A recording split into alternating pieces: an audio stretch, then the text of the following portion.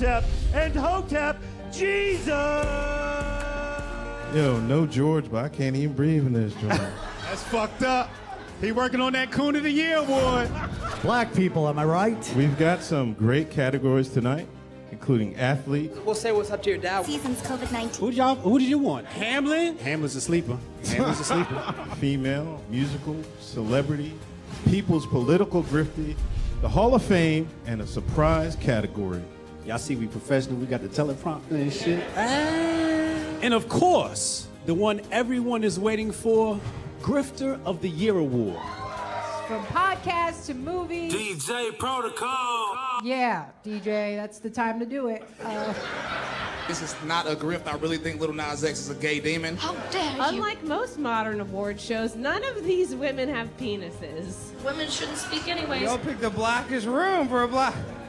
Paint the walls white so I can see y'all next time. All coons looking like to me. Some of you white people too. Some of y'all look like you came from 8 Mile. We're halfway through, no one's been shot yet. But I'm going to say at the Grifty Awards, there's only one person more arrogant, more self-assured than me, and that's Hotep Jesus. Grifter of the Year! Clap it up for old Uncle Hotep. Hopefully my kids will watch this and be inspired and stuff like that. Fuck them kids. I'm looking for my wallet. I'm like, oh, thank God he didn't take it. Thank God. Ladies and gentlemen, and the millions of viewers tuning in around the world, the moment you've all been waiting for.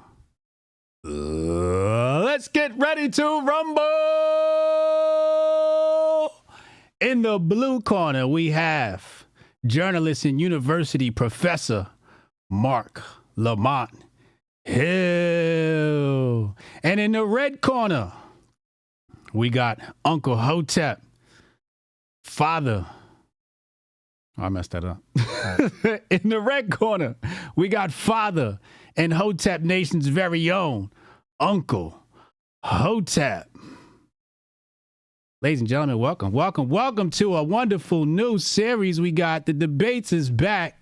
We got Uncle Hotep on the screen. You see him right there to my right, your left. We got Marc Lamont Hill to my left, to your right. And today we are talking about Kamala Harris and her blackness. Now, I just have a little bit of history here. These two combatants here today, they have been, I would say, from my view, arch nemesis for over a decade now. These two have gone back and forth, at least from where I'm sitting. And this debate here was brought together by NerdNash. Shout out to NerdNash, nerdnash.com. And it came off of this tweet right here. I'm going to put the tweet on the screen right now. You guys should see it here. Marc Lamont Hill tweeted, "Nothing is more fascinating than watching black Republican men like Byron Donalds questioning the racial identity of Kamala Harris. Dude has a white wife and biracial kids. Why is he comfortable identifying them as black, but not Kamala Harris?" To which Uncle Hotep responded, "None of what you said makes Byron Donald not black." Mark, did you see that tweet? Did you see that response? I remember my tweet. I didn't see Uncle Hotep's response. He's probably not on my probably got him muted or something because he bullies me online so much. I feel intimidated very often. I might file a report, but I think part of my frustration with Twitter is that Twitter often makes a spectacle of the quote tweet, and you drop the flying elbow on your opponent, and everybody on your side goes ooh, and they don't actually hear what I said. They spend so much time responding to what I didn't say that they, like, even what you just said, right? Uncle Hotep responded, "None of what you just said makes Byron Donaldson less black," right? But if you read my tweet, what did I say? I said, I don't understand how he's comfortable doing what? How he's comfortable. What'd you say, Unc? No, go ahead. I want the moderator to read it so we clear. Yeah. Nothing more fascinating than watching black Republican men like Byron Donalds questioning the racial identity of Kamala Harris. So he's questioning her racial identity, and you brought up No, but what's the last part of what I said? why is he comfortable identifying them as black but not Kamala? Yeah, identifying them as, but who's them? His kids. His kids. So then he jumps in and says, none of that makes him less black. So the reader would think that I was questioning Byron Donald's blackness. And I never said a word about his blackness. I said his kids. So again, it's a misrepresentation of the argument, right? It's like I'm saying, I'm saying Joel Embiid shouldn't play for USA team basketball, and he responds, "Oh, I don't understand why." You know what I'm saying? Steph Curry shouldn't start, and I'm like, I agree, but his followers like, "Yeah, explain why Steph Curry don't start." I never said nothing about Steph Curry. I never said nothing about Byron Donald's blackness. My point is, if on Twitter people are saying that someone is not black, and we have to talk about what black means to different people, right? That people aren't black, and specifically Kamala Harris isn't black because of her biracial makeup, right? And the composite of things that make her up. I'm saying then we got to do that for everybody. Byron Donalds claims Jamaican ancestry. So does Kamala Harris. He's got his kids have got part Jamaican, half white, and whatever else is in the mix. I'm saying, well, if his kids could be black, then why the hell are we saying Kamala Harris isn't? I'm just saying apply the same standard. I personally don't care if people think Kamala Harris is black or not. To me, I don't support or not support somebody based purely on their blackness. But what I'm saying is, if the claims that she makes are correct, and she's told me this herself, right? That she has an Afro-Jamaican father, not an Irish Jamaican father, not an Indian Jamaican father. I know what Judge Joe Brown said, but I'm talking about what I heard her say with my own ears, right? If she has that, then she's no different than his kids or anybody else's kids. And I'm not coming at anybody's kids either. I'm saying I think his kids are black, and I think she's black. To me, black is so broad and vague, and this is the last thing I'll say. Black is so broad and vague and ambiguous at times that it doesn't necessarily mean anything. For me, here in the United States, I include Jamaicans as black. Yeah, I include black Dominicans as black. Yeah, I include all these people as black, but they're not descendants of slavery. And so to me, it's like, well, when we start talking about reparations, when we start talking about what we deserve, when we start talking about our history and the culture of African Americans here, she ain't that. Kamala Harris ain't African American, but she is black. And black is global. African American is very specific. And for me, that means descendants of slavery. She's not that. I'm not claiming she's that. I'm just saying that a whole bunch of mixed race people are claiming they mix people and they mix babies and trying to deny hers. That was the only point I was making. And it was somewhat tongue in cheek, but I still think it's true. Interesting. Uncle Hotep, how do you respond to all of that? Well, I mean, he makes a point, black can be a lot of things, but I know it's not Kamala. That's where I'm getting at, thanks for Mark for coming on first and foremost. I've long respected some of your views, especially some of your war views. I greatly respect that. I think we need more voices like yours on here with that. But as far as Kamala's blackness, it's like, her mother raised her. She does have a Afro-Jamaican father. They split up.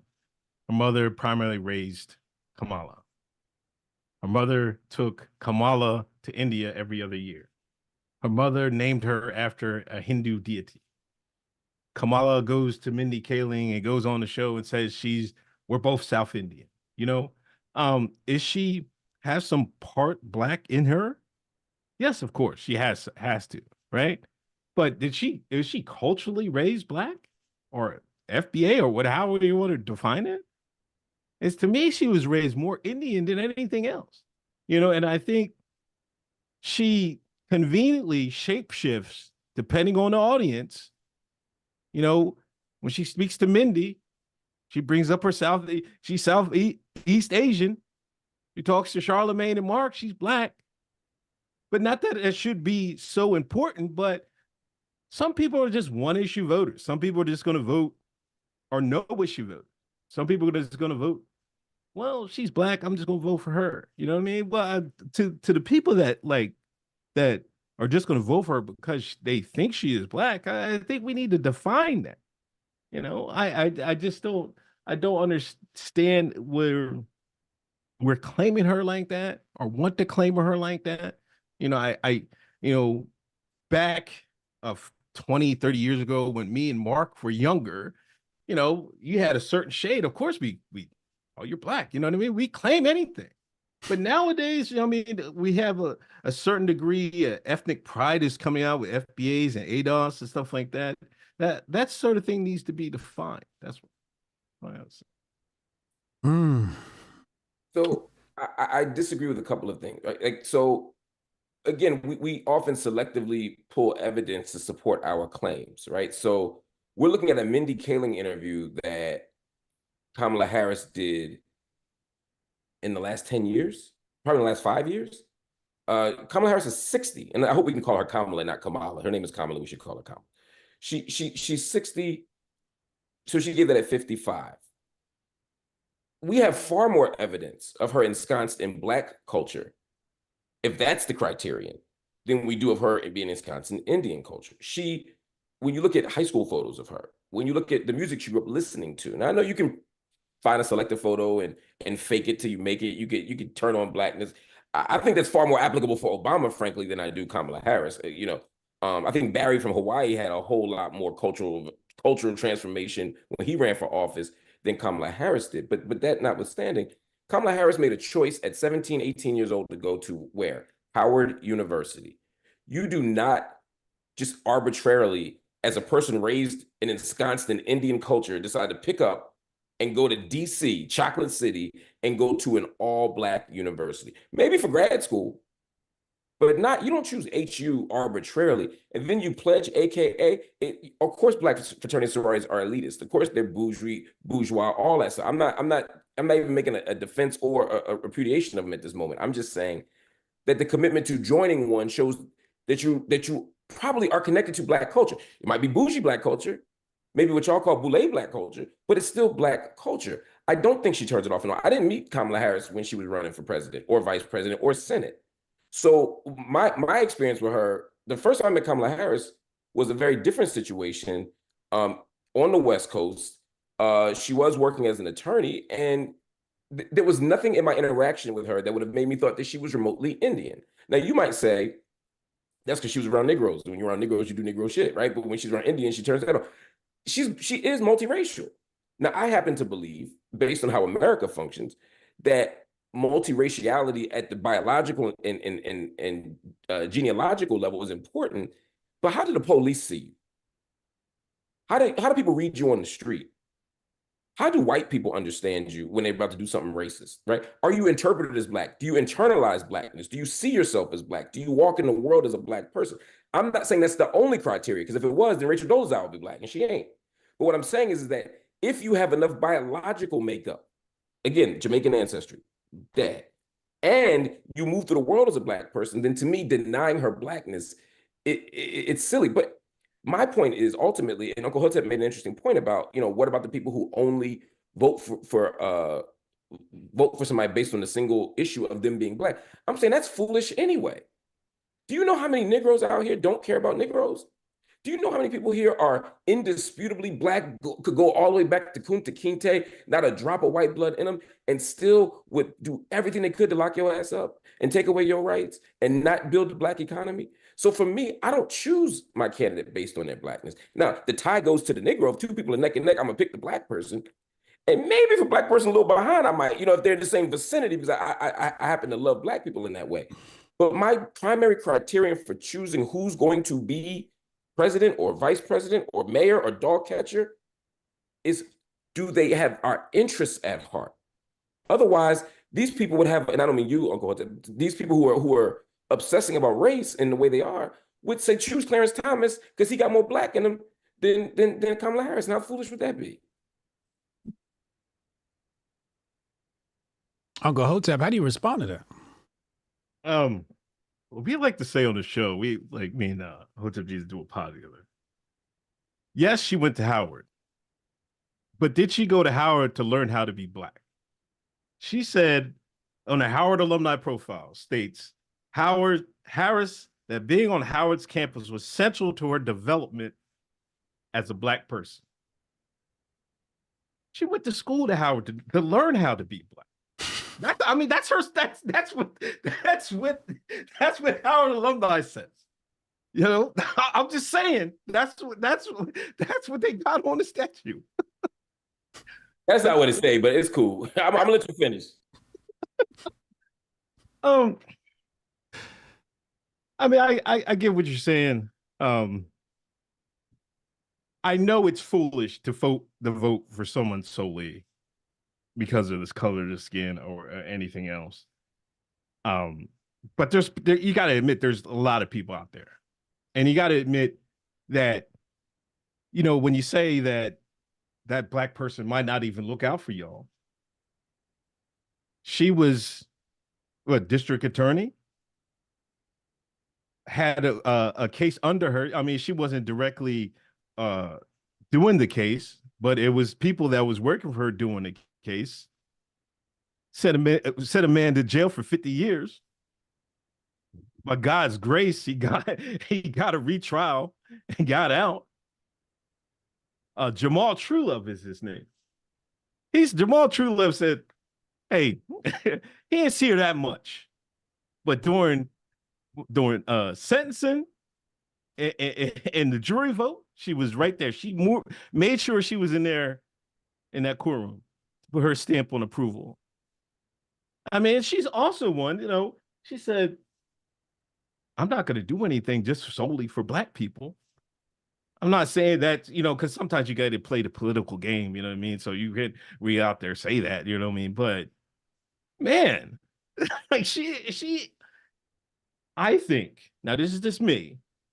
This is me when I put my Hotep bag, you know, presidential candidates are picked decades beforehand. You know what I'm saying? Years beforehand. Sometimes when they're just infants. Kamala, you might be one.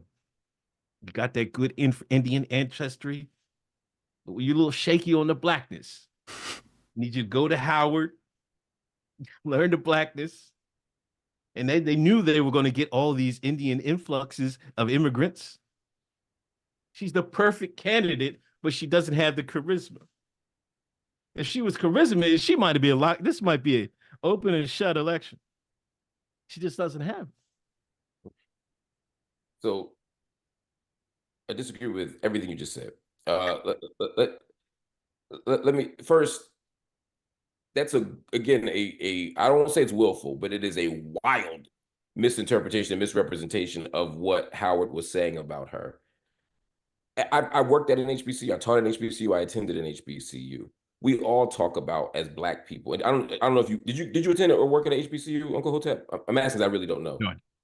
Okay. No. So maybe it's a good faith mistake. We all talk about how our institutions shaped how we navigated our blackness or shaped our development as black people. Similarly, were you a Boy Scout? Yes. Did that shape your development as a male or as a young man? It had some input, yes. Right. But I wouldn't say, see, he was a woman before, and then because it impacted his development as a male, that means he was a woman before. No, it means you're going to develop as a male. The question is how, right? Similarly, a lot of us came into Howard, Morehouse, Spelman, Clark, Medgar Evers, it's not technically HBC, but you get my point, right? Harris Stowe, whatever, Cheney State. We go into these institutions. Like for me, I grew up in an all-black neighborhood. I grew up in the hood. I grew up around certain kinds of black folk, and now I was surrounded by black folk where like everybody kind of was doing their work. Everybody was kind of studying. Everybody at Morehouse wanted to be Martin Luther King. So I started to understand blackness as part of a tradition. I started to understand blackness as part of an ethic of studying. A deep study. I started to understand blackness as an ethic of service. You know, I know people from my brother who was 9 years older than me when he went to Morehouse. Morehouse was the first time he had black teachers, black professors, black instructors, right? So it shaped his understanding of who and what he could be. So when black people who went to HBCUs talk about how,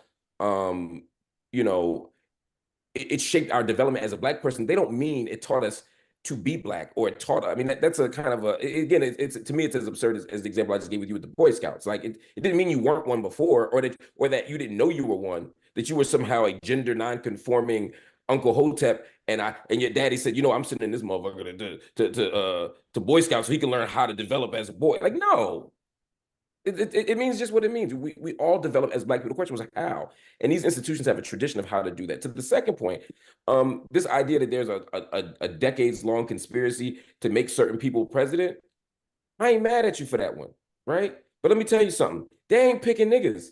They don't go, you know what?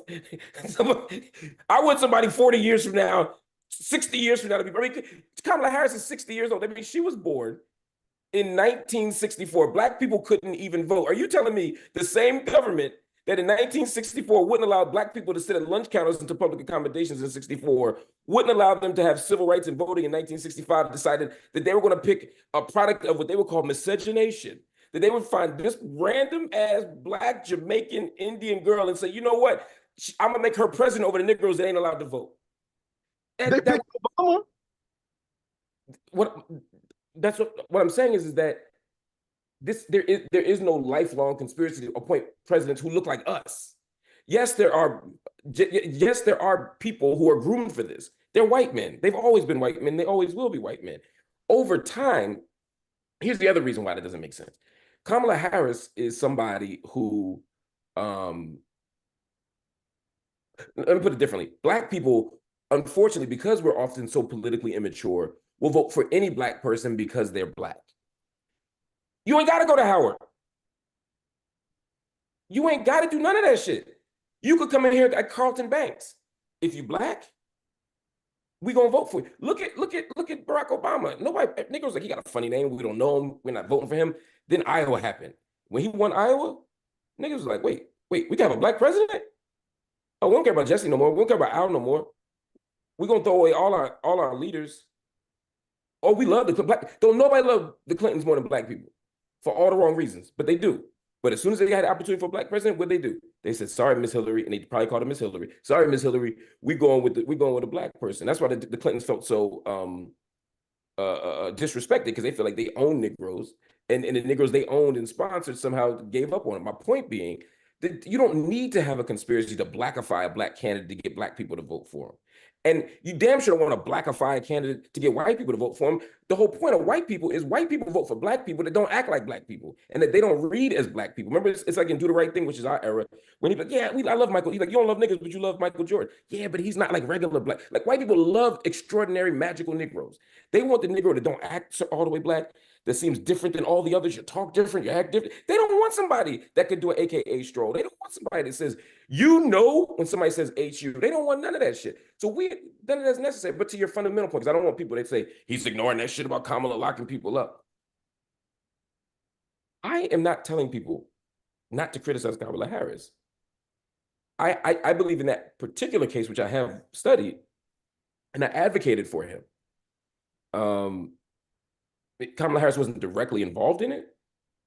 She was, as you pointed out, it was a corrupt prosecutor and police officer. But you know, I'm an abolitionist, which we could talk about because you misrepresented my position on that one time with Bill Cosby. I happen to believe that the whole system is corrupt, and anybody in it is going to either be corrupt or be corrupted. So Kamala Harris don't get no pass from me on that. Whether you police, whether you prosecutor, or whether you AG, whether you president, nobody has clean hands. So to me, when I make a presidential choice, I'm not trying to choose somebody with clean hands, because that ain't possible. I ain't met a person with clean hands that could win. What I am saying is that criticize Kamala Harris all you want. If you decide not to vote for Kamala Harris, that's fine. I didn't vote for Kamala Harris 4 years ago. I didn't vote for Barack Obama ever in my life. I've never cast a vote for Barack Obama my whole life. I never cast a vote for Hillary Clinton in my whole life. I'm not telling people how to vote. What I'm saying is that if you're not going to vote for Kamala Harris, make it because you have a fundamental disagreement with her policy or an ethical disagreement with her practices. But don't do it because you don't think she's Black enough. That's just a silly reason to me. No, I totally agree with that. Don't vote for her just because, you know, you don't think she's Black. Like I said, if either, you can take it either way. Don't vote for her because she's Black. Don't do not vote for her because you don't think she's Black. I mean, that's absolutely correct. You know, but about the development thing, I think it's a little different with Kamala because it seems. Is there a reason why we keep calling her Kamala instead of Kamala? Like, why can't Kamala. Hold on. How do he you just don't know. He don't know how to say her name. It's Kamala. Kamala, right? Yeah. Kamala. Kamala. You're saying Kamala like you're saying Kamala like the pro wrestler. He's saying Kamala like a black person would, you know. I'm saying it like her. I'm saying it like it's her name. I just think we should respect people and call them by their name. That's all. I'm not trying to do it like disrespectful. Let me be. Yeah, he's not doing it on Kamala, purpose. right? Kamala, like you pronounce it K-U-M, right? Kamala. What I'm saying is the emphasis on the first syllable, not the second. You're saying Kamala, like your wrestler Kamala that young guy didn't. Kamala. All right. Yeah. No, I meant no disrespect. I'm just like HJ said. I say it like a black person. I guess I don't know, or I'm just a black man, ex-Pennsylvania man. I don't know what to say.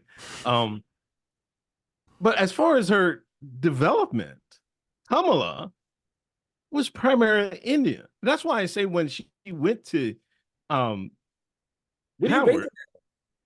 just from her life story, like how many black people take bi-yearly trips to India to hang out. I don't know any when I grew up. I don't know any. How many half black, half Indians do you know? And honestly, how many do you know in your whole life? I only know one, really. Right. So is it possible that since you only know one, that's not a fair question? That you don't actually know enough to have that understanding. I know lots of people who are half black, half Indian, including my friend, the children of my friend who just Ibrahim, who just passed away last year. And when I think about that, it's actually quite common. They identify as black, but they also travel to their mother's homeland. So when you say how many people do you know that do that, you're acting as if you know all these black identified half Indians who do something different to her, when in fact, by your own admission, you don't know any. Yeah, so but off that point. But whether you're half black, half Indian, you're saying they're claiming black. So is that a black culture thing to try? It doesn't matter if you're half Indian or not, right? What I'm saying is that you made a claim that she grew up claiming Indian, and you're saying it as if it's a fact, when in fact she says something different. She wrote a whole memoir about her life story. Did you read it? I did not. Okay, so she's told you her life story. You refuse to read it, and you hear what her friends say, and you refuse to believe them. You look at her trajectory and you refuse to acknowledge it, and then you're saying that the evidence is clear. The evidence is only clear if you throw away all the concrete, direct evidence that says the opposite. So it's like it's a willful kind of dismissal of the truth. Like, in all honesty, don't you think you'd be better prepared to answer that question had you read the book and had you listened to her friends' accounts? Yeah. So why don't we revisit that part of the point when you actually have enough information to be able to speak on it intelligently? I think that's fair. But why isn't like her yearly trips, what she cooked, how her mother acted, what her mother did, her sister? Why isn't that that's unimportant in her life? It's not unimportant, but you're making it seem as if it represents the majority of her childhood experience. And I'm saying she says it doesn't. The pictures say it doesn't. Her friends say it doesn't. You're deciding somehow that stuff is superordinate and the other stuff is subordinate. And I'm saying that's not true based on the actual evidence. Yes, she went to India twice you said every other year. Every 2 years she went. So that means that I'm gonna pull up my calculator because I'm not that good at math, right? But how many days are in a year? 365? 365.25. Okay, 365.25 times 18. That means that she lived 6,574 days growing up, right? 6,572 days. Hold on to that for Mr. Moderator, brother moderator. And she went to India 9 times, right? 9 times in her childhood, potentially, right? If she went every other year. And let's say she stayed 7 days each time. We don't know if she stayed 1, we don't know if she stayed 14, but let's just say 7, because most people can't afford to stay longer. 9 times 7 is what, Mr. Moderator? You said what? 9 times 7 is what? 72. No, 9 times 7 is 63. 63, you're no longer in charge of math. So 63, so she spent 63 days in India, and she spent 6,500 days not in India, and somehow you're deciding that the trips to India are more influential than what happened when she wasn't in India. Yes. Yeah, come on, man. You can't even. I'm not done. Hear me out. Hear me out. But go ahead.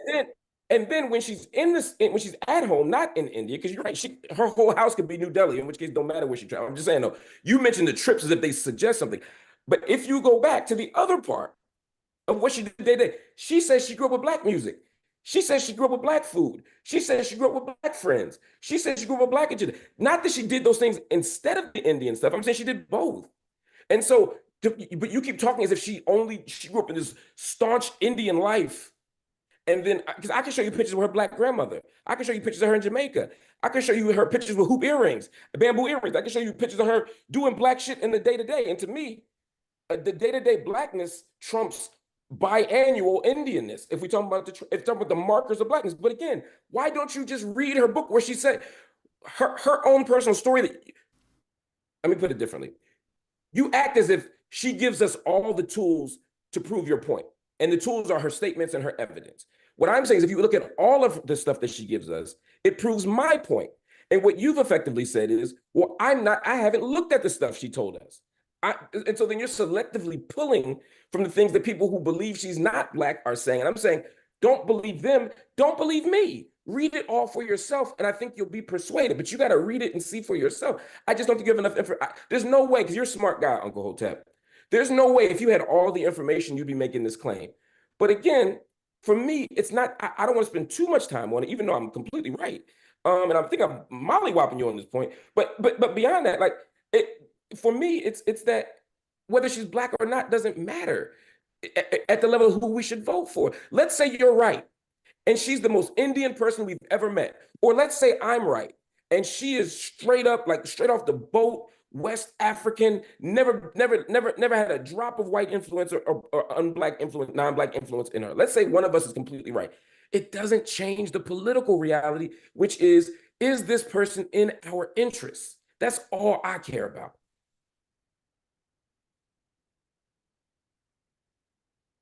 Hold up, man. Hold up. About this, doing the mathematics and how many days she stayed in India. You've been to Africa? Many times. Mark? Many times. Would you say that was was it a long time, right? It wasn't like days wise. Wouldn't you say that was a life-changing experience for you? Some of the trips were, some weren't, but they definitely shaped my development as a black man. Oh wait, let me not say that, because then you're gonna say I wasn't black before. Yes, they shaped my development as a black man. No, yes. I don't want no smoke. So y'all already said those same trip India shaped Kamala as an Indian. Wait, you broke up. You broke up. 2 weeks out of the year, every 2 years. Is that me? Nah, you back. We good now? Yeah. Okay. Just because it was only 2 weeks out of the year doesn't mean it didn't put a substantial impact on Kamala's life. Like, that's a straw man. That's going to another country. A lot of people that live don't even leave the country. The majority of Americans don't even leave the country. My and point. She did that. Hold on, Mark. 9 times in her lifetime. Yeah. My point isn't that it doesn't impact her. What I'm saying is that if I were to go to India 9 times in my life, you would say, yeah, Mark, but you lived as a black person all the rest of your life. What I'm saying is that Kamala Harris growing up also lived her life as a black person. I'm not saying, though, that she didn't also live a life in a way that also was deeply connected in ensconced in Indian culture. I'm saying that it's both.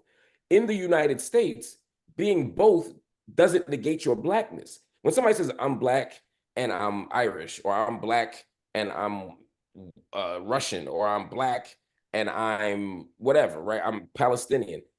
You're still black. And I'm not saying you're arguing a person, you're making a debate argument against somebody who's saying that she isn't impacted by Indian culture, that she doesn't have a lot of Indian in her. Except I'm not that opponent. I'm saying she does have a lot of Indian in her. She does have Indian culture in her, but that it doesn't negate her blackness. The point that I disputed that you stated was that she came to blackness late. I'm saying she did not.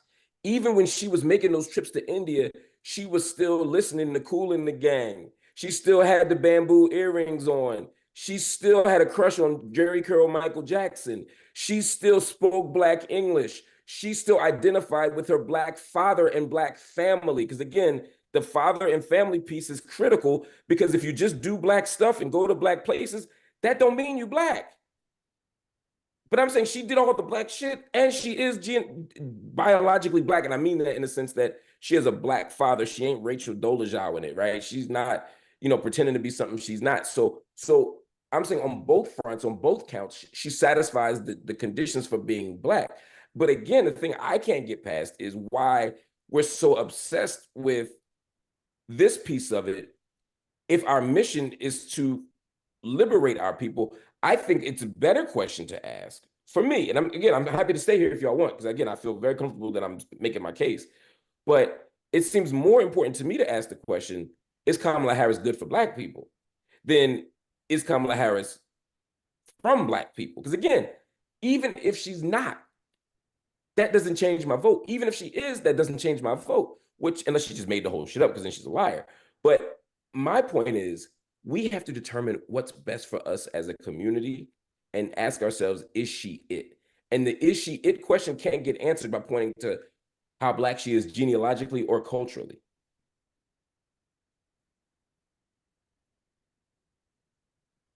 They asked Kamala who's the greatest rapper alive, and she said Tupac.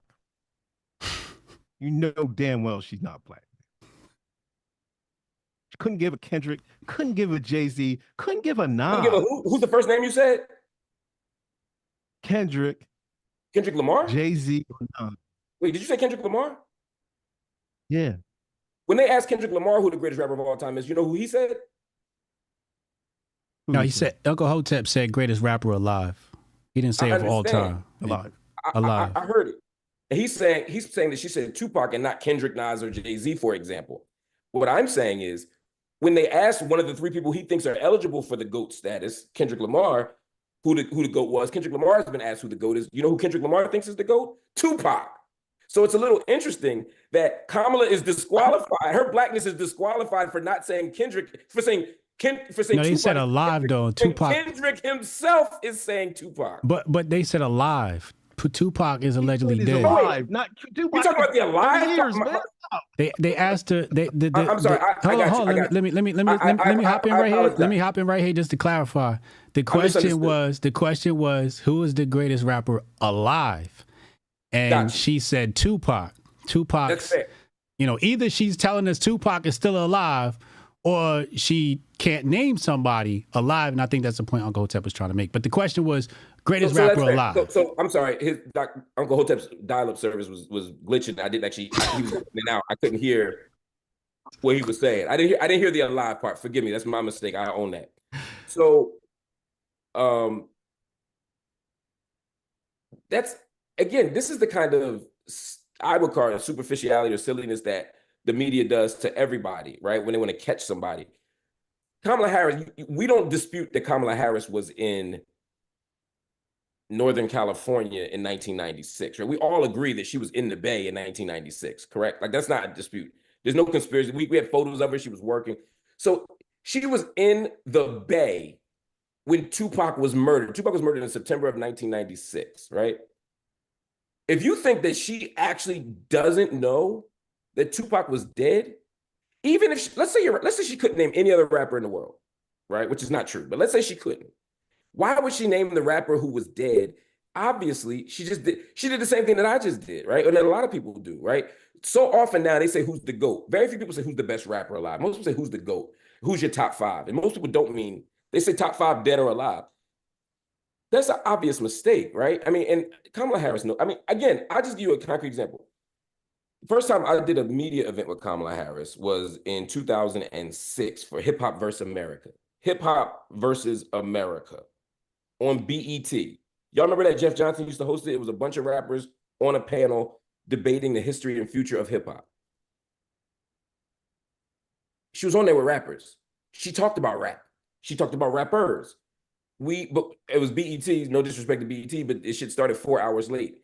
Me, her, Talib Kweli, M1 from Dead Prez, and like 2 or 3 other rappers, literally and Michael Eric Dyson were sitting around drinking, like sharing these little school lunch size snack packs that he gave us and drinking quarter waters until the show started. My point being, one, that's some black shit, but two, we had deep hip hop conversations, and she was standing there with rappers. Clearly, everybody in the world knows Beyonce, and everybody in the world knows Jay-Z is Beyonce's husband. If you can't name a rapper, you just say Jay-Z. If you can't name a rapper, you say Eminem. If you can't name a rapper, you say Lil Wayne. I mean, there are people you could say if you really can't name one. If I were to say Uncle Hotep right now, who's the greatest guitarist of all time? Or who's the greatest drummer of all time? I don't know if you're a musician, but I suspect even if you don't know any guitarists, you might say Jimi Hendrix or Eric Clapton, or you might say Axl Rose or Slash, excuse me. If I say who's the greatest drummer, you might never name one drummer, but you could say Questlove if you had to, right? There are people who are famous enough that you could just pull one out your ass and be fine, right? Pause. And yet, y'all think that she literally couldn't think of any other rapper, and that she was so bereft, she was so incapable of naming a living rapper that she just decided to name Tupac, who either she, like you said, she didn't know was there. I mean, come on, that's absurd. We can only go with what she said. And again, you could, and if you think that somehow makes sense, right? That she just so couldn't name any rapper that she chose a dead one, or that she doesn't think no Tupac is dead. Either, both of which seem absurd on their face. That strikes me as a bit unreasonable on your end. And honestly, I do know some 60-year-old black women who couldn't name a great rapper alive right now. I know some 60-year-old black women that could not. It wouldn't mean they're not black to me. It just means they're not in the rap. But that's actually not her case. I know she rocks with Too Short. I know, I don't want to say it like make it sound raunchy, but I know she likes Too Short. I've seen her dance to Too Short. I've heard her rap to Too Short. You can't grow up in the Bay and not know MC Hammer. You can't grow up in the Bay and not know, you know what I'm saying? There's just certain things you know from growing up around that time. You know what I'm saying? And I know she knows. I know she knows the coup. I know she, you know what I mean? It's just things I know she knows from hearing her say, not like, because that's the homie. I don't know her like that. And not because I just believe in her. I don't have that much faith in her. I just know that. I think that's such a superficial thing. Even if she didn't know it, I wouldn't trip, but I know she knows it. I mean, I know it's superficial things, but we're getting to the point, is she good for black people? And like, I don't think she isn't. You know, I think we might as well go back to Trump. I don't see where we're getting at, where like, oh, we need to vote for Kamala, you know what I mean? You know what I mean? Keep Trump out and stuff like that. You know, that's the rhetoric that's out here. We got to vote for Kamala. To keep, hold on. Didn't I say that right? Kamala. We got to vote for Kamala to keep Trump out. She's further right than Trump. On which issues?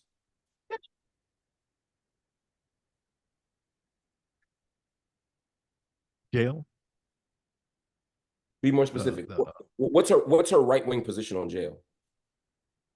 Well, I'm actually saying Trump isn't this right-wing that candidate that the media comes out and. No, but that's not what you said. You said she's to the right of Trump. I'm saying, what specific policy position does she have that is more conservative or to the right of Donald Trump on criminal justice or jail, as you put it? Just tell me. I want you to give it a concrete, specific answer to that. Or say you misspoke and you take it back. Either one. Mark, I want to let you cook, but you know, you got a lot of mic time, and you know, I want you to allow Unc to get a whole thought out and then respond. Because he's giving you that. I think he's glitching when I think he's stopping talking. I'm not trying to interrupt him. I keep thinking he is glitching. He's definitely glitching. But let him get his whole thought out. I'm not trying to interrupt him. I keep thinking he's stopping. Forgive me. Let me know when it's my turn. I won't say another word till you tell me it's my turn. All right. I'm not being sarcastic. I really think he's stopping. I'm not trying to interrupt him. Go ahead. All right.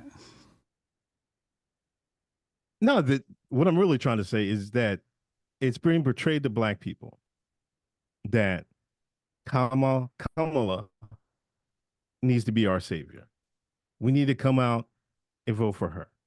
We need to come out and save the country once again, like we saved the country 4 years ago. I mean, 8 years ago. 2016, 2020, when we put in Joe Biden. And what I mean about Kamala, she's been a lifelong politician, lifelong politician. She's part of the machine, really part of the machine. The fact that we think that we're going to save ourselves because this big boogeyman Trump, did all black people die when Trump was in office? What happened? What happened to us? Did we survive? We're still here, aren't we? But this is what we're getting at. This is what's being portrayed to us. And then when like CNN goes into the barbershops and asks about Kamala, and this is why the subject of the show, because that's what they ask. What they ask the barbers and the people getting the haircut, do you think Kamala's black? People in the shop say, no, I don't know. But I mean, that really isn't important. Now, I might not have specifics on whether I'm just saying from a feeling, general feeling. She's more to the right of Trump. I'm not saying super far or anything like that. I'm saying more Trump is more a New York Democrat like he always been. Just the lines have shifted so much. I just don't think she's good for us. And when her shape shifting, when I think she does this shape shifting, it's just to get the black vote. They're trying to pull an Obama again. That's all I got. Okay. So just so everyone who's watching understands, because I heard what you said at the end, which I appreciate you saying that you don't have any specific example of any policy and that it's more of a general feeling. I like to deal with evidence and data, not vibes. So I'm going to say that without any evidence that Kamala Harris is to the right of Donald Trump, we shouldn't make that claim. And the reason I say that is because all the evidence suggests otherwise. I could give you 10 examples of how she is less conservative than Donald Trump. And you can't provide. Just give me two. Just give me two. Donald Trump supports blanket immunity for police. That would be one, right? You agree with that? That would be considered a position further to the right, correct? Was that just on federal cases, or? Yeah, but I thought there was some caveats with that. With that, is there a caveat that would make it not to the right, though? That's a red herring. Well, no, would they still be able to get prosecuted? It would make it harder for police to be prosecuted. That is a pro-law enforcement position. That is not a left-wing position. I mean, you can't. There's no way you can spin this, right?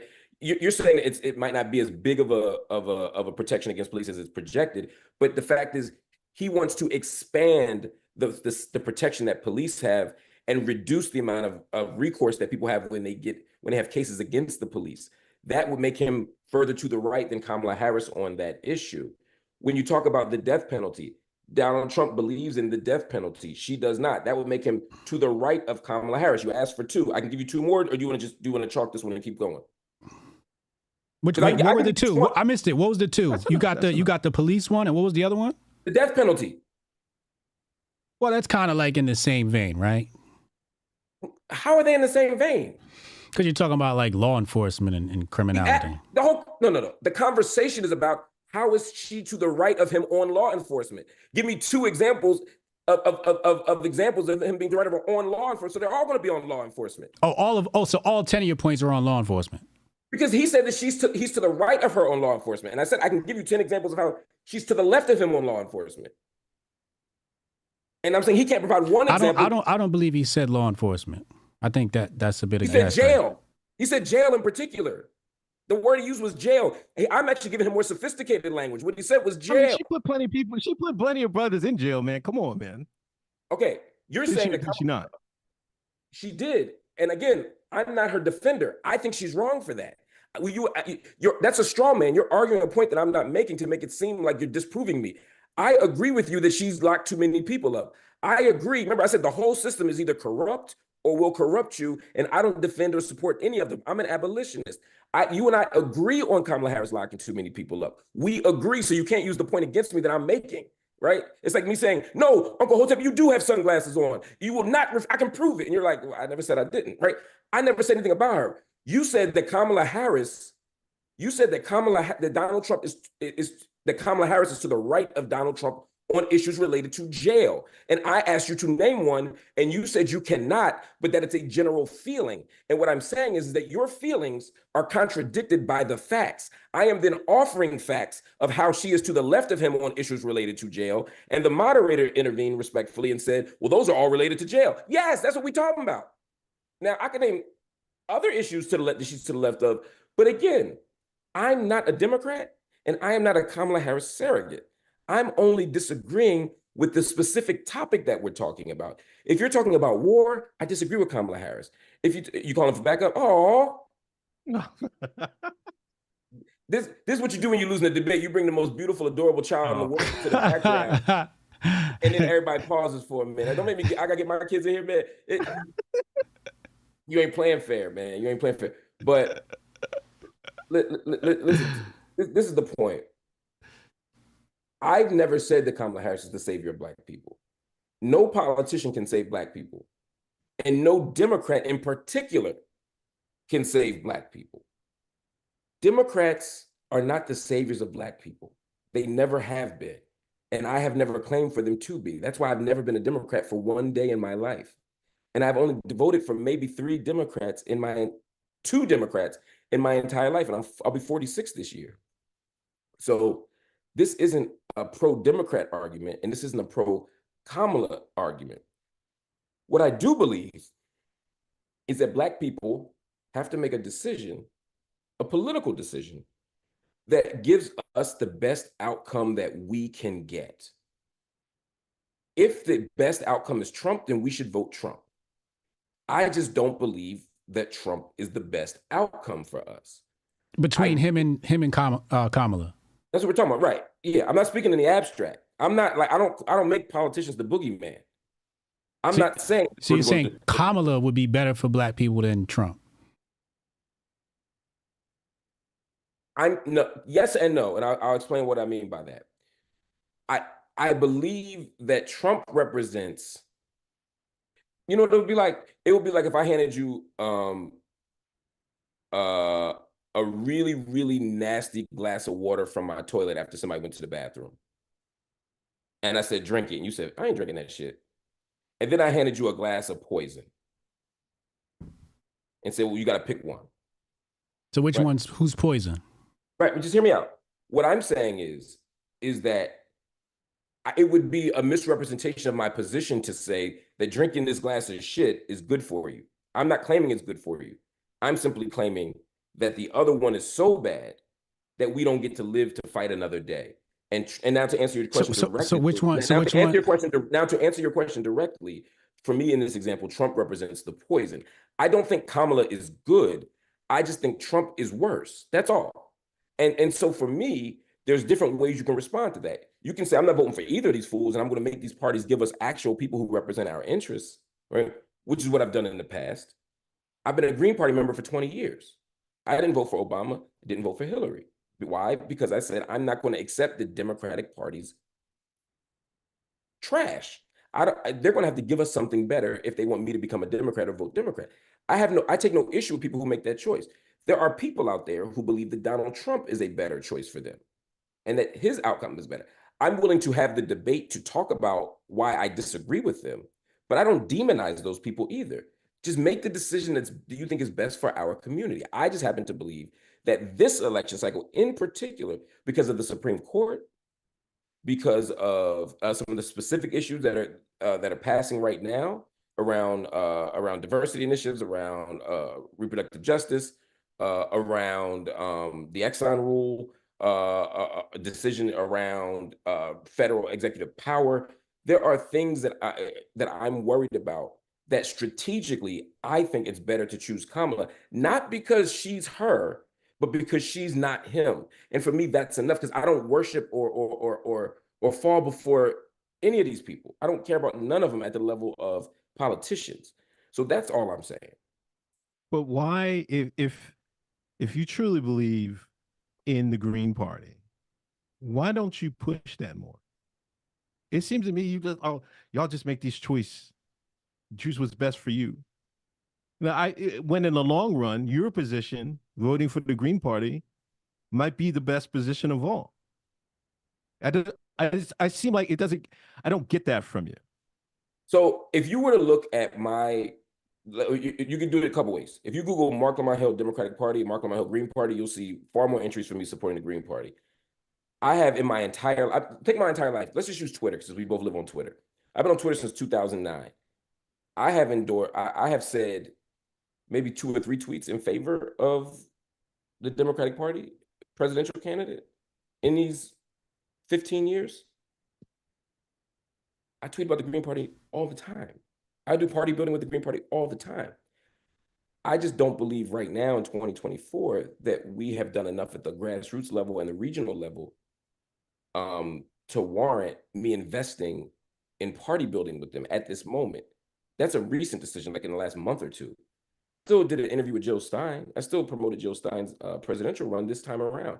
I still promoted the Working Party's family on my channel this time. By the way, everybody, please go to my channel, Marc Lamont Hill on YouTube, and watch Night School Monday to Friday. I had all these people on, but subscribe to Marc Lamont Hill, and that's a shameless plug. I have no shame about that. And so, nah, definitely get your plug on. Yeah, when you see that, I just think again, you're asking a question that states something as if it's fact when it's actually false. So let's round this out, right? Yeah. Let's go bar for bar, right? Both of you guys. Uncle Hotep, why do you think Trump is good for black people or better? And Mark, tell us why you think Kamala is better for black people. Why I think Trump is good for black people? Or better than Kamala? Better than Kamala. We'll give PPP loans out again, and we can just hit the streets again. No, I mean, jokes aside, he's going to do best on immigration. And I think in the longer run, that's going to affect Black Americans, FBA, ADOS, more than anything else. You know, there's been lawsuits in Chicago. There's less jobs and more increased job competition. We have to do something about the unchecked flow of immigration. And I think that would be in our best interest. Mark, how do you respond to that? Do you agree with that? You disagree with that? Or do you want to switch gears and tell us why Kamala is better for black people? I'll do both. I'll do it real fast too. I don't believe it matters how I feel about it. I think we have to look at the actual numbers, the data, the facts, the evidence. The evidence shows that the bulk of the jobs taken by people who are coming across the border these are jobs, whether it's agricultural work, whether it's certain kinds of service work, whether it's certain kinds of childcare work. These are jobs that black people aren't taking, according to the data. So to be clear, just so everyone understands what I'm saying, these are not jobs that black people would be getting that have been taken by so-called undocumented people or so-called aliens or so-called, whatever you want to call them, right? Central Americans, all these different people, our South American, Central American brothers and sisters are not taking our jobs. According to the data, the evidence, the statistics. I understand Uncle Hotep's point that sometimes it feels that way. And vibes are important. I love vibes. When I go out, when I go to the club, when I'm at a concert, when I'm with my wife, vibes matter. But in this context, I think data and evidence and facts should matter. Objective analysis should matter. And the objective analysis is that no, these jobs aren't being taken. But part of how fascism works is that a really powerful, influential, singular figure will come and have you thinking. They'll go to the everyday person and say, hey, everyday person, I'm just like you. That's what Trump does, right? He's brilliant, right? When I talk to everyday working class white people, they be like, I can identify with Trump. Trump ain't never worked. He's a billionaire, right? But he's one of us. And he says to them, you know what your problem is? You know what you got to do? It's that guy over there. So people who have 90% of the wealth then tell the 10%, the people who have the 10% to fight with each other over each slice of that 10% while they eat the 90, you know, and that becomes a Trump strategy. But if we're talking about immigration in particular, his approach does not help Black people. And it's cruel and it's inhumane. And I would say ultimately it violates international, it doesn't necessarily violate international law. I think that's actually not necessarily true because there are ways that sometimes people are passing through other countries and should be getting relief there before they come here. But that doesn't mean ultimately that that we don't have a moral responsibility.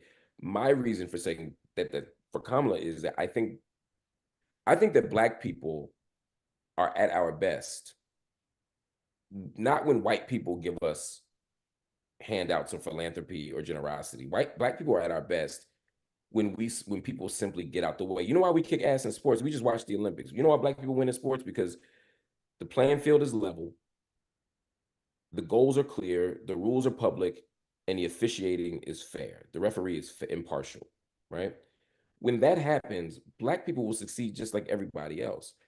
What I want and what I think we need is not for the government to give us shit that we don't deserve, but to level the playing field by giving us what we do deserve, which is reparations. And the we is not all Black people.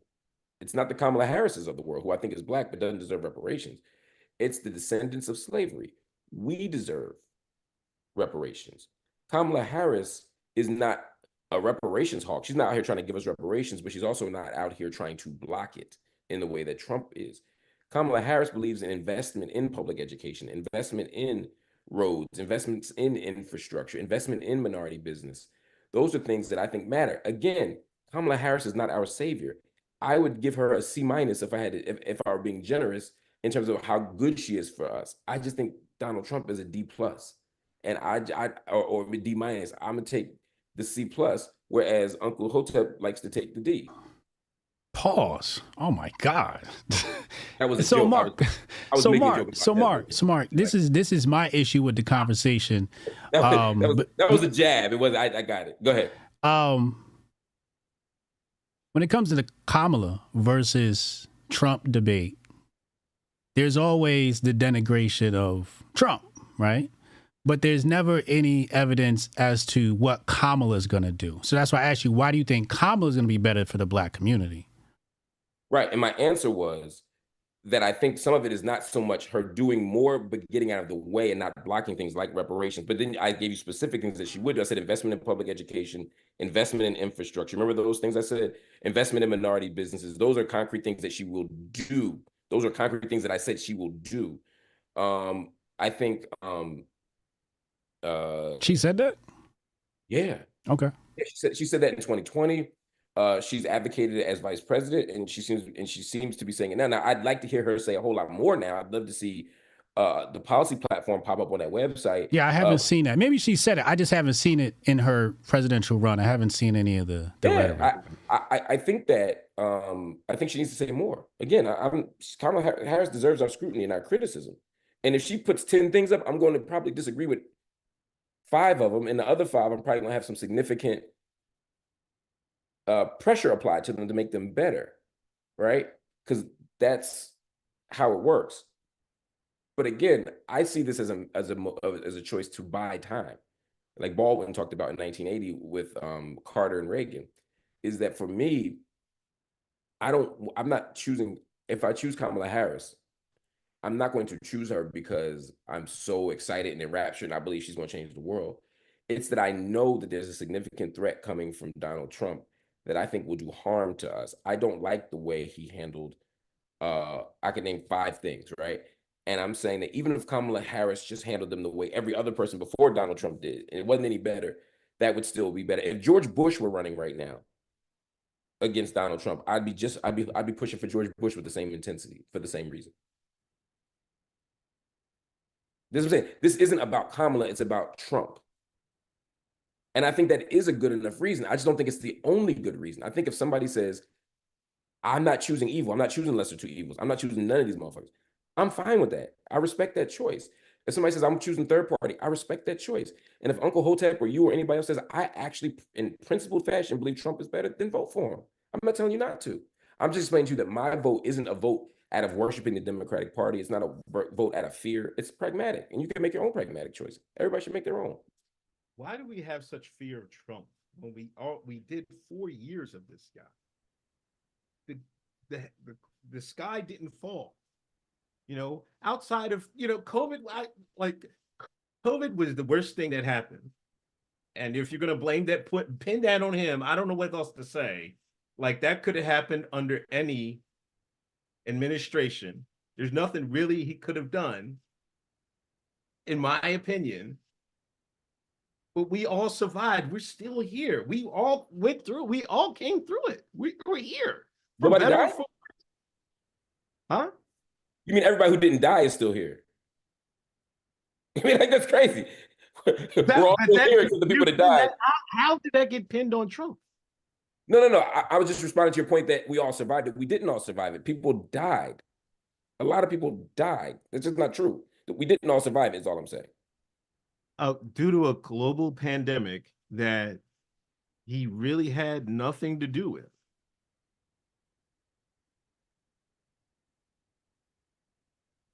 Well, I mean, if you're saying something else he had something to do with, but I'm waiting for the moderator. I want to hear you out fully, and then I'll respond. I want to hear you out fully. It was due to COVID. I mean, that was out of his control, wasn't it? Not was it not?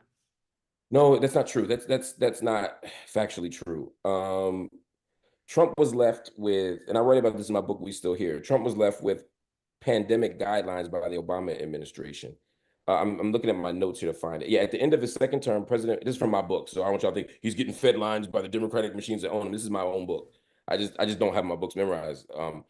I said at the end of his second term, President Barack Obama's team of scientific advisors left Trump with a 69-page pandemic playbook that offered concrete strategies for responding to a crisis like COVID-19.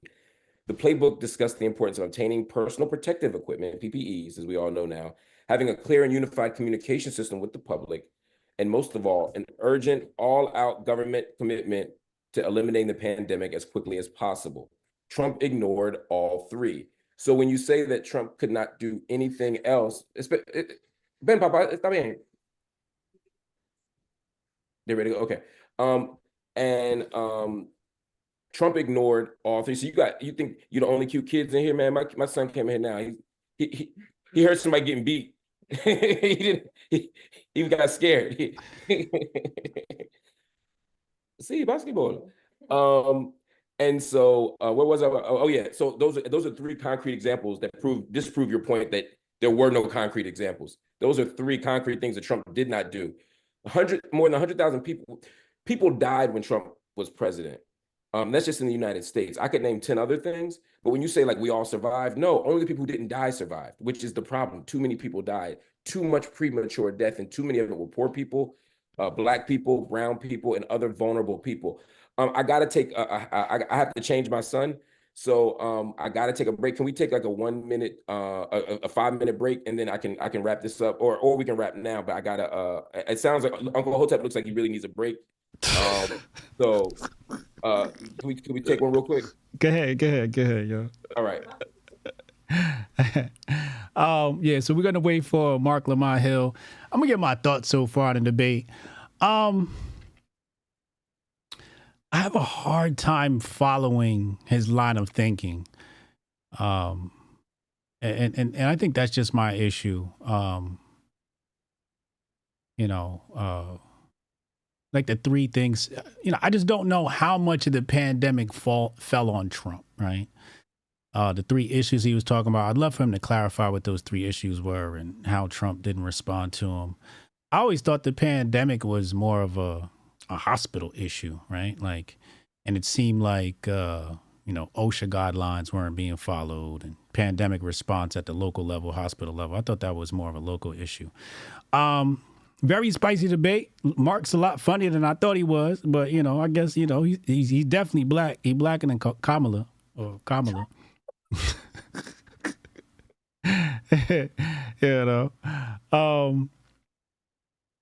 Hotep, what are your thoughts so far?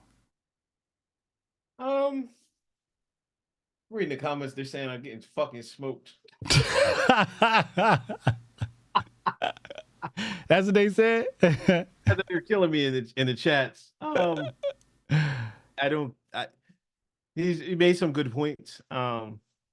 He's a fast talker, but I think a little jibber jabbering over over Kamala. It's like I'm not buying it, but it sounds good. Yeah. So he mentioned Kamala, this is something that's been on my mind. Well, the first part was like, all the math he did, 3,500 days, and you don't know what 7 times 7 is and all of that stuff. And I was just like trying to do the math and figure out what that had to do with the point. I couldn't follow that line of thinking. And not to say he's wrong. I'm just saying I'm just having trouble following the line of thinking. The other thing was, what was the other thing he said? Oh, when I asked him about the Kamala thing, why is he thinking? He said, more money to education and more money to infrastructure. And I just don't know how that helps the Black community. I really don't. I would love for him to explain. I don't want him to explain it. I really don't want him to explain it. I actually just published a video on my timeline about this, about what happens when you give the government budgets, like where that money actually goes. And one of those clear examples was Mark Zuckerberg. Mark Zuckerberg, I think he gave Newark schools like $1 billion. And like, it's like the money disappeared. It's like $1 billion went and disappeared in Newark schools. And, we haven't seen a huge ROI on that. So, when he says, he mentioned reparations. I don't even know if Kamala can take up reparations on her platform. I don't know how the Democrats feel about reparations. It seems like, the furthest Democrats have gone on reparations is a committee, creating a committee and doing studying. But I don't know, why he thinks that, the education, the money to schools and the money to infrastructure. Oh, the other thing too was when he said the Black job situation and how those aren't Black jobs. I had trouble following that line of thought too, because that didn't make sense to me. I had to come back for that, because even if those jobs we're not doing them, those people that come over and do those jobs have families, they have kids, then their kids competing with our kids. Their kids aren't going to keep doing those same agricultural jobs. But then on top of that, some of those people aren't just coming over here and doing agricultural jobs or jobs we're not doing, despite what the stats say. They are all over construction. Easy. Those are jobs we used to do. We used to see Black folks all over construction areas. Not anymore. Yeah. When he said agriculture, I'm like, agriculture? They got Hispanics working on farms now? Oh, well, I'm just like, again, I just have. Greetings, y'all. I'm back. Yeah. I imagine Uncle Hotep is doing better when I wasn't here with the debate. Mark, I want to revisit this thought because I got to roll in a minute, but I wanted to give us a chance to wrap up. And by the way, thank y'all for inviting me. Yeah, and I think the public is going to learn a great deal from this. Yeah, I was just saying how I had a hard time following, a lot of your points, and not to say that they're wrong, but I just had a hard time following them. But particularly the one about the immigrants taking the jobs, the illegal immigration taking the jobs. You mentioned agriculture, et cetera, but you said Black people don't want those. Don't you do those jobs? What was it? No, what I'm saying is that, first of all, 2 points. One, the bulk of the jobs that have been taken by those groups were jobs that weren't being filled, i.e. these weren't jobs that Black people were competing for and now are getting beaten out. The idea is if I come in, if you come in, my brother, and say, look, I'm doing this job for $10 an hour, and now there's a Mexican American or Guatemala, or not a person from Mexico or Guatemala coming in who will do it for say 5 or 8, you're going to get priced out of the market, right? Because now you can't get that job because someone else is doing it for cheaper. That's the argument. Is that correct? Is that a fair representation of the argument? Sure. Right. What I'm saying is, nowadays, according to the evidence, you're no longer offering to do the job because you're doing a different job. Black unemployment is actually quite low. And those who aren't employed are also are so far out of the job search that they're no longer looking for work, meaning that the jobs that they're taking are not jobs that we wanted or are pursuing. So they're not taking our jobs. Well, it's just well, right well, now. It would be like you said. It would be like somebody saying, it would be like if Rihanna just who's famous. It would be like, it's like when Rihanna they say I'm getting married, and you like, damn, you know what I mean? Like you didn't have a shot. You weren't in the running. It wasn't some. So ASAP didn't take your spot, right? It was never your spot. You didn't want it. It wasn't going to happen. I wanted it. Right. Fair enough. But you weren't in the running, right? Yeah. He didn't put like this. The reason you're not with Rihanna is not because of ASAP. Yeah.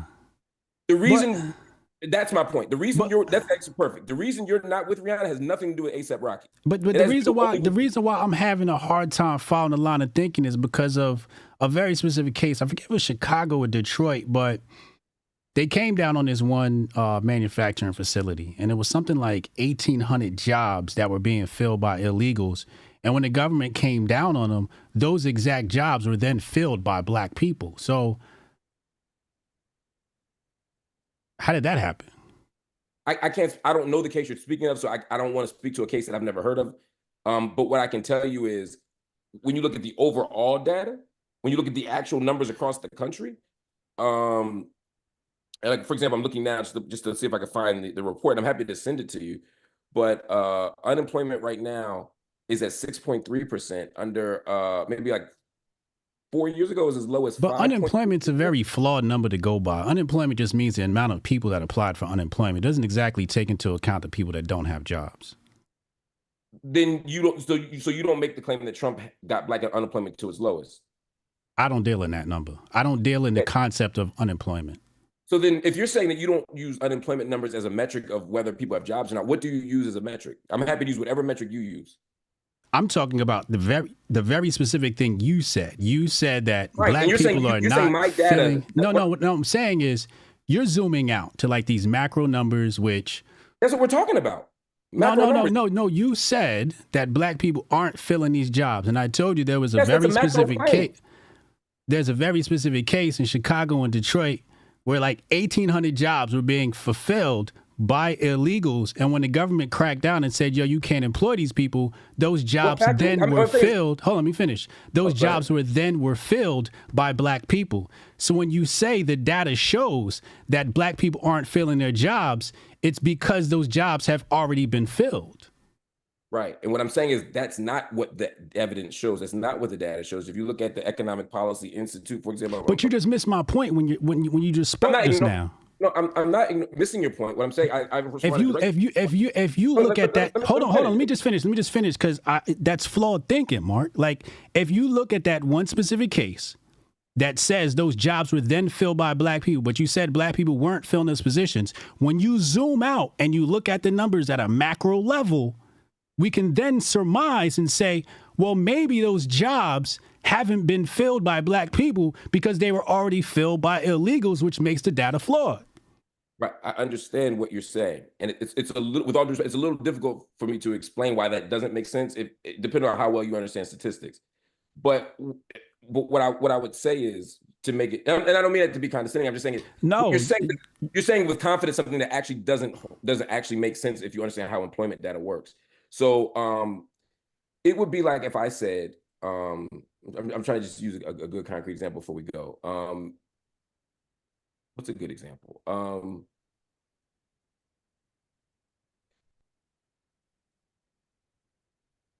you watch basketball? No. Oh, well, okay. Then there goes my good example. Okay. So I'll just put it very simply.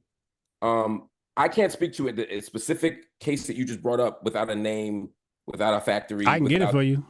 Yeah, I mean, that would be helpful. But what I'm saying is I can't speak to that specific case, But when we look at data, we look at the overall number. We look at the overall. You're saying I'm using macro analysis. That's what I'm making a macro claim.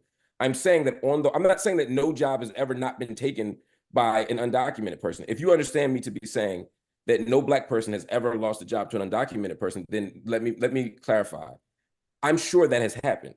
But what I'm saying is that is not what the evidence shows is a pattern, what is the norm, what is consistently occurring. The evidence says the opposite. And so when Donald Trump offers a claim that they're taking your jobs, I'm saying that is not what's happening. You know, so if I say, like, you know, white people are taking over the slam dunk contest, and you're like, that doesn't happen, that's bullshit. And I say, well, I can prove it. And then I show you I could pull out one white guy, Brent Barry, that won the slam dunk contest, but that doesn't disprove your claim that white people aren't taking over the slam dunk contest. And you go, well, how do you explain Brent Barry? Well, I can't, right? But I can tell you that that's not the norm. And I'm saying, not based on my own evidence. You can literally go, and I'm happy to post a link to the audience right here. I'm not making this up. You can go to the Economic Policy Institute. They break this down as well. You can look at the U.S. Bureau of Labor Statistics. Again, I know you don't trust labor data and unemployment data, but it is an index of something when it goes up and down. Even if you think it doesn't tell the whole story, I agree it doesn't tell the whole story. But Black unemployment is as low as 5.3%.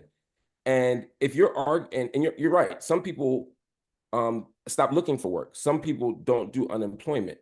Fine.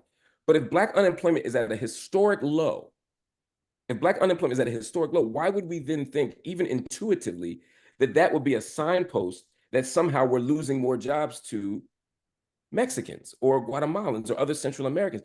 Black unemployment, and Uncle Hotep, I think, would agree with this, because all the pro-Trumpers are saying Black jobs have never been better under Trump. So Black jobs have never been better under Trump, and even the left-leaning organizations say, look, these numbers are pretty good. They just attribute it to Obama and not Trump. But Black people aren't looking for jobs like that. And there's all these unfilled jobs that Mexicans have taken to say, well, to tell Black people they're actually your jobs that you could have had. That's just not true. Again, just look at the charts, look at the data, and the individual, which feels right now anecdotal, but the individual example that you've just given me, if you give me more information on it, I might be able to explain it to you, but I can't explain it to you without having the information. Now, you were doing, I think you're still doing the impartial moderator thing. So I'm guessing in our last minute. No, I'm just trying to understand, right? Because so do you have a similarly challenging adversarial question for my debate opponent? Because if someone were listening to this right now, they think I was debating you. And I'm fine with that. I can beat both of you simultaneously. But I'm just curious to know if you also had a question for him. No, so here's the thing, right? We got a lot of people watching. And you mentioned something about Black jobs. And I said to you, I was unable to follow your line of thinking, and I wanted to be able to follow your line of thinking. You follow it now? No. Hell no. So there's two different things. I'm still talking. You could follow my line of thinking and disagree, or you could not follow my actual logic. I am making a logical argument, which is Black but you don't listen. You're not following my line of logic, because I just told you that these unemployment statistics are bullshit, and you still went back to them. Right, and I asked you, what should we use as? I said I'm happy to use. I think you forgot this part. I said I'm happy to use a different metric, but you have to. I want to use your metric and follow your line of thinking. And correct me if I'm wrong. Hold on, brother. You just said you don't trust my unemployment statistics as an accurate. You're saying they're bullshit. You literally. I said I want to follow your line of thinking. Oh, I misunderstood. Did you not just say the unemployment statistics are bullshit? You said that, right? That's one point, but there's a second point that you made. There's a second point. There's a second point that you made, and that's the point I was trying to understand. Hold on. You said that Black people weren't filling those jobs. Right. So I want to address both of the points. So to the first point, right, before we go to the second one, then I gotta go to the first point that they're bullshit. If you think they're bullshit, I'm saying fine. I will concede that. What should we use to measure Black people's success in the job market other than labor statistics? I'm just asking you, fine, they're bullshit. What do you use instead? How do you measure it? That's a direct question. I think we got to go into each community and go based upon the labor statistics in each community and not zoom out and do a macro thing, because everything could be skewed based upon all the vicinities that are included in that data. State labor statistics, just not federal labor statistics. No, I think it's be more accurate if we said, let's go based upon Detroit labor statistics and include anecdotal data. I don't think we can just use this empirical city data and and not. No. I'm just saying, if we look at the case I was talking about, where we had this manufacturing facility and 1,800 jobs are just gone because they kicked the illegals out, and then those jobs were then filled by black people. It's like the argument falls apart to say that black people haven't filled those jobs in. And the thing with the illegal immigration is, this isn't a new problem, right? So when you say black people weren't filling these jobs, illegal immigration has been hurting us probably more than 20 decades. 2 decades. Really? So when we look back, we're looking at illegal immigration. Those jobs haven't been filled by black people because they've been filled by other people. And many of those jobs we're talking about are like construction jobs and warehouse jobs and manufacturing jobs and factory jobs. I don't think it's fair to say that black people won't fill those jobs when we just saw a case where they did. That's where I'm losing the train of thought. I think it's kind of weird to say black people wouldn't fill those jobs. I think they would fill those jobs. I think there's a lot of brothers that I spoke to personally, and we can go based upon empirical data, but I also think we can't discount anecdotal data, because I know when I was unemployed, I'd have took any job I could have got. I think we don't take into account the lack of, push to blue collar work, right? The lack of training and vocational. We push a lot of college on kids, but we don't push vocational to the young black boys. They've taken vocational work out of the high schools. They've taken. I want to do this to create some clarity, so you can give me some better clarity. But they've taken vocational out of high school, and the boys aren't being trained to take on those blue collar jobs. Whereas many of these illegals, they come with those skills, they come with that training. So I think the reason why those jobs aren't being fulfilled, because they're going with people who already have those skills, but we haven't been given those skills. So I think there's more to the conversation than black people won't fill those jobs. I think they would if given an opportunity and given some nurturing. Right. So you said a few things there. You said you don't trust federal statistics, but you said maybe not state, but maybe city. The federal statistics come from the reports that the city statistics give them and the state gives them. They're aggregated. So they're all right. So the federal statistics aren't more reliable as just a matter of fact. This is not opinion. They're not more or less reliable than city. You can say the city's bullshit too, but you can't say I trust city statistics and not state or federal. That just doesn't make sense. But they're aggregated. Right. They're aggregated from the people who you trust. Right? No, so they're aggregated. What does aggregated mean? Put them all together. Right. So you're saying city you trust,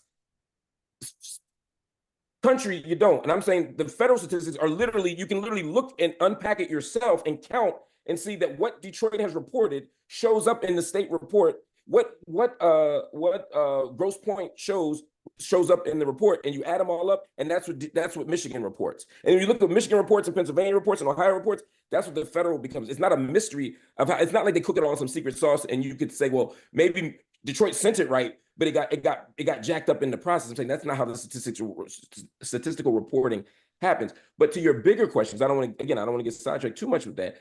You're still making it seem as, I understand your point, which is if black people were given the opportunity to get those jobs or were groomed for those jobs, then maybe they would take them over the undocumented person who's taking it.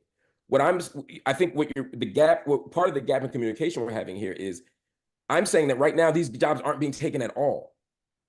It's not like, well, we're all filled here at this factory, and we're all filled with Guatemalans and Mexicans, and blacks didn't want these jobs. It's more like, we can't find anybody to take this job. Can somebody please take this job? Black people don't want these jobs. Now the question is, why don't black people want these jobs? And I'm saying, if you trust labor statistics, it's because most of us, and I do mean most of us, under Trump and under Biden and under Obama, it's not a Democrat-Republican thing.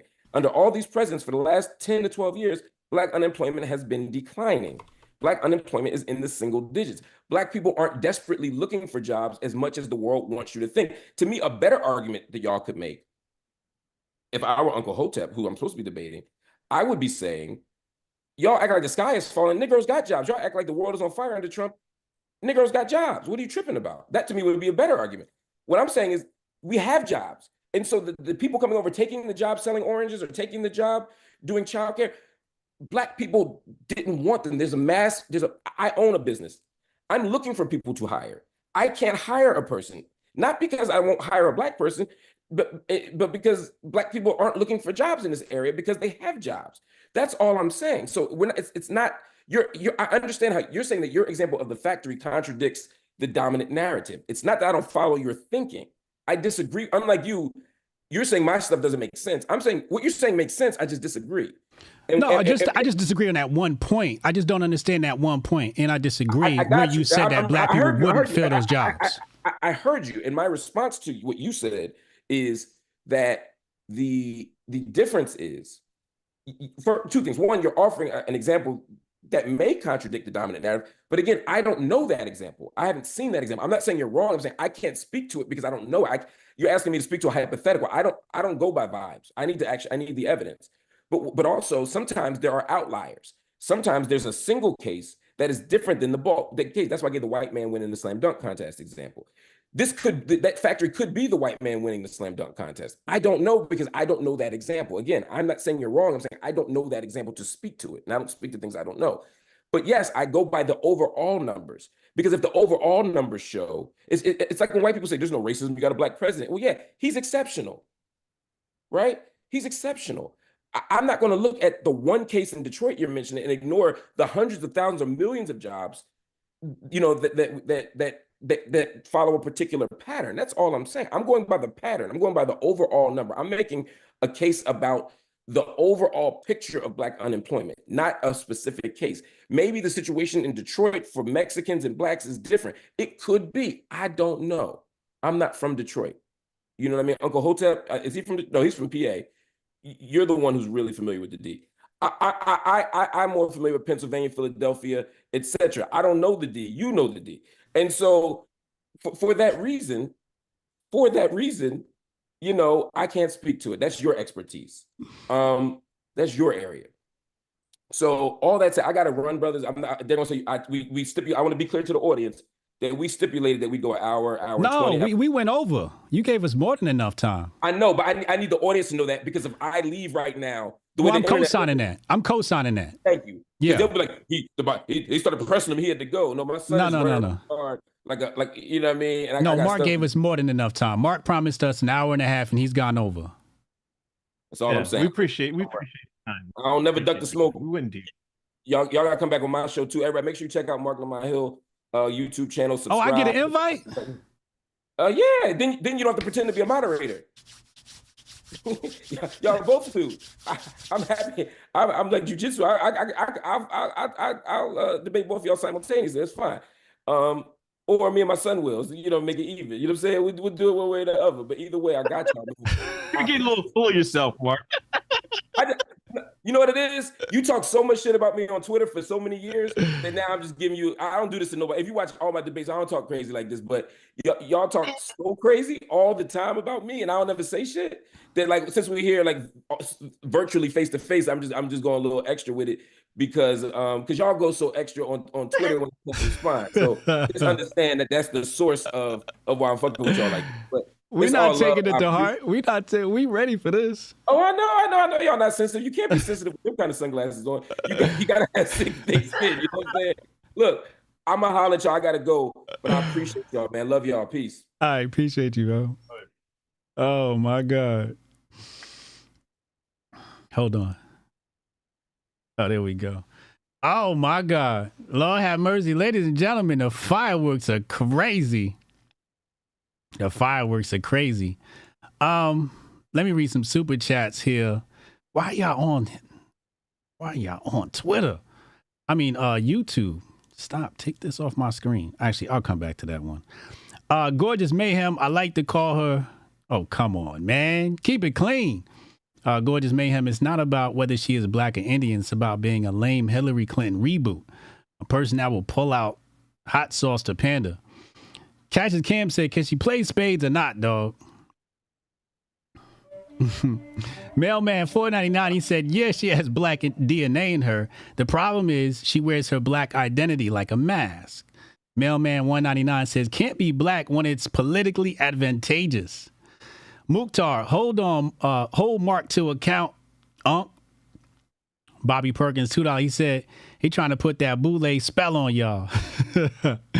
King Supreme, Kamala's truancy policy.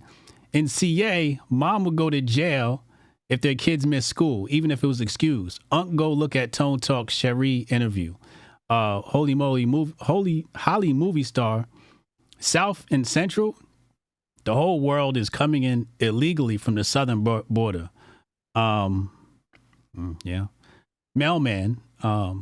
What about opportunity zones, prison reform, and platinum plan, and HBCU funding? Trump is better for black people. Joe Music. Somebody throw Unc a master focus like a sensu bean. Mailman. Unc hit him with the opportunity zones, prison reform, and HBCU funding. Also, most of Trump's guidelines was due to Fauci. Mailman, how would Kamala fight for reparations if she's not even eligible? Ouch. Roberta B, what is the threat that Trump poses? Mailman cucks for Kamala 24. Mailman, underemployment goes under the radar. Black people having 3 part-time jobs looks good for the numbers, but we still broke. Catch Cam said, tradesmen here, the jobs are getting taken before they're even listed for citizens to apply for. F your data, I'm in the field. Yeah, and I feel like you can't discount on the ground. You know what I'm saying? Like, they want to zoom out and take these other stats. I'm like, what about what's happening on the ground? Mailman said, pause. Joe Music said, let Unc debate his son. Base Jew, I'm just here to give you money. Thank you, Base Jew. We need more Jews like you. Unc, man, how you feel? I feel like I didn't.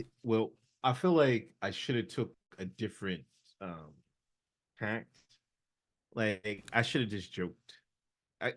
You can't. I don't think you can take. Now I look back at it. The is Kamala black thing? Is it really a serious subject?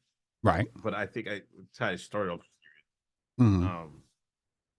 As far as that, I'm never going to out talk the guy. The guy talks is like Ben Shapiro. Y'all hear me, and so I'm never going to do that.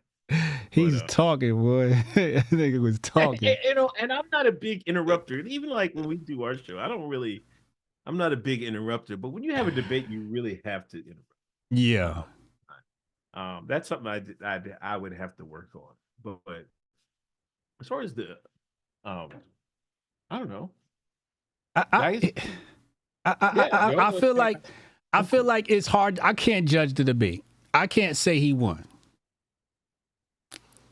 I honestly can't say he won because you didn't talk enough.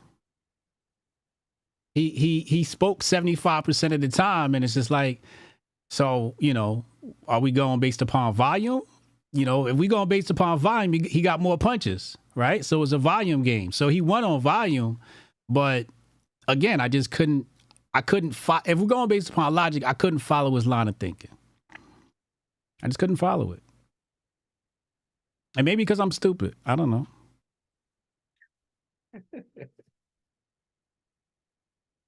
I don't know. But it's cool. I mean, I think we got, set up another opportunity. You go on his show, you know what I mean? I'm surprised he about to make that happen. I'm waiting for that. He definitely made it. He's definitely been more open. I'm surprised, like, with Nerds set this up. You know what I mean? Like, I'm surprised he even was cool because we tried to do this before. Remember, like a couple years ago, and he was like, "Why would I even do that?" You know what I mean? Yeah, I invited him to debate me, and he ducked. Right. That was only like 2. Was that during the Trump era or? Yeah, he been ducking me. That's why he got scared at the end. He was like, "Oh, I'm debating both of y'all now." Then he started stuttering like a hooker in church when I pressed him on what he was saying. And I tried not to press him through the whole debate because I could have pressed him on all of his points, but I tried to be a fair moderator. But it's a issue for me when people say black men wouldn't have took those jobs. And I'm like, have you seen our brothers out here? Two niggas definitely want them jobs. Construction, like they definitely want them jobs. So, it's like when you zoom out, it doesn't paint the full picture, right? Then when you zoom in and he's coupling the data, like if you take the data from New York City, Detroit, Chicago, LA, then you mix in Beverly Hills and all this stuff into it. Like I said, it's aggregate. It's all combined. So like, what are we really looking at here? Why don't we go and ask the people in Chicago and Detroit on the ground that are in town halls complaining about the illegal immigration when they can't get access to their own YMCA? Forget the jobs. They can't even get access to their own YMCA. Yeah. That to me is, like you said, but I do agree with your point, maybe you were too nice. You were too nice. Yeah, I'm just not it. You got to interrupt and this motherfucker talk fucking like I'm gonna let him get his thing off, right? And it just kept going and like, oh fucking god. But as far as the initial thing, I should have switched earlier off the is Kamala black thing. You know what I mean? Because that's not really a serious discussion. Like I said, I shouldn't have really took it serious, but it's cool. I couldn't follow his line of thinking on that either. You know what opportunity you missed? What? Rachel Dolezal. I mean, but he mentioned that. That's why I didn't say it, because he mentioned it in his thing. Because he's done this a lot. So he knew what I would say, so he put it out there already. But I had that fired up. But you still could have stuck him with it because he danced around it. He didn't say she you know what I mean? He didn't say she went to HBCU. He mentioned her, but I would have stuck his ass. I'd have been like, all right. So since we're talking about HBCUs and finding your blackness, did Rachel Dolezal find her blackness at HBCU? You know what I'm saying? I don't think Kamala's black. I'll be honest with you. I don't think she's black. I also wanted to ask y'all, what is black? I wanted to get into that and really define what is black, because that is some arbitrary mystery shit, That's what I thought, because I thought that's why I should have asked him that, because I wanted, we have to define what it is that we can say what it isn't. You know what I mean? Because I was just gonna say, well, you had two black parents, man. You ass out. You know what I mean? That's why I was coming with. Yeah. Somebody here said Doe Dudes versus Marc Lamont Hill would be it. I gotta be honest with y'all. Royce White asked me to set up the debate after the Uncle Hotep debate. So I'm trying to set up the Royce White versus Marc Lamont Hill debate. I think that's going to be a good one, especially since, I support Royce's run for Senate. I think it's very important that I keep pushing his platform. And plus, Royce White he's in politics. So I want to set that up, to be fair to Royce White, because he did ask me to set that up. So before I go to anybody else, I'll definitely reach out to Royce White. Cannon Hotep, Mark did all that talking and didn't say shit. That's what I felt, Cannon. That's why I said it's hard for me to judge, because I'm like, what did he say? Wait, what? I'm like, he talking, but I can't follow it. And I don't know, maybe, I don't know if it was boule talk, university talk. I just couldn't follow him. It just sounded like word salad. Jason Rose, $2. Unc walk so HJ could run. Shout out to Jason Rose, one of our producers. Chat, you like the Royce idea? Y'all like the Royce idea? That's what's up.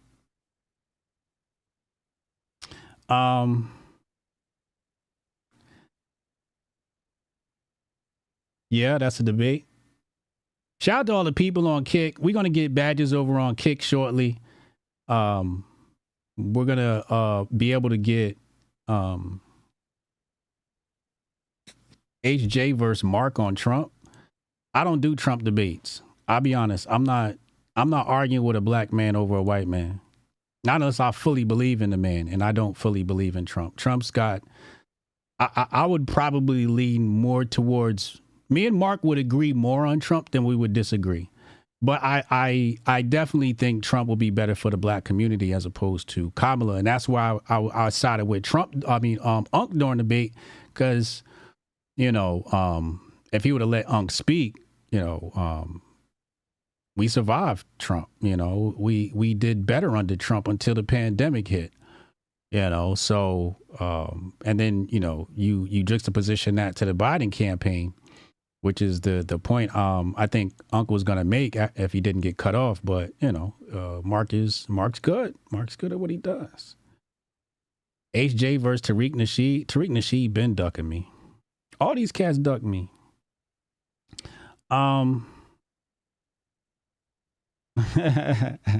Shout out to Montoya. So, yeah, my bad. We'll get the badges and stuff on this channel. Subs are coming soon on the Kick channel, HBTY Pod. Make sure y'all subscribe. Unc, any closing thoughts?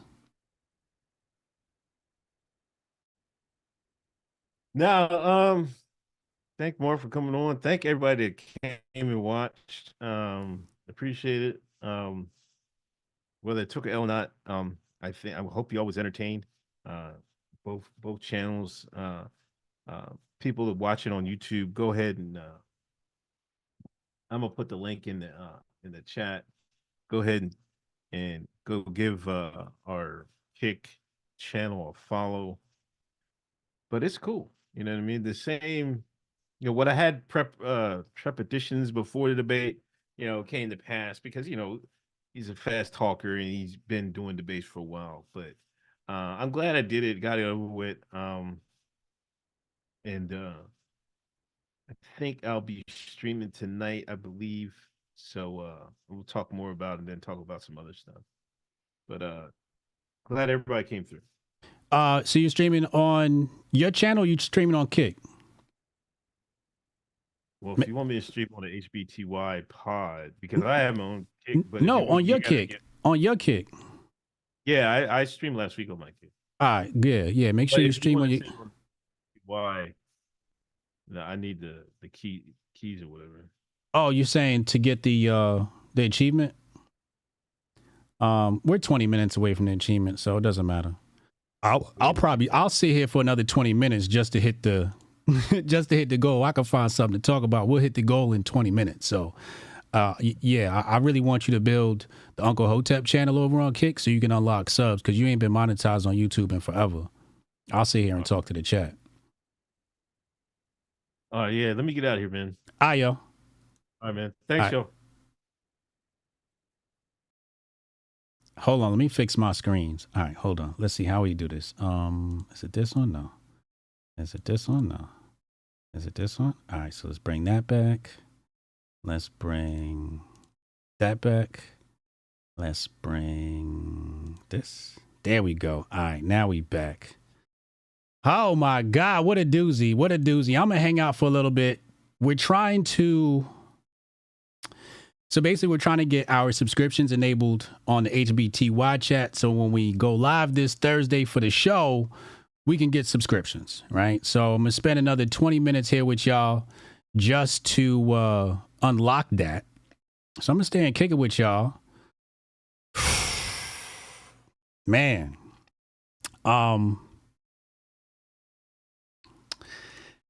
Y'all want my thoughts on y'all want my honest thoughts on the debate? My honest thoughts on the debate. If y'all got any questions about the debate, I'll be honest with you. First of all, let me say thank you to Marc Lamont Hill. Without which none of this could be possible. This was a great grift opportunity for us. We got a lot of viewers on the channel. We needed the extra time to unlock on Kick. We got mad new followers over on Kick. So it was definitely worth the grift. And none of this be possible. I thought Mark was gonna duck. I thought he was gonna find excuses, and he didn't. He showed up. So, props to Mark. I think Mark is an excellent debater. Phenomenal debater. Phenomenal. He doesn't choose the approach I would take. I would have chosen a more respectable approach. But you know, he chose a more dirty approach. I think we can, let's not say dirty. Let's not say dirty. Let's say, I think somebody used the word filibuster. Filibuster. There was a lot of filibustering. You know, Torian said, fast talking boule. But you know you was going to get that. You know you was going to get that. He had his facts. Mark had his facts. I think the biggest haymaker Mark had was when he asked Uncle Hotep if he read Kamala's memoir. I could have killed that shit. I don't got to read the shit to know that the woman's not black. I got enough evidence to show that the woman's not black. I don't got to read her memoir. I know my rebuttal. In fact, I'm never going to debate this topic, so I'm going to tell you the rebuttal right now. Of course, her book says that it was part of selling her as black. The book was part of making her black. Of course, you're going to make up a whole bunch of shit. I think Uncle Hotep scored some points with the Tupac line. I think he scored some points with the Tupac line. You know, when she said, you know, I couldn't. Michael Malice read it and said it was clearly not written by her. Yeah, we know that she didn't write it. A lot of these people don't write it. And Michael Malice ghostwrites books. The Tupac line I gave props to Unc for because you know, Mark was a little bit on the ropes on that one. You know, where he misheard it and then he blamed it on Unc's internet. So I think Unc scored some points on that one. But, you know, if we had to score this one, if we scored this one like a boxing match, obviously Mark won just off of volume. I think Unc should have spoke more. I think Unc should have been more aggressive. I think he should have came for his neck. And I think that's what the audience wanted. I think the audience wanted Rant Unc. I wanted Rant Unc. But I don't think Unc didn't think that was what he should have brought to the debate. But that's what we wanted. We wanted Unc to just go full ignorant, you know, full Uncle Hotep. We wanted a rant. We wanted that classic Uncle Hotep rant. But, you know, he came respectfully. Pause. You know, he said Michael Malice probably wrote it. Unc needed some apex and flow. Nah, I going into debate, you got to pick a strategy, right? Going into debate, you got to pick a strategy. And I think Unc picked the wrong strategy. Like Unc said, he was being nice. Yeah. And Art Dog said, you can't be nice to the Boule Blacks. I wouldn't have been nice.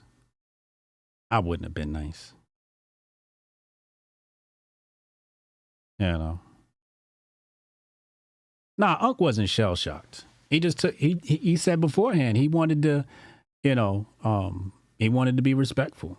He wanted to be, you know. I think he thought that the optics would be different.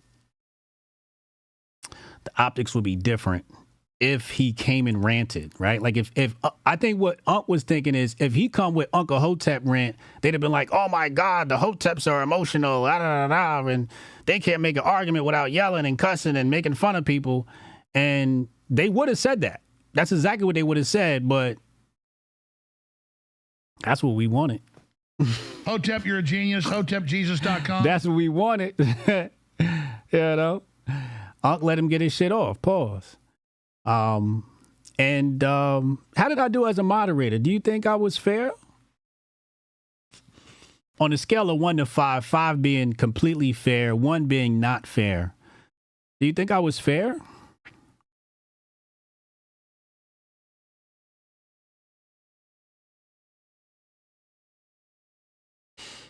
Five, 4.3, 3.5, 4.2. Non Live said 8. I jumped in at the end. Yeah, I did jump in at the end. Because he came at me. He came for my neck. You can't come for the guard. Hotep Jesus? Can't come for me, and I'm not going to hit back, nigga. I just wanted him to clarify. You know, 2, 1. Okay, that's fair. I'll accept that. I like the critical. 3, okay. New Page said 1 twice. She thinks I was completely unfair. She did it again. Damn, New Page. You don't like me, huh? That's fair. Mr. Wells said you were too fair. That's what I was thinking. I a few times I thought I should have jumped in and made it even. As far as, time talking, because Mark did a lot of cutting off and hogging at a mic. I think I should have jumped in more often. That's what I think. Retro said I was too fair. Yeah. Naga said, fuck a fair one, jump that nigga. Nah, we couldn't have jumped. That's not right. Because then nobody would want to debate on the channel no more. Stay out of our business, tether, says New Page. Damn, she called me a tether. Oh, man, the CIA is working hard out here. What is that, Agenda 47? Agenda 46? Agenda 40? Agenda 46 is the ADOS movement, is the FBA movement. That's Agenda 46 from Department of Homeland Security. They don't know it, but they're Agenda 46. I'll show it to you now since we got time to waste. Hold on.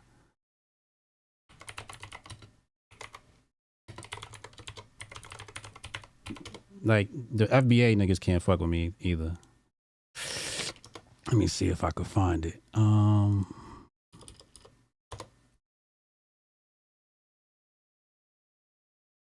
put it on the screen in a second. Hold on.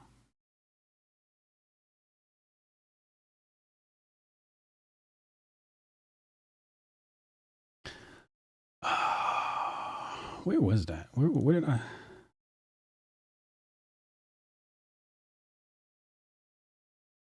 Fair would mean he cut off Mark and let Unky equal time. HJ wasn't fair in that sense. He was being too nice. Yeah, I think I should have jumped in more. I agree. I should have, But I at the same time, it's like, if this is a fight, I can't, the ref can't tell the other fighter, yo, throw more punches. You can't. I thought Uncle Hotep would jump in and throw some more punches. That's what I was thinking.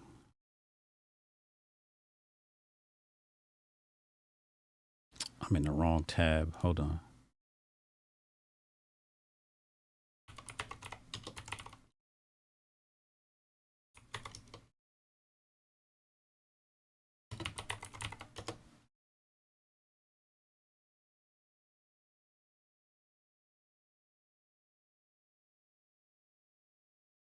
Damn, why can't I find this? I got the name wrong?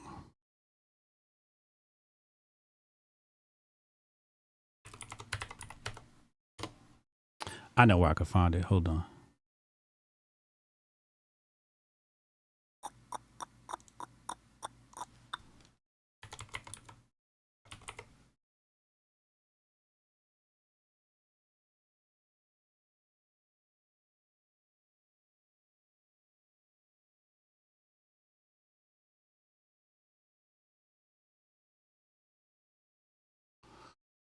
Oh, I got the name wrong. Here it is. Hold on.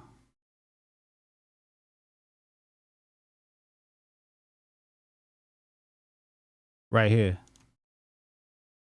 Says right here. Hold on. 1978, March 17th, 1978, National Security Council Memorandum 46. This document is Exhibit 10 of U.S. Supreme Court case number 00-9587. And it says right here, subject.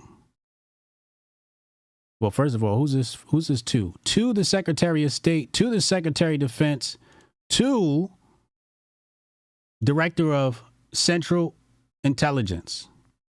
Okay. Who's this from? Secretary of Commerce, Attorney General, Chairman of Joint Chief of Staff, Zbigniew Brzezinski.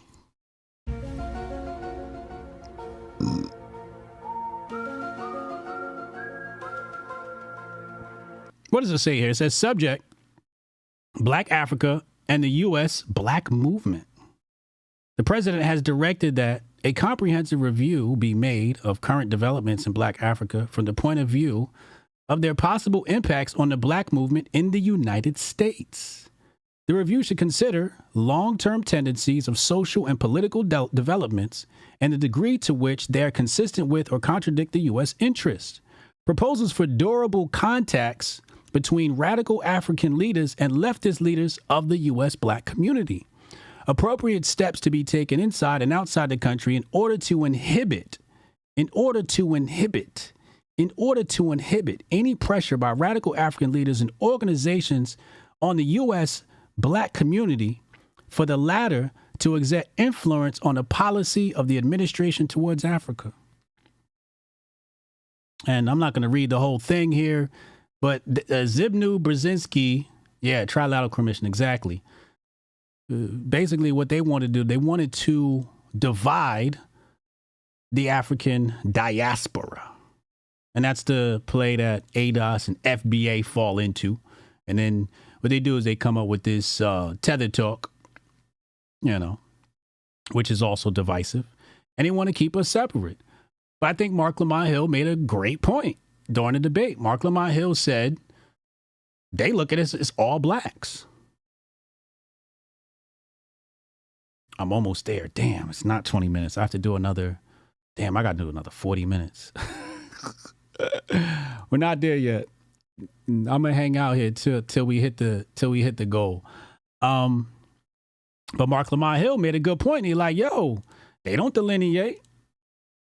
Y'all all niggas to them.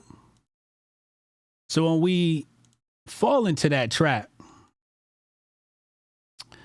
what'd she delete? Why she delete it? When we fall into that trap of being divisive, when we fall into that trap of, and this is really a top-down approach, especially from the oligarchs, when dealing with, call-ins, we could do call-ins. Absolutely, we could do call-ins. Hold on, let me open up the phone lines. Let's open up the phone lines. Paige, you could call in. That's a good idea. Thank you. See, that's why I love y'all. Let's open up the phone line. Somebody dropped a number in the chat, 202-596-5631. Text Hotep in your name to 202-596-5631. Anki here. What up, Anki? Dr. Anki in the house. 202-596-5631. Text the number first. Text the number. I'll text you right back and say it's your turn to call. Hold on. There might be some, there's some controls on Kick, some safety controls. There we go. Eticut got it in there.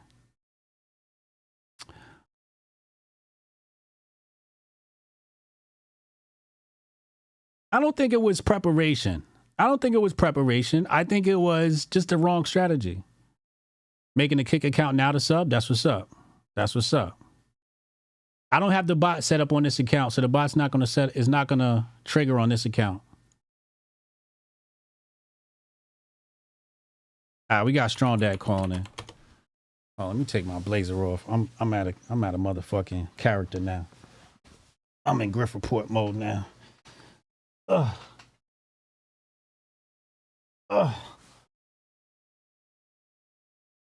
Can't take this motherfucker off. Memorandum 46. I said Agenda 46. I'm so sorry. I got to do better remembering that.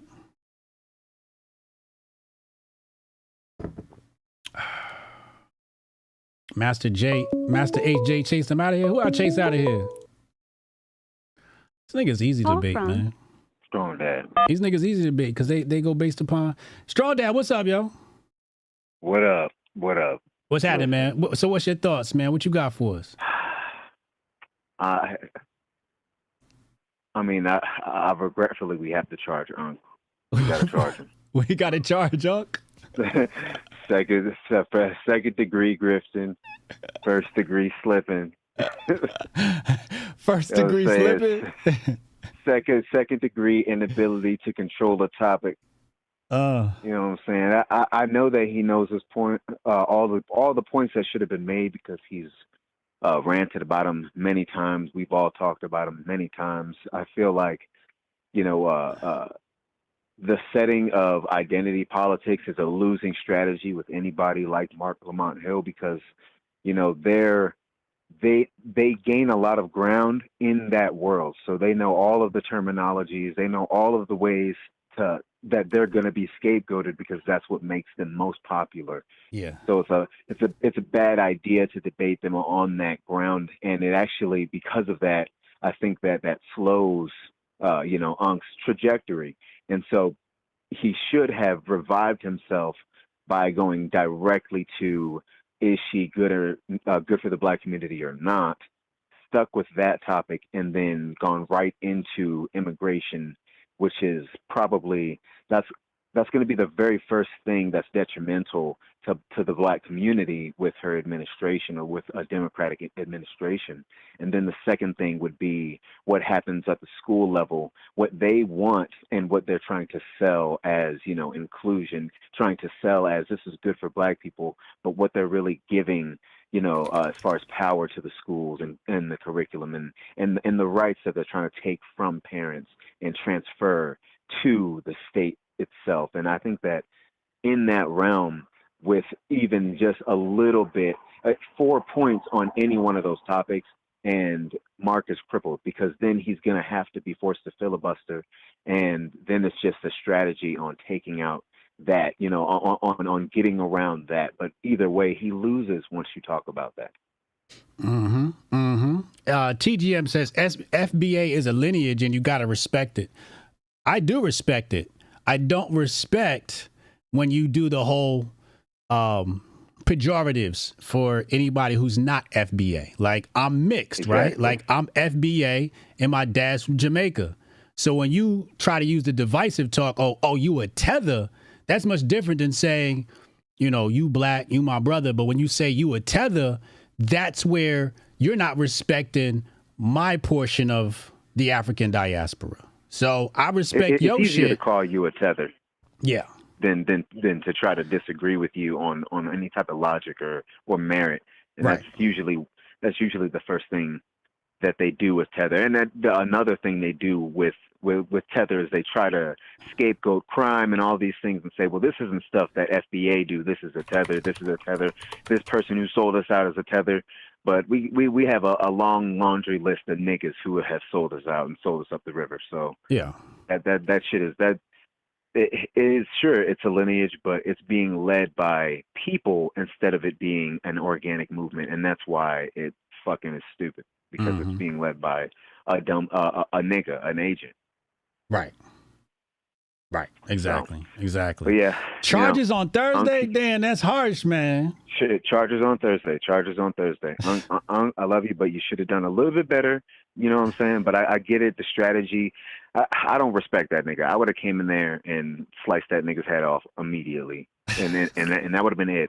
You know what I'm saying? Me or Goldstein, and that nigga would have been a roasted fucking tomato in the street. And there would have been nothing left. Oh man. So, man. And I know that's why you started stepping in, because you were like, oh, you know, so I know your hand was on your sword. Yeah, your hand was on your sword, man. Nah, he just and you no, you pulled it out. You know, like when. Wait, you broke up. What'd you say? That's what you did. You know what I'm saying? You broke up. What'd you say? I respect that. Oh, I'm sorry. I was saying, like, when a samurai, when they, you know, pop their sword open for just like a second, and you see the glint of the sword, that's what you did. You know what I'm saying?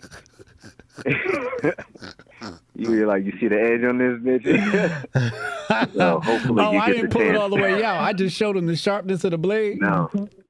You just showed him the sharpness of the blade and let the light shine on it real quick so he could see it in his eyes, and that's why he started rambling. So, you know, hopefully you get the chance to hit his platform and, you know what I'm saying, give him the business. But today, you got off lucky. You got off lucky, chump. You got off lucky, Mark. All right, let me get the cannon, yo. Yep, Hotep and Bill. Hotep and Bill. I've been 7 days a week. I'm working right now, but I'm working for you, and I wouldn't want to work for nobody else but y'all. We're gonna get Cannon in here. Jordan McLovin said Unk's getting charged. Oh, come on, man. Damn. He's filing. The community's filing charges. Hotep Federale is hardest working man in the industry. I think I've been up since 6 a.m. working, boy. I had to do some men of order shit. I ain't gonna get into what I had to do over there. I hired somebody new today, by the way. We got a new hire. Shout out to Interstellar Gaming, our new social media manager. We hired from within, by the way. We hired from within, not without. So shout out to Interstellar Gaming. Cannon, what's up, man? We bringing Unc up on charges. You agree with that? Look, Unc is more than capable of debating Marc Lamont Hill. Hell, I could have lit Marc Lamont Hill up. He was saying so much. He said a bunch of nothing. The entire time he just obfuscated like the truth. That's all he was doing. That's what I felt like. That's why I was like, I can't really judge the debate because he didn't say nothing. He's just a fast talker. That's it. He said nothing, and a lot of his argument was easily debunked. I just think that Unc maybe didn't. Unc came in there as Damon Handy and not Uncle Hotep. Unc should have came in there like Macho Man Randy Savage and fucking put his 26-inch pythons around his neck, brother, and squeeze until his head popped. I mean, like, especially when he started getting disrespectful, then I'd be like, all right, fuck you, all gloves is off, let's get it. Yeah. But you could tell where he got uncomfortable when you started jumping in. Like, for example, right, the case you brought up about black jobs, right? Everybody know that fucking case. He's a liar. It's a national story. Even I covered it when the shit came out. Yeah. It was in Mississippi. It was a chicken plant. Oh, Mississippi. Thank you. Yeah, I tried to send you. I sent you the story while the thing was going. Hopefully, I thought you were gonna see it. I sent you the story. Should have sent it on Kick. Chicken plant. Yeah.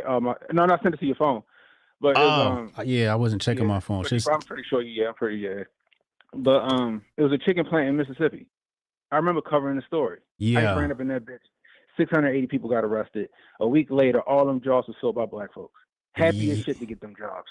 Yeah. You know what I mean? And Mark was being again disingenuous. It's not that black people don't want those jobs. It's the fact that the compensation of the jobs. If I can go work in, let's just say agriculture, like you said, I'm gonna go work on a fucking watermelon farm or a farm period, and they pay me $30 an hour. Nigga, I melt that bitch with some Red Wing boots and a goddamn going sun hat, picking watermelon or whatever I need to do. If the money's right, the money's never right because illegal immigrants coming in there undercutting American citizens. Who gonna hire somebody to do the job at $20, $30 an hour when you got somebody that's gonna come do that bitch for 12? And it's been a problem in the black community since before Trump was in office. And the black community know that, especially over on the West Coast, where you got a lot of people coming up through. They know that off rip. They can't get the jobs because they're getting undercut by the illegals. Correct. I had a nigga on the job for me yesterday, nigga off the books. You know what I mean? But but that's the thing. That happens a lot over what's the name, right? And he was being really disingenuous about that. And the fact that he wanted to talk around the whole fact that you can't use unemployment statistics. You're right. You're right about that because not everybody's on unemployment. Not everybody files for unemployment. Correct. Not everybody can file for unemployment. Sometimes unemployment, you already know. You get fired or whatever, you can't really file. You can file, but sometimes it takes months to even get the shit. Here it is, right? It says, we got somebody here. It says, in regards to the story of Mississippi, I'm glad that I see my people going to work, she said of her fellow African Americans. By the way they came at the Hispanic race, they act like they're killing somebody. Still, they were only working, Yeah, this was a big case. This was published in 2019. Yeah. Yeah, I know exactly the story because I covered that shit when it happened. I was like, damn, because it was a big story. It was a huge story. Yeah, it's for like 2 weeks, it was a huge story, especially after they did it and all the black folks went to work. Yeah. You know what I mean? That was a huge story on that. He just was being disingenuous, y'all. He was out there just talking in circles. And so that's what I was saying, right? Like when I go into the debate, I try to be not disingenuous, right? And allow my opponent. You made a point, that's a good point, and find points where we could agree because my goal isn't to win a debate. My goal is to educate. So if my opponent makes a good point, I need that point to get hammered home because I'm thinking about the audience first. A lot of these cats ain't think about the audience first. They think about themselves first. And that's where, you know, you can judge that however you want. But that's why I was saying before that, you know, I wouldn't have took that. Yeah, I wouldn't like. I would like Unc said. I would have been like, yo, her being black or not that's a moot point. That ain't the problem. The problem is her being disingenuous about what she is. That people that do that stuff at a whim, you know, wolf in sheep's clothing, you can't trust them. Two, I'd have hammered them on the immigration. I'd have hammered them on HBCUs. Okay, she for black people. Is that what you're saying, Mark? All right, cool. Then how come under her administration with Biden they cut out $43 billion out of the HBCU budget when Trump gave them the bag? You want to see how? I said, what about the First Step Act, Mark? She locked all them black people up. She was following the crime bill, Mark. But Trump reversed it with the First Step Act. Are we really going to sit here and pretend that Trump did nothing good? You want to sit here and act like, you know, you're neutral? We know his ass wasn't neutral. Like, Mark, you neutral. So give me one thing that Trump did well. Give me one thing you agree with Trump on, Mark. He wouldn't have gave you anything because he can't. He's not supposed to.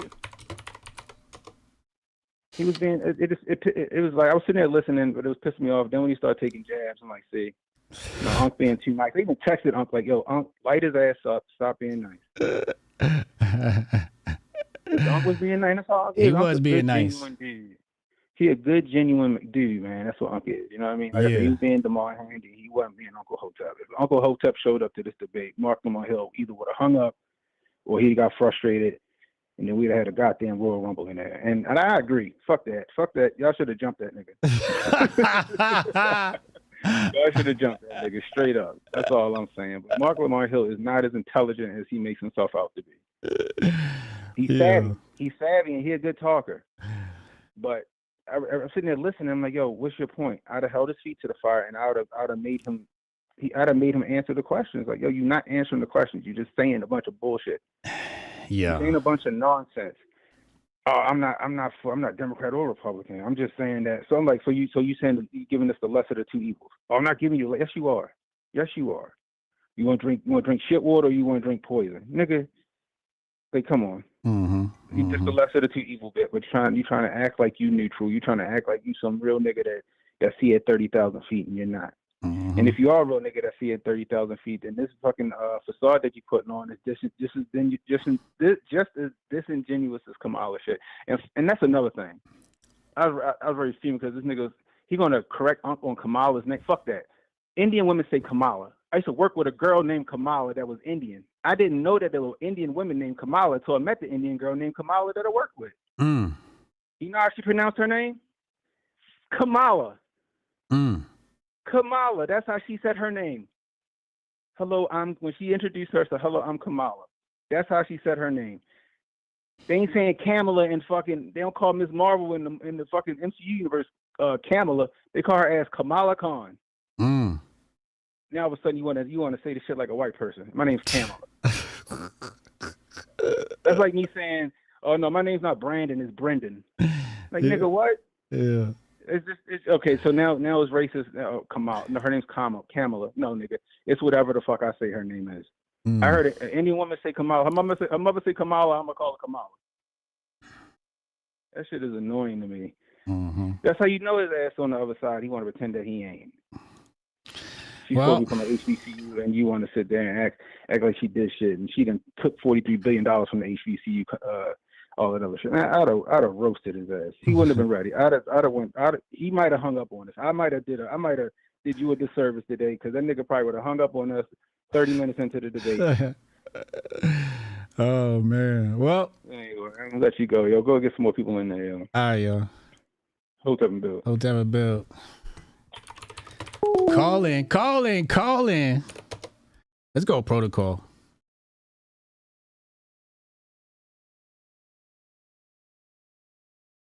Yeah, Interstellar is now running the social media for the Men of Water Twitter account. That's all Interstellar now. Shout out to Interstellar. Welcome to the team, bro. Enki wants to call in. Where's Enki at? Enki, text the number. I hit the button by accident. Enki, call the number.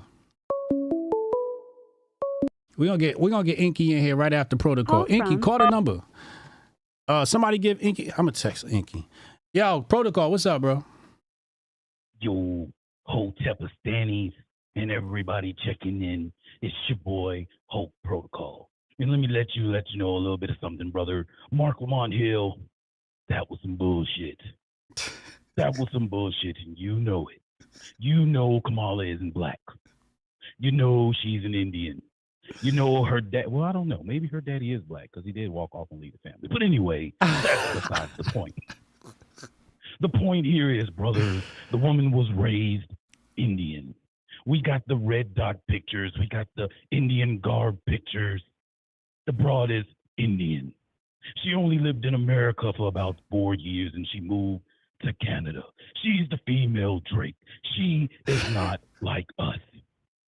You want to know something, brother? I want to know this. How in the world did she make it to Howard? Did she go under, I don't know, a minority scholarship? Because it's possible. She's not black. She went to learn how to be black. She's not like us. You think she went to learn how to, you believe she went to the Negro Development Program too? Oh, she definitely went to the Negro Development Program. And as a Hulkamaniac, I'm telling you, I don't like Negroes. But I like Kamala. So she's not black. But she learned. I mean, she joined the sorority that used the brown paper bag test to find out whether or not she was light enough.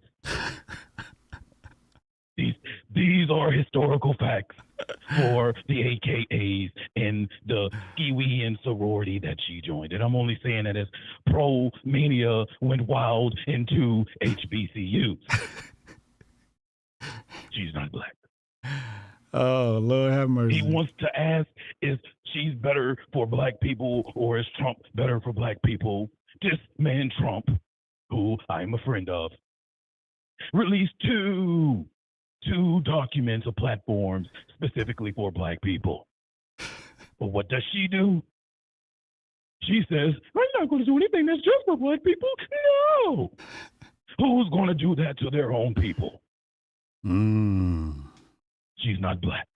But Marc Lamont Hill, any point in time you want to talk about some policies, you call up Hope Protocol. Because what you're going to do, brother, when the Hotep Stannies and Protocol runs wild on you, you're going to run and claim you're a part of the Green Party. Well, I represent the red, and I want your blood running all over the place. Because you aren't like us, brother. You're not. And Unc, I wish the best for you when the charges get brought up on you on Thursday, because you let this nigga free. We go for next. And you let Marc Lamont Hill give you the D. Pause. On multiple occasions.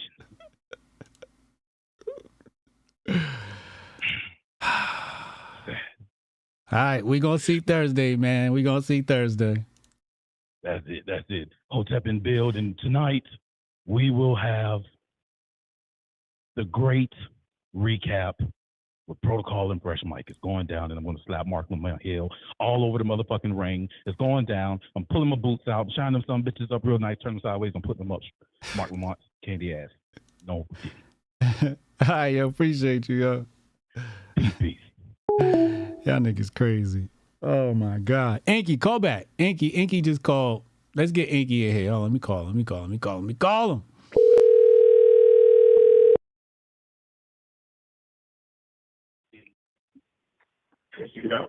Hotep, Inky. What's going on, God? What up, God? Okay, we live? We live. Okay, my computer must be a little behind. Listen, that was pure entertainment, man. I want to thank you and thank your supporters for putting you in a position to be able to pull that off for the people. Really? Okay. Yeah, because we needed to see that.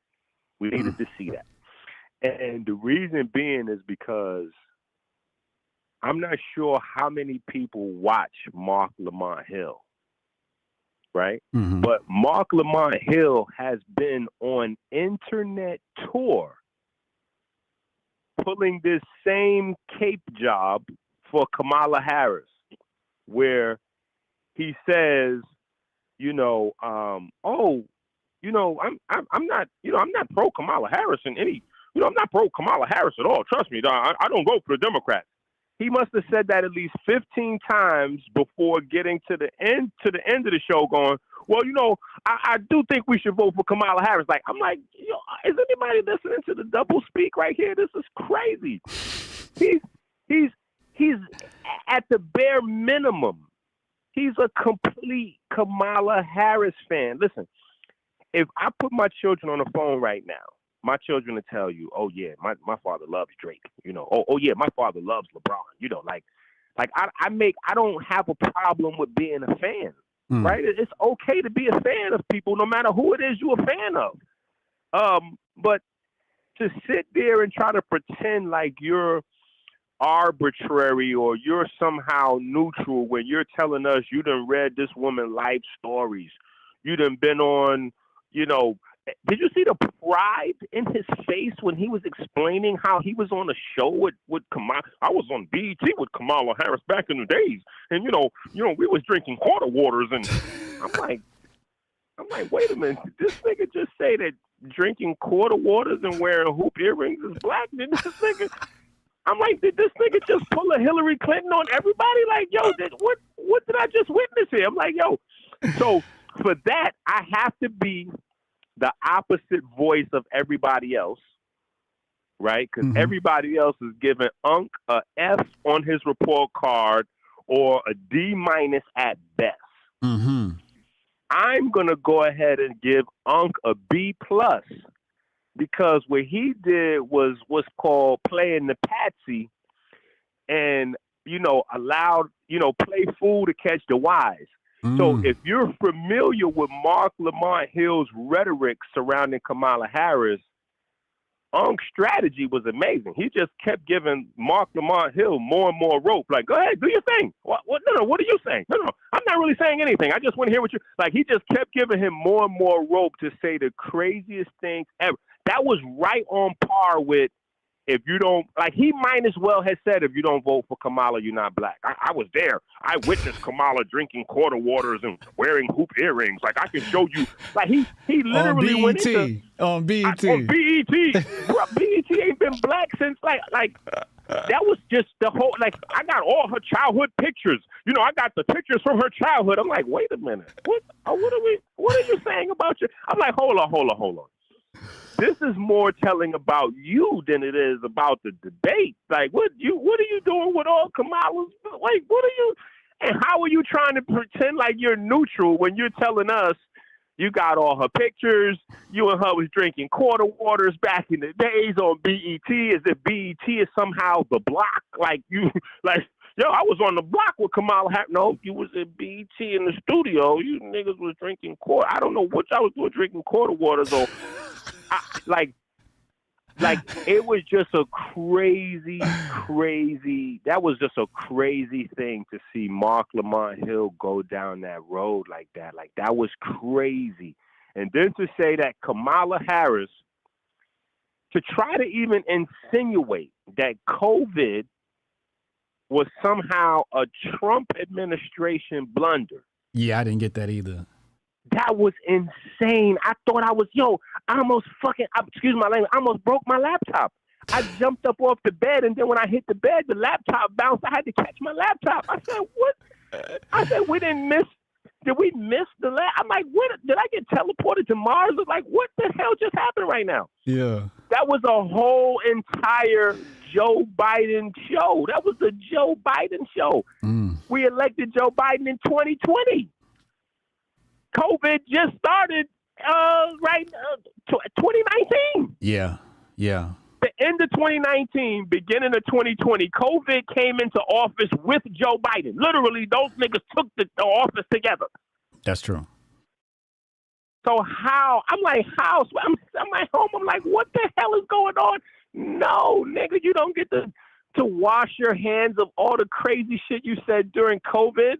No, nigga, that's all on your debit card. You got to wear that. Y'all Democrats got to wear that. Y'all Democrats got to wear all this slick shit that y'all trying to put on Trump with this Sonia Massey. Like, all this is on y'all debit card. This ain't on Trump debit card. Y'all are in office. What are y'all doing? Yeah. Now Kamala Harris trying to run on the same promises she gave black folks before she just sat in office for 4 years. I really wish I could have jumped through my damn computer screen and asked him, why are you pretending like Kamala Harris wasn't in office for the past 3.5 years? She's still in office right now. Why are these promises like in a future tense? She's in office right now. What has she done? Like, where's the Janet Jackson when you need her? Like, dun, dun, dun, dun. Ooh, yeah. Is that Janet or Paula Abdul? What have you done for me lately? Like, we got to get to I'm like, this is crazy right now. Like, she's in office. She hasn't done anything. In fact, it could just be me. It could just be me. But I forgot she was in office. Where has she been? Right. We ain't even seen her until the Democrats decided to flip on Joe Biden.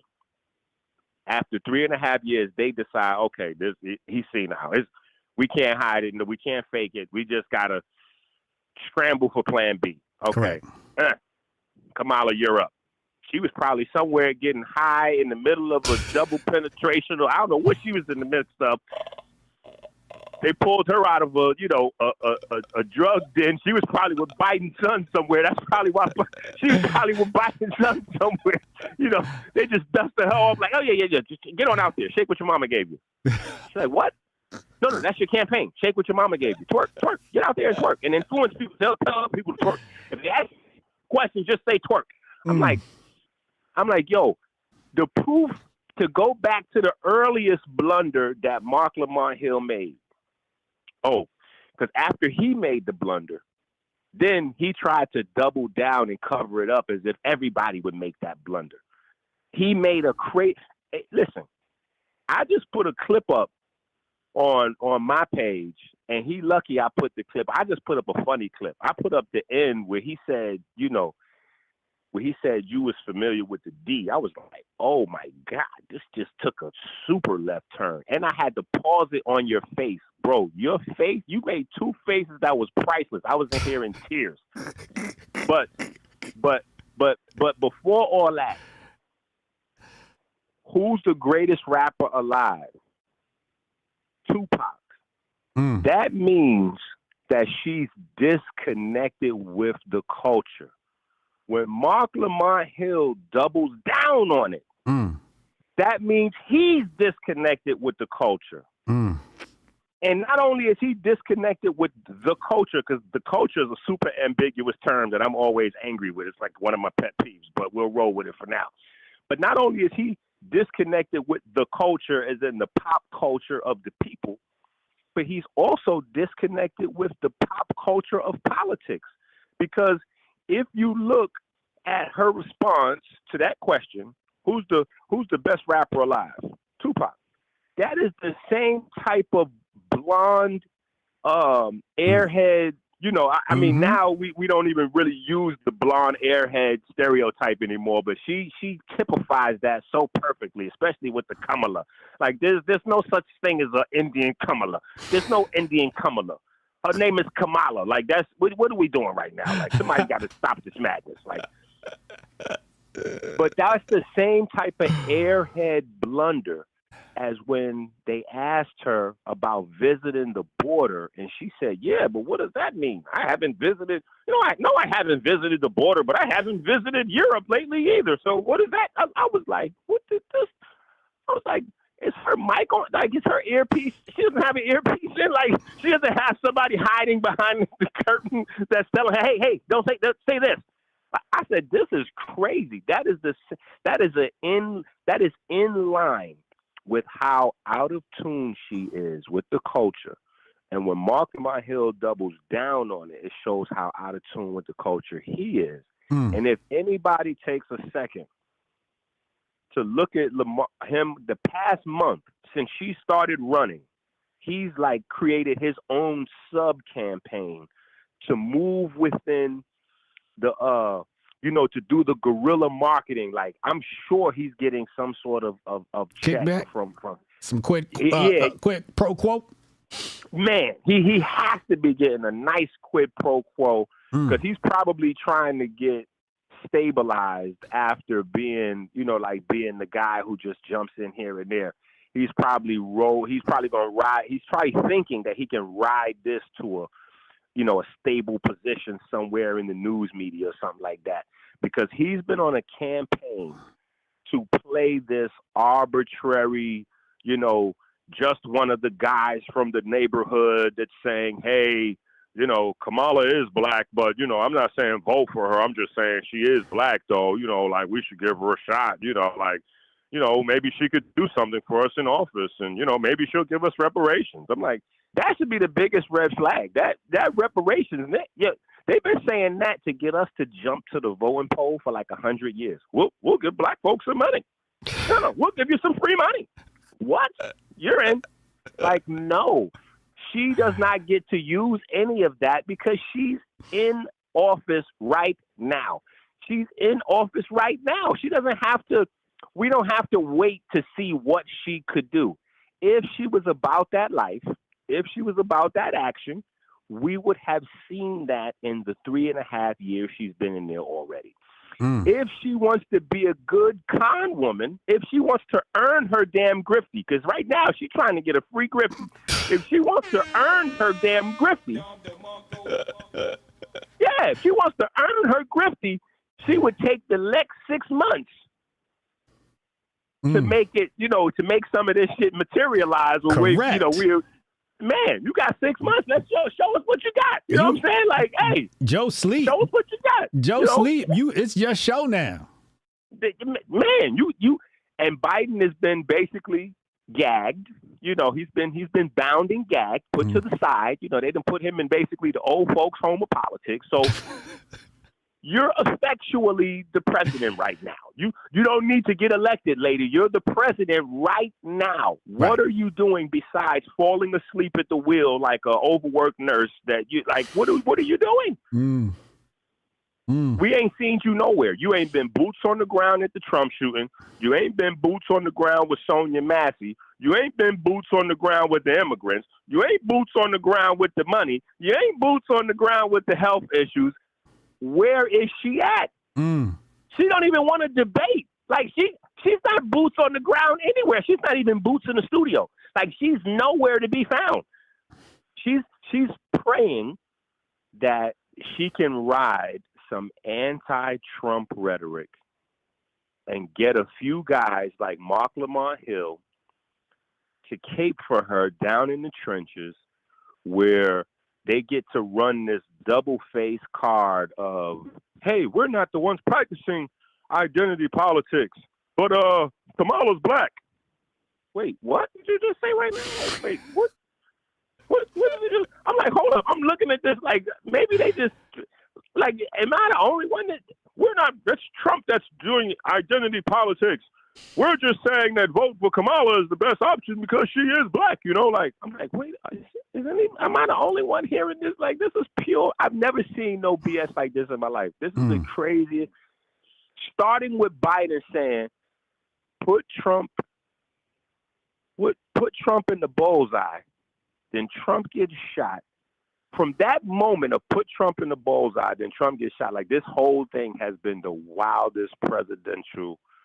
Like, Facts. This is the craziest presidential ever since that moment of all time. Yes, this shit is going up, man. So that's why I said, I got to give Unc a B+ because he allowed Marc Lamont to hang himself in a way that he would not have been able to had Unc been more assertive and shared any of the talking time. Because Marc Lamont Hill talked 85% of the time. Like, he was damn near debating himself after a while. Like, he was just going. Right. You know what I'm saying?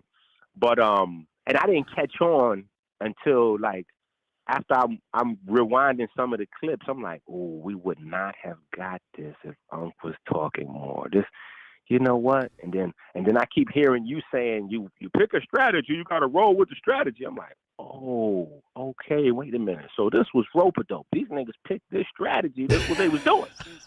This was rope-a-dope. Okay, I got it. Okay, because I'm with the masses at first. You know, I got my pitchfork up in the air. I'm like, oh, what the hell is it? F minus, nigga. I don't even know if there is an F minus on the report card. Like, it's just an F, but F minus for you, Unc. And then I'm looking, I'm like, hold up. This was, okay, wait a minute.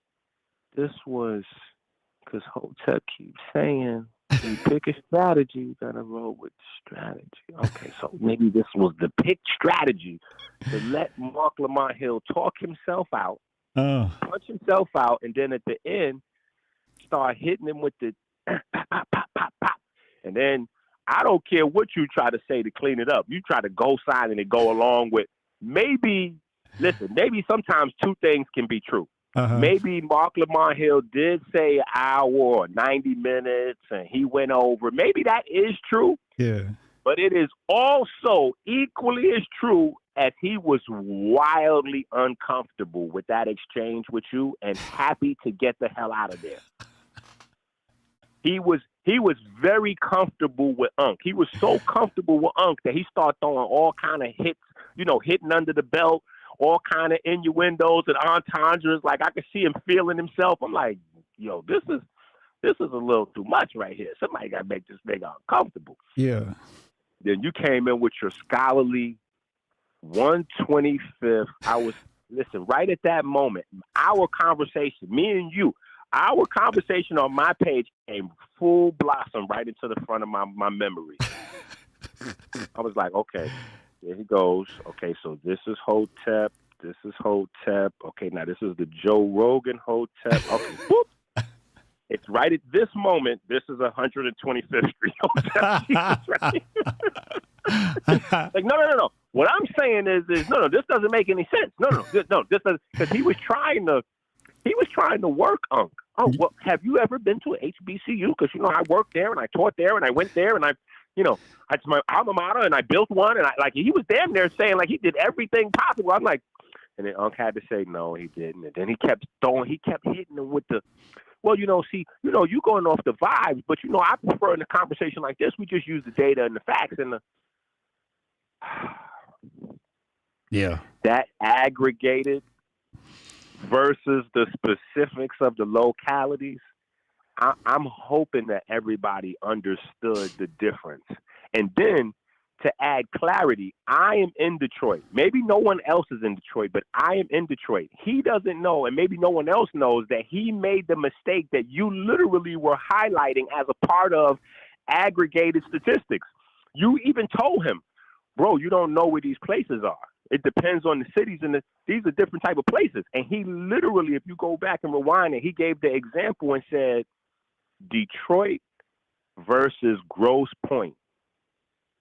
Bro, that is the problem, that Grosse Pointe statistics are aggregated with Detroit statistics. Right.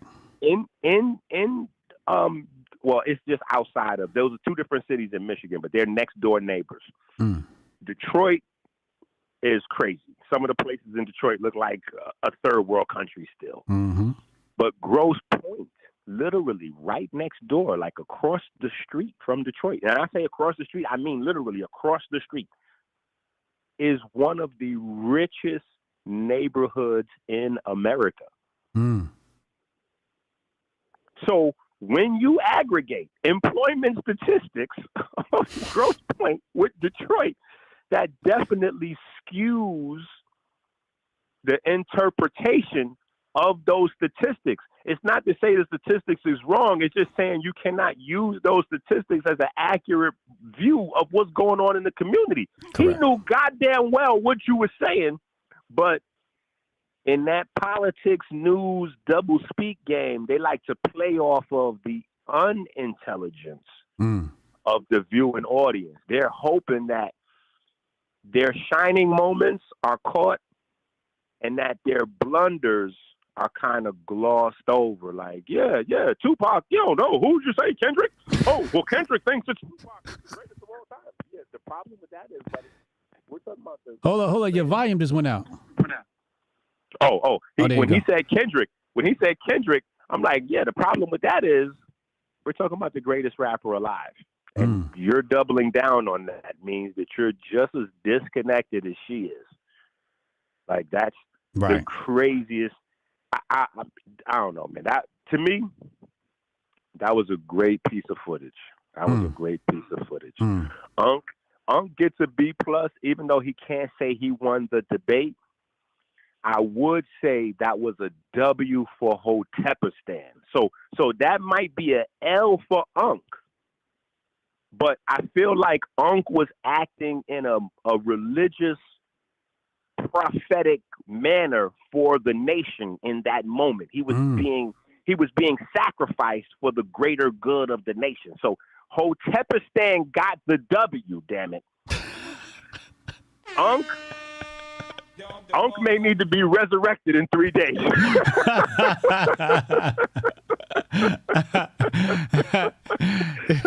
Unc sacrificed himself for the movement. Yeah, he jumped right out there and just, hey, listen, he laid it down. He was a Secret Service agent. He jumped right in front of the bullets, took the shots, but Marc Lamont Hill did not leave with his neck intact. He definitely got, especially if people go through that video meticulously and look at some of those inconsistencies and look at the things that he was trying to point out with Unc. Unc wasn't really going into anything. That's what I think people were maybe frustrated with in the chat. Right. Unc was just like make a joke and pass the mic back to Marc. Like, no, go ahead. Yeah, go ahead, Marc, keep talking.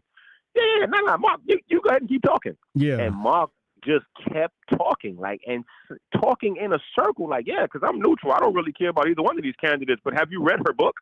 I mean, I've got all her pictures, even when she was a child. I've got all her pictures from her old neighborhood. I'm like, is this possible to be how can you be neutral and be a fan at the same time? It's okay to be a fan, my nigga. That's a good You're catch. interested in Indian women. Like, listen, there's a time period. I'm from the Bronx. There's a time period I was into Puerto Rican women. My oldest daughter, her mom's Puerto Rican. There's a time I was into Puerto Rican women. Like, it's okay to have whatever's, we're people. There are girls that like black guys that may not be black girls. There are black guys that are into Chinese chicks. So I don't know what it is. If you're a fan, you're a fan. It doesn't have to be sexually related. You could be a political fan. You could be whatever. But you cannot pass yourself off as neutral. Talking about you and he had the pride. Yeah, and we drank quarter waters back in the day on BET, so I know because she was talking about rappers. I seen her. She sang Bun B. She was singing Too Short. Too Short, yeah. Like, is that what we doing, nigga? Like, so Too Short. So your definition of black is wildly I would take Trump over Marc Lamont Hill. Oh wow. Oh, this a real Hotep brother. Damn. Yeah, listen to Marc Lamont Hill's definition of what it is to be black. Hoop earrings. Quarter waters, Too Short. I'm like, no, I'm not. I don't know. I'm not that kind of black. I'm not sure what you see. You're confused. That's where the whole problem coming in at.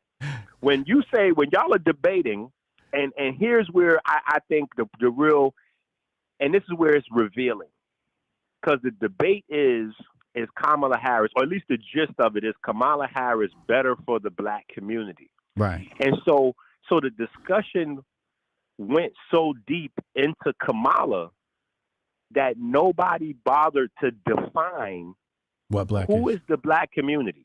Because clearly he's talking about a different black community. I don't know which black, that black community don't even exist no more. One of these young girls are slapped hoop earrings. Nigga, what are you stuck in the 80s? Who's wearing hoop earrings? Where does that exist? Hoop earrings and quarter waters? Bro, thanks to Joe Biden, a quarter water is now $1.75. Where has he been at? Listen, if Trump wants to win this election, all Trump needs to do is just hire me.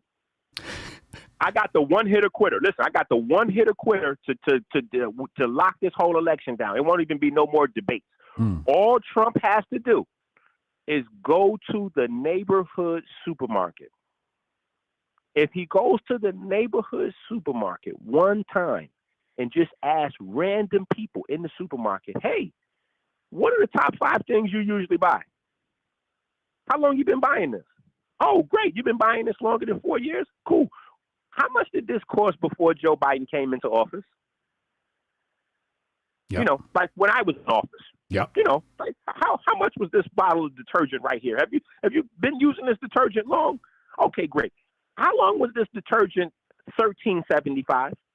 Oh, this is a new thing. It was $7 when you was in office. Oh, okay, great. This loaf of bread right here. This loaf of bread is $2.79 right now. When I was in office, how much was this loaf of bread? Oh, that loaf of bread was $1.49. Oh. Okay, so that right there is grand opening, grand closing, because that's where the everyday people is. Correct. The everyday people is not the people that can afford to drink $30 coffees any more than it's the people that they food stamps run out by the second week of the month.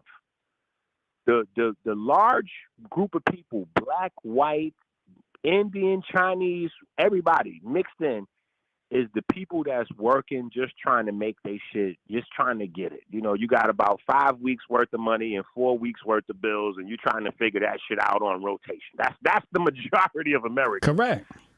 So when you get to that supermarket and start looking at these prices and start going, nigga, I don't care who gets me back to $7 for this detergent. Like who's talking about that? I need to get from $13 for this detergent back down to $7. Who's working with me on that? That's the person that's getting my vote. Kamala Harris is wildly disconnected. Trump may be disconnected, but he's disconnected in a rich, white, I wish I was connected kind of way. Which means I can fuck with Trump, because Trump's like, man, I've been rich a long time. So I'm just going to start giving money out to folks and just, you know, hopefully these checks, does everyone need checks? Okay, let's just start getting some checks out. Let's call these checks different things. You know, we'll I mean, some of these will be loans, some of these will be grants, you know, whatever. Just get some checks out there. Just get some people some cash. Yeah. People need relief. They need money. They can't even think straight without money. Let's get some folks some money. Let's get some folks some well-paying jobs, not this bullshit about, bro, your man said agriculture. Bro, it was so much crazy shit. When he said agriculture, I was like, my mind went off into space. I was like, what the fuck is he I couldn't believe he said agriculture. Like, oh, you mean niggas cutting grass? You mean niggas cutting grass? Why would you come online and say them niggas ain't crossing the border taking no agriculture? I said, I'm about to fight this thing. I'm like, why is he playing on people's intelligence? These people is not coming over here getting no agriculture. These niggas ain't no physicists talking about the quality of the soil and they're going to change the alkalinity with the nitrogen content. No, these niggas is coming over here getting ready to cut this grass. And I love the point that you made. I love the point that you made, because you cut him, but see, the fact that you was playing the moderator role, you know, you had to keep your shoes laced tightly. You know, you pulled the sword out and showed him the glimmer a little bit, but you couldn't really take it all the way out. And, you know, if that's what we wanted, I'm not going to hold you. That's why the people that was calling in was like, nigga, you should have just jumped in. You halfway jumped in. You did the fake jump in. You know, when two of your people, like somebody you really love is fighting somebody you kind of hang out with a little bit. Yeah. And so you like fake breaking it up, but you holding their arms so they can get hit a lot, but you making it seem like, you know, like you fake jumped in like that. We wanted you to just jump all the way in with the Menace to Society kicks to the head and all that. You know, like we wanted to see all that. Like because that was crazy disingenuous. What do you mean agriculture? My nigga, they coming over here cutting grass. And then you killed it when you said, listen, I know when I ain't have a job and I needed money, I would have took anything. Just like me. Just like anybody else with responsibilities, nigga. Right. That's not how that goes. Oh, well, these jobs here were, you know, these jobs are so low paying that no. That's not how that goes, buddy. You trying to pull a fast one here. There's no such a thing as jobs nobody wants. There are jobs that people that are already employed are not doing. But what happens when the ground shifts, as it often does in the economy, and now those jobs are gone? and it was somebody in the chat. It might have been Unc, but Unc said something, and then people in the chat jumped on what Unc was saying. That it's not just the low-end jobs that they get initially when they get here, because they work their way into the society. Right. So if we pretending like they're gonna cut grass for the rest of their life, that's shame on us. We playing stupid. Yeah. We know goddamn well they're not getting ready to cut no grass for the rest of their life. They're getting ready to cut grass for a little while. Then they getting ready to own the grass cutting company. You know, they getting ready to jump on somebody else's truck for a little while. They'll be at Home Depot for a few weeks.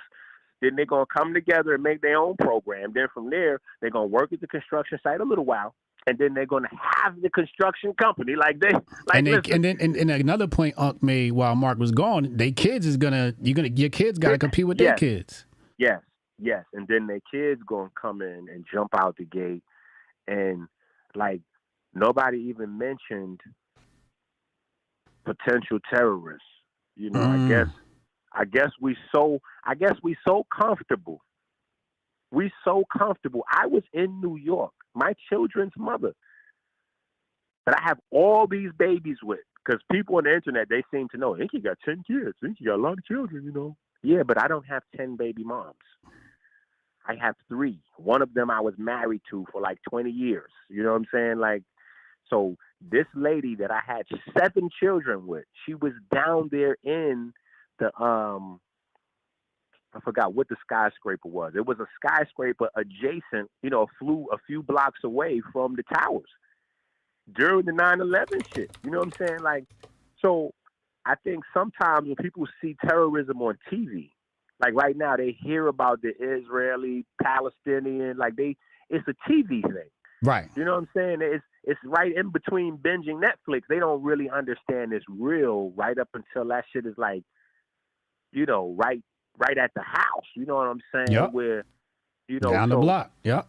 Man. And so then that's when it hit. And where do people think these $5,000 debit cards come from? Because see, this is where the basics of civics come. This is that we the people part right here, where people just, hey, so let's start that we the people part. So we the people. So when they come in and they get the $5,000 debit card, you niggas must think that money came from Mexico or Saudi Arabia or something like that. Y'all must think that that's not coming out of your pocket. Like, that's coming right from here, that we could be giving to the problems here, just like all the money we sent to the Ukraine. We sent billions to the Ukraine. Billions, yep.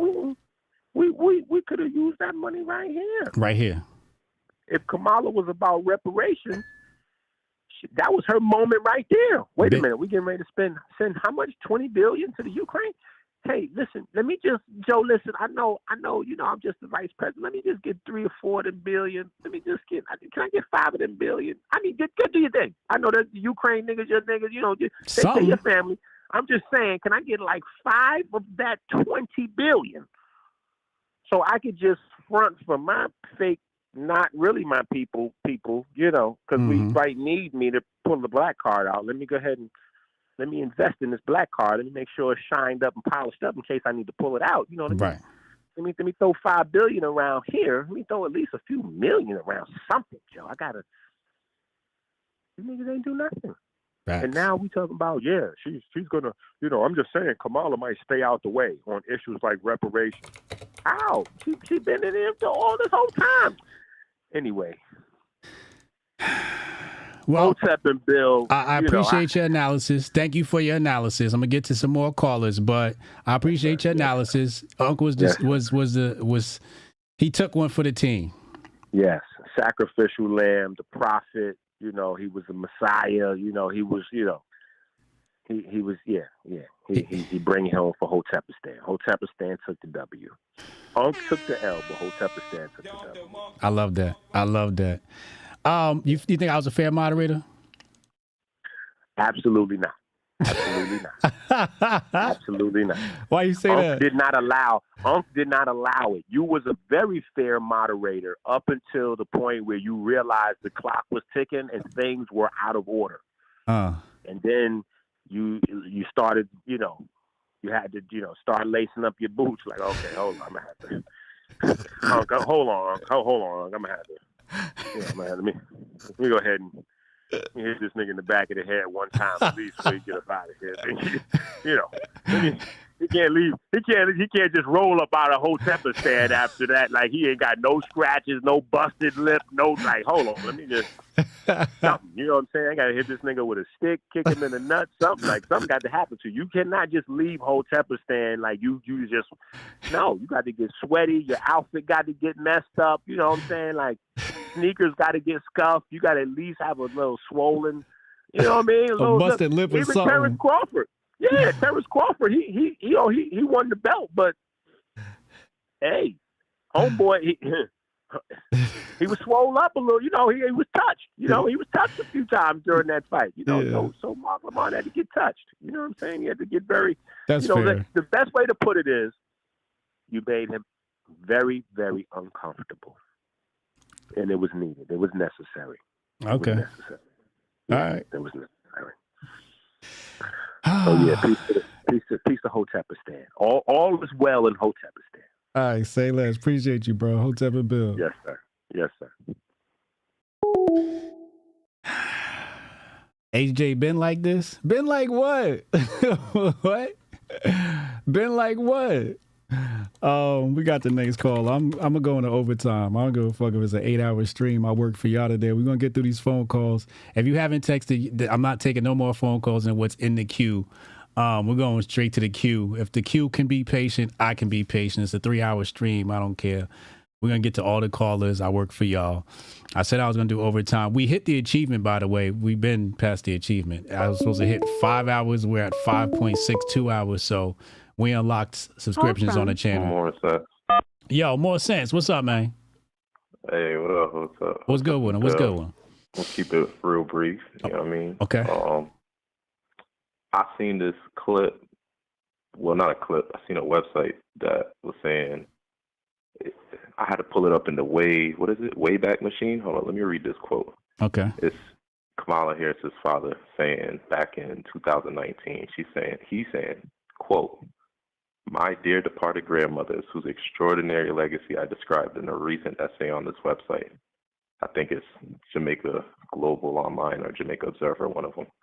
"As well as my deceased parents must be turning in their grave right now to see their family's name, reputation, and proud Jamaican identity being connected in any way, jokingly or not, with the fraudulent stereotype of a pot-smoking joy seeker and in the pursuit of identity politics. Speaking for myself and my immediate Jamaican family, we wish to categorically dissociate ourselves from this travesty." End quote. I remember Kamala that. Harris's own father. That's correct. That's correct. That's accurate. So it's like, I try to pull this up while watching the live, and I'm like, yo, I can't find this.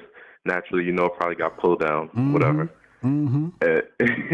So I just had to share that and put that all in the ether, because it's like, I think people forgot she did that Breakfast Club interview where I think somebody asked her about, like, would she be in support of smoking marijuana? And she was like, oh, of course. Half my family's from Jamaica. Are you kidding me? That's what she said. I remember that. So, that was egregious. My dad would have cut me off too. Right. So I wanted to put that out there, and then someone else said something in the chat. I forget who it was, but I love this point. He was like, "Yo, if you want to expose if people view Kamala as black, just have him say nigga." See what that accent sound like? Right. Kamala got to say nigga ASAP. She not gonna say it because she knows it'll get exposed. Because as much as they'll be the coon who's follow along, the get along gang, it's definitely gonna be the people who are like, hold on, wait now, wait a minute. And that in itself is just it's gonna cause too much. It's gonna expose her. She don't say it right. Niggas gonna be like, who is this woman? Right. Can I see her black card again? Give me that shit. Right. Yeah. Right. So I just wanted to throw those out there. Hotep and Bill. I was watching, and also with the Marc Lamont. Hell, homie is a clown, bro. Like, we keeping it real. walk around in circles, always talking about literally the evidence. And for someone with talking about mentioning so much evidence and so many statistics, he never managed to mention really anything quantitatively. Yeah. I can't recall a single number this man mentioned that I could have referenced. Talk about the Bureau of Labor Statistics. Oh, no, sorry, I wasn't even trying to go on this point, but he talked about the unemployment data. If we're going to go off the unemployment data, well, this is what we would go off of. Marc Lamont Hill, you know the labor force only counts the last 6 months of people who've actively been looking for a job or who are actively being funded unemployment. Correct. So the moment you are no longer past in that 6-month queue, you couldn't get a job in the first 6 months, but you're still looking, you're no longer part of the labor force. Correct. And that's why you were saying you can't use that metric as an accurate statistic, because it's not counting all the people who are actively looking jobs. That's assuming you got a job 6 months within being unemployed. Like, come on now. And he tried to dance around that when I made that point. Right.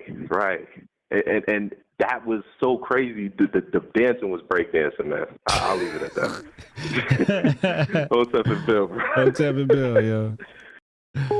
Let's get Steph in here. Steph Colonel calling. We got the callers calling. They do the same thing with the inflation number, says Trish. Yeah. Absolutely.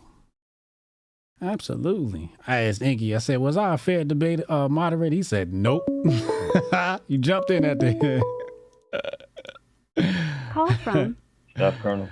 Oh, Steph, man, what's up, man? What's your take on all the events today, man? Oh man. Well, I'm not necessarily mad at Unc for. I'm not mad at Unc per se, but just like you said, we wanted that Uncle Hotep on Hotep that told you coming out. We wanted to give me the hoes Unc to come out. You know what I'm saying? That's what we was looking for. Mm-hmm. You know, and you know, it is what it is. I'm not mad at it because you know we OGs we know how Unc gets. You know what I'm saying? Yeah. So Unc is chill, but if you get him to a place where he go off, he's gonna go the fuck in. You know what I'm saying? Right. So that's just how he is. One of the biggest things with Mark's point about, again they always do this shit being disingenuous, trying to belittle our points when someone says, oh well the immigrants are coming to take our jobs, and when people are saying that, when people in these communities that are being affected are saying that, they're talking about factory jobs. They're talking about right. Just like you said, the bakery. They're talking about little entry level stuff that they would at least have a chance to get, but now they don't have it because these people have been prioritized over them, and they're being paid cheaper. All the bullshit. Right. But also too, a lot of black folks they're being kept out of opportunities to even get to these jobs. So I think you played it on the Griffey Report like a few months back. Remember that dude? I think he was down in Trenton. In fact, he was down in Trenton, and he went into like one of these little places where you get the temp employment and stuff like that. Yeah. And he would go there, and they were always giving him a runaround. But every time someone Hispanic came through it, they always went in there and they got their job, and that was that. Yeah. But the black dude got the runaround. So, and they do this shit in Trenton. I'll tell you right now, in Trenton, in that Chambersburg section of Trenton, mm-hmm. there's a huge, heavily Hispanic population. Mm-hmm. They got all of them temporary employment offices are on a few blocks radius from each other. A whole bunch of them shit in that same area. Yo, I kid you not. And that's just and in Trenton's Trenton, fucked up. And that's just in Trenton. And right? Trenton's the capital of New Jersey. And it's man, I got off the train there one time. Keep your head on a swivel, bro. Yeah, it's bad out there. It looked like World War III. I ain't gonna hold you. It's Trenton coming up though, but okay. But this was years ago. But years ago, even 10 years ago, yeah. 10 years ago. It was about 10 years ago. I took the train and I ended up in Trenton, and Actually, Yeah, no, it wasn't even me. I had to pick somebody up from the train station. I was telling them like, yo, be careful when you come outside, because I was driving around waiting for them to come off the train, and it looked like a war zone. It looked bad out there, yo. Right. It's definitely improved a lot over the years, though. Yeah. But stuff like that is happening. And then he mentioned something about not wanting to sell oranges at a stand, right? Yeah. So if first of all, a lot of people really wouldn't want to do that. But if they were to get into shit like that, and especially you're talking about like black people, you got to go get a whole bunch of permits and pay a whole bunch of fees and shit to be able to prop up your stand on the street. You can't just go prop up your stand on the street. You have to do a whole bunch of shit before you can even get to that. You got to get a license for that. Exactly. A solicitor's license. Exactly. Just like on Broader Market, a lot of the vendors ain't out there no more. That's been like that for over 10 years now. Yeah, they cleaned that up. Yeah. Damn. So again, not only do they come for the jobs, but then you have your quote communities stifling the opportunities away, because a lot of people who would be looking for jobs, only way they could find out is if effectively they know somebody who might know somebody but it's like you don't see nobody posting flyers about job fairs and shit on the street poles and shit like they do when it's election time. You know what I'm saying? Mm-hmm. So again, like when I just hate when people try to like make it seem like we're making bad arguments or we're just being crazy, when it's like, yo, we live out here. This is the shit that we go through. He tried to discount the street level anecdotal evidence, and I'm like, yeah, you can take the empirical evidence, but are we gonna talk about? I think he I don't know if he teaches in Philly or something like that. Or he's from Philly, but he know better. Yeah, that makes it even worse. Like he knows better. He sees Philly. Yeah. All right, I got a lot of callers, man. Let me run through these calls, bro. All right, bro. All right, appreciate you. Hope I'm good. Yep. I text Tari. I told him don't take 10 minutes. He still hasn't texted me back, so we're gonna skip him. We're gonna go to Resuscitato. Tari, he got dial up.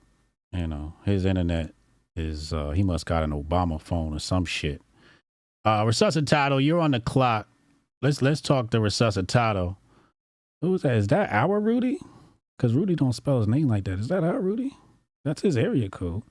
We're going to go to Resuscitato. Then we're going to go to Rudy. Yeah, Tardy. Resuscitato, let's go, man. Here we go. Call from Resuscitato, what's up, bro? It's Tari. Oh, Tari, you made it in. What's up, man? Don't be counting me out. Hell yeah. About time. Y'all better not count Uncle out either. What you think, man? What's your take on all this? I was just reviewing this, and from my looks, the entire debate actually, Mark looked to be on the back foot. And Unc didn't seem to have to put too much effort even into making him do that. So to be honest, I think that Unc probably went the best route. Don't interrupt your opponent while they're making a mistake. And a lot of his arguments were not good arguments. Right. And you don't really need to entertain bad arguments. That's a good point. That's why I was saying, that's why I said it was hard for me to judge, because I'm like, I can't follow Mark's line of thinking. I'm like, what did he just say? Like, how did that answer the... Yeah, because I've seen some other debates where people, they might look like on the initial debate like they've lost the debate because they maybe didn't offer as many points or they didn't seem as strong points. But when you look at their opponent, I see this a lot with the guy Destiny, right? So I don't like to look at this dude too much, but when he debates, that's what I see a lot, right? People think he won because he's talking a lot, he's talking fast, right? But at the end of the day, he didn't say anything. Right. So if we're comparing what he said to what Unc said, well, obviously one has more substance, one has more actual points, and the other one was just gish galloping about a bunch of stuff that we weren't actually debating about. Right. So it's just not like I can't really see anywhere that he won. He just threw out a bunch of points that Unc really didn't get a chance to address because that's not really what they were debating about. And then the other thing is, I think you were a fair moderator. Okay. Thank you. I think you might need to be a bit more dictatorial as a moderator. At what points? Tell me what points.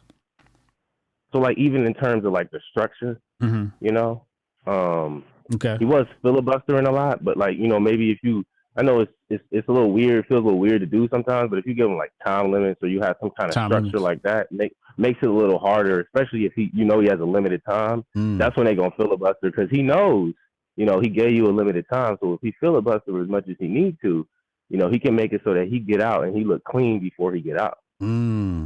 So you got to structure it so, you know, they both get you know, ample time and he's not allowed to do so much interrupting and whatnot. But you also got to force them to certain definitions, right?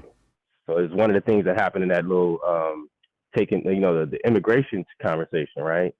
There's a lot of points. Even Inky probably broke it down the best. How many different ways that you can look at that, and unemployment is definitely not what you're looking at, right? We're talking about immigrants coming over and taking jobs and opportunities. That's not reflected by unemployment. Like, so that's already just you're already looking at the wrong thing here. You're basically diverting the entire debate to a topic that's actually not what we're talking about. You know what I mean? Correct. So that's what I say. Like, you know, if you force 10 people down in the definitions, force them to stay on topic for sure, because that it eliminates a lot of that gift galloping. Okay. But good feedback. Other than that, man, that was some great content, man. I didn't expect to see a Hotep debate today. I knew it was happening. I didn't know it was happening today, but you know, glad I caught it.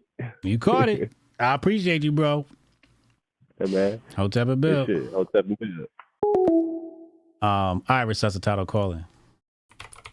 Tari took his spot. Or took his own spot. He just took a while to get in there. I like what Tari said, you know. I hate the time limits though. You know, I hate structure. It's good feedback. It makes sense.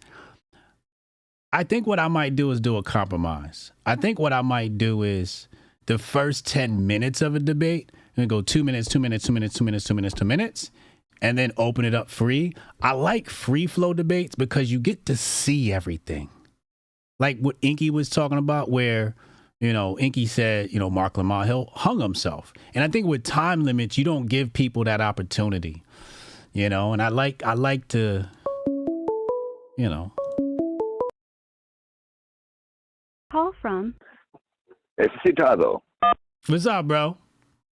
What is going on, Hotep Jesus? How you doing, brother? What's up, man? What are your thoughts on the debate today? Oh, man, I thought it was good, honestly. You know what?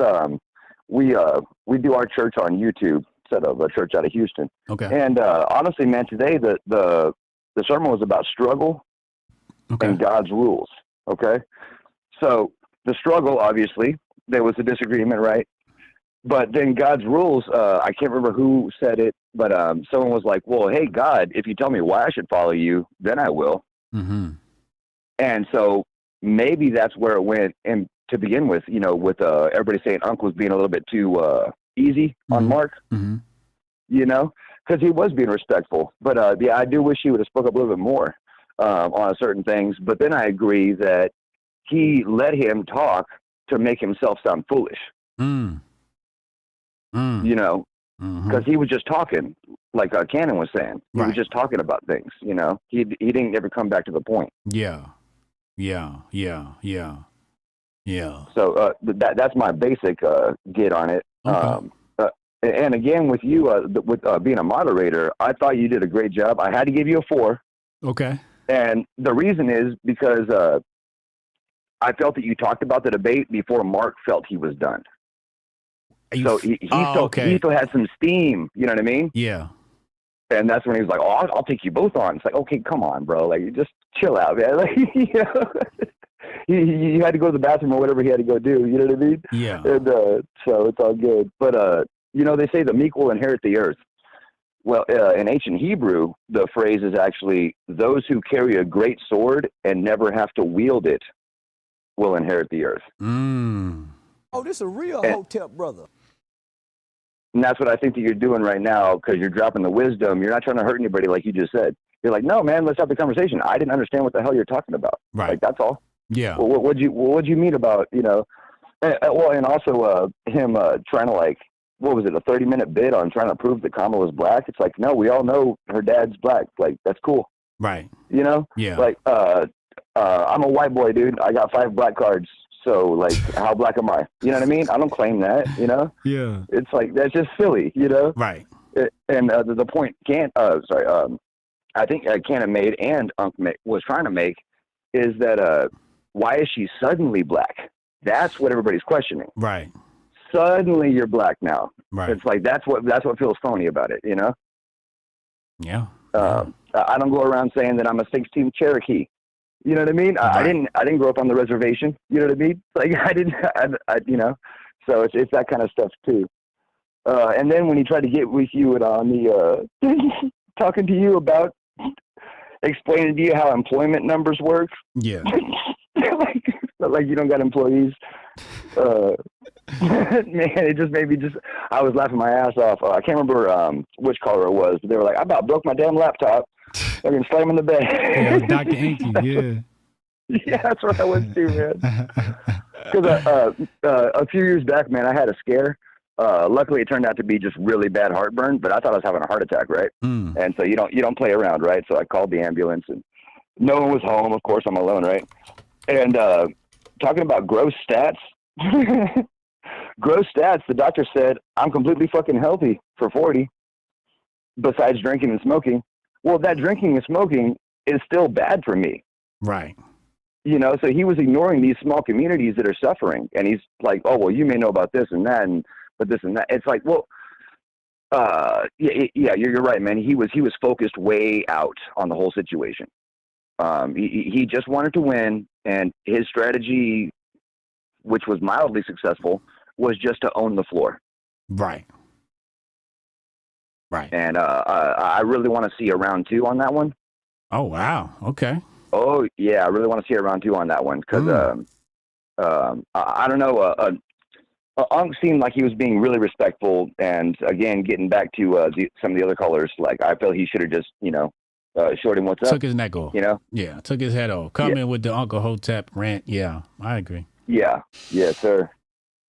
But yeah, that's pretty much all I got for you, brother. Thank you for letting me call in, man. Always appreciate the show, dude. Can't wait to see you on Gutfeld again. Yes, sir. Let's do it, man. Hotep and Bill, brother. Hotep and Bill. Rudy's about to call in. We got Rudy, Ultra MAGA Man, and Jack Reeves waiting. Brandon, you better text a number and get in there quick. Pause. Yeah, I mean, during the debate, during the debate, I wasn't really judging, wins. I was just more like, what the fuck is Mark talking about? Like, how come I can't follow him? It's like, is he pulling some boule magic tricks on me? Call from Rudy, what's up, bro? What's going on, brother? What's good with him? What you think of the debate, man? Internet break again. You know what I'm saying? And you'll know I come back when I come back because you're going to make me download Kit because you know I got to follow my homeboy. Appreciate it. But, welcome. So I'm at work today, right? Mm-hmm. And I jump in for like 5 minutes of that, right? Okay. You know what I'm saying? Because I'm trying to keep negativity and bad vibes out, man. I'm As you doing should. meditation, man. Studying lessons that I learned from my homeboy over the years, but I get in for about 5 minutes, man. And this dude starts spitting out all these statistics about how they're not taking jobs from the working class and da-da-da-da. And I get mad because Unc don't ask him, yo, where the hell are you getting those stats, man? Because people like him, he's just say, oh, the statistics show. Where are you getting the statistics, man? How come Unc not asking that question? Where the hell are you getting these bullshit-ass statistics? Because as a blue-collar cat out here in the streets, you know what I'm saying, my whole life, I've seen it firsthand. So where are you getting these stats from? I got so frustrated that Unc didn't ask him that simple question.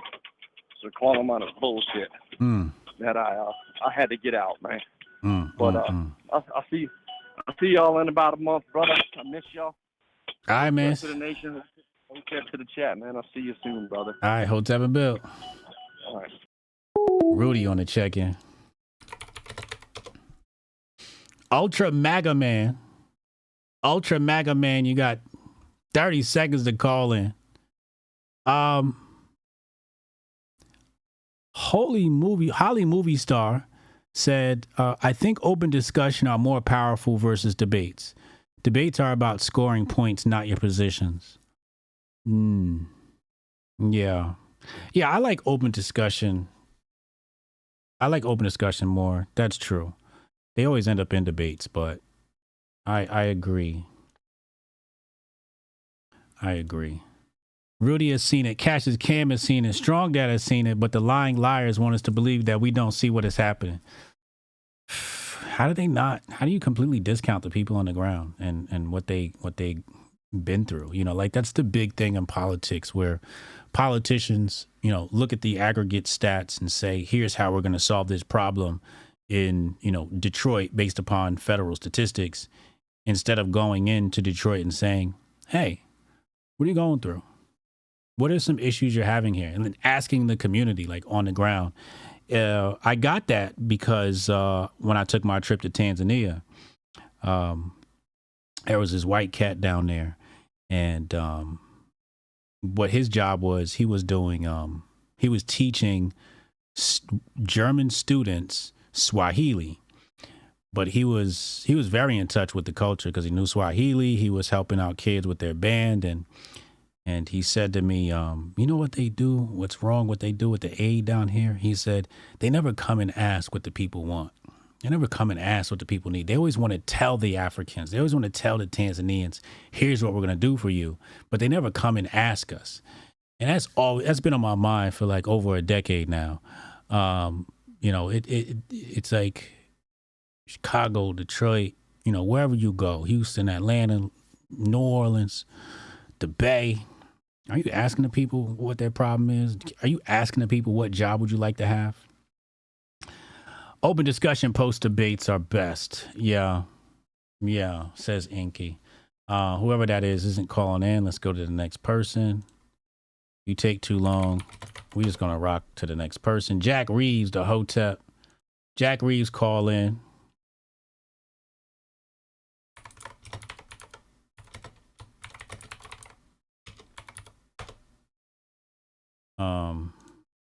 Uncle Hotep's going to be live tonight. I know we're all tuning into that episode. Kick.com/Uncle Hotep. I know we all tuning into that episode. Hindsight is 2020, and the more I think about what like Tari says, I think 8 p.m. I'm not sure. Tari and Inky, they really got me thinking about this. Hotep Demon Slayer. Hotep Demon Slayer, what's up, bro? Not much. How you doing today, brother? That's my question. What's up, man? How you feeling, man? What you got for us? Oh, no, I'm supposed to ask a question as part of the rules. Oh, okay. What's your question? How are you doing today, sir? Thank you for coming into work, man. How am I doing today? I'm here talking to y'all, like one of my most favorite things to do, so life is great. That's right. This is the hardest working man on the internet, and this is the best fucking show on the internet. I will have you know, the Griff Report. Talk to him. And y'all need to subscribe to the Kick channel and get your shit together. Stop the goddamn boomer tech. Let's go, man. We're moving out of this bitch, dude. Fuck YouTube. We make our own way in life. Facts. We're leaving YouTube. Yeah. Yeah, that's what's up, man. Let's get the fuck out of here. Fuck these bitches. So anyways, pardon my French Canadian, but I just have to bring up a great point about the debate today. Okay. So his point was, like the black jobs and stuff. I'm 44 years old and I live in Arizona. Okay. And 20 years ago, I had the same conversation with some liberal, and he was like, "Oh no, it's a bunch of it's the jobs that the white people want to do." And if anybody remembers, 20 years ago, they were saying this shit on the news. Oh no, these immigrants are taking the jobs that white people don't want to do. Have you ever seen the show Dirty Jobs and shit, man? Yeah, I know a lot of white people that work jobs. And my point was to this guy 20 years ago, yeah, dude, you know how my guys down in Phoenix and shit can't get jobs because the illegal aliens are underbidding them and shit. Say it's a $1,200 job, for like two guys, you know, and they'll underbid it and do it. Oh, we'll do it for like, you know, $800 or $700. And back then, dudes couldn't even bid jobs. Fast forward 20 years, now we have 20 illegal aliens in this fucking country, dude. Like, it's only getting worse. Like, where is this guy coming from, man? Like, literally, dude, have you never worked construction before? Like, have you never worked in, like, anything, dude? Like, this, I mean, I don't want to be calling names and stuff. I'm sure he's a fine gentleman, but, you know, that was just a terrible point on his debate. So I just take that as a severe loss. Uncle won just by being a nice guy. So great job, Unc. So Unc picked the right strategy. Yes, absolutely, man. Let him talk his way into a hole. Like they say, give him enough rope to hang themselves with. Yeah. And I think that's all he did, man. He's just like ba da ba da ba da ba da ba da ba, and you tried to be, hey, like, dude, can you clarify some shit about what you're talking? And like he kept trying to change the subject, you know. And I'm just like, dude, this guy he's just full of hot air. Yeah. And Unc kept his cool. So great job, Unc. You know, you gave him enough rope to hang himself with, man. I don't know what kind of charges they're going to bring you up on next Thursday, but you know. If you need me on your defense team, I'll be in the back of the courtroom drinking and smoking and getting high. But I don't know how much good I'm going to do to you, but you know, I'll just be like, yeah, go Team Unc and shit, you know. That's all I got. I appreciate you, Jack. Hey, appreciate you, man. Fucking, like I said, ladies and gentlemen, subscribe to Hotep Jesus over on Kick. Let's get this migration going. And I'm going to cast my spell. First part of the spell is about synchronicity. Love and light means synchronicity. The second part of the spell, if you want to know what that means, you got to subscribe to Hotep Jesus, the Griff Report, Monday through Friday at 2 p.m. Eastern time. So let's do it. Love and light, Hotep and build. Hotep and build. Let's get this next caller. Shout out Jack Reeves. Shout out Jack Reeves. Is this the last caller? Yeah. Last caller. Last caller. Call in. I'm waiting. We waiting. But yeah. Oh, there he is. Call from Brandon Fentress. Brandon, what up, yo? What's up, AJ? How you feeling? Life is good, man. Talk to me. What do you think of today's debate? Look, real quick, if your live streams are still stored, everybody need to check out January 18th, 2022. That right there was one of the most inspirational things. It helped me a lot. Just wanted to throw that out there. Wait. Say it again. January 18th. January 18th, 2022. Okay. It was you went off on a tangent that just was real helpful. Is it toward the end of the show, beginning of the show, middle? Towards the end. Okay. Yeah, because it was around like 2:30ish, if I'm not mistaken. Around 2 hours time. and 30 minutes? No, like 2 o'clock. It was like 2 o'clock Central Time. So okay. I guess that's what 3:30 your time. Okay. But yeah, it was towards the end. It was a dope. I keep forgetting to go around and clip that part because I I'm gonna clip it. Need it. What was I talking about? It's one of those things was like it just resonates with you. You do so many talks, I'll be forgetting. They all kind of blend together, but I know it got me off my. But it was the day after my daughter was born. Wow. And it was one of those things like, all right, let me go ahead, and it kind of shifted things for me. I wound up starting a AI public speaking gig out here in Chicago, and all types of stuff. But anyways, nonetheless, I think when it comes to the debate, I do think Unc lost, but Hope Tape Nation won. And let me tell you why. Unc wasn't fully prepared for the arguments that Mark made, but you could tell from the chat, from all the people calling in, that everyone else was on game, was prepared for these dumb arguments that he was making. Mm-hmm. So that's why I say that he won. I mean, that we won. Hotep Nation won as a whole. Like, one of the things that was, and he showed himself in just like the flawed way of his thinking. Like, one of the things, so like I said, I'm a school teacher out here in Chicago. So I'm seeing a lot of the migrants, the immigrants, a lot of those problems. Hey, when y'all was going back, remember towards the end when y'all was going back and forth about the black jobs, Yeah. and it couldn't seem to get on point. Yeah. It's because he has that W.E.B. Du Bois way of thinking, and so when you want everybody to be, super duper educated just from a systematic way, you get a cycle of telling blacks, okay, you got to go to college. Oh, you prioritize HBCUs, da da da. And then when that shoe don't fit for everybody, guess what happened? They're not prepared for all the jobs that the migrants are taking. That's my point. So, and that's the thing. His philosophy is, oh, everybody got to go to college. Oh, HBCU. Kamala went to HBCU. Okay, now you present that priority on people. That's not everybody's priority, and that's not for everybody. But you done put us in a box to where we not raising our kids. I tell my every time I know a young man who's not doing good, hey, why don't you look into carpentry? Maybe college ain't for you. Maybe take a break before you decide to go that route. Have you tried this trade? Have you tried plumbing?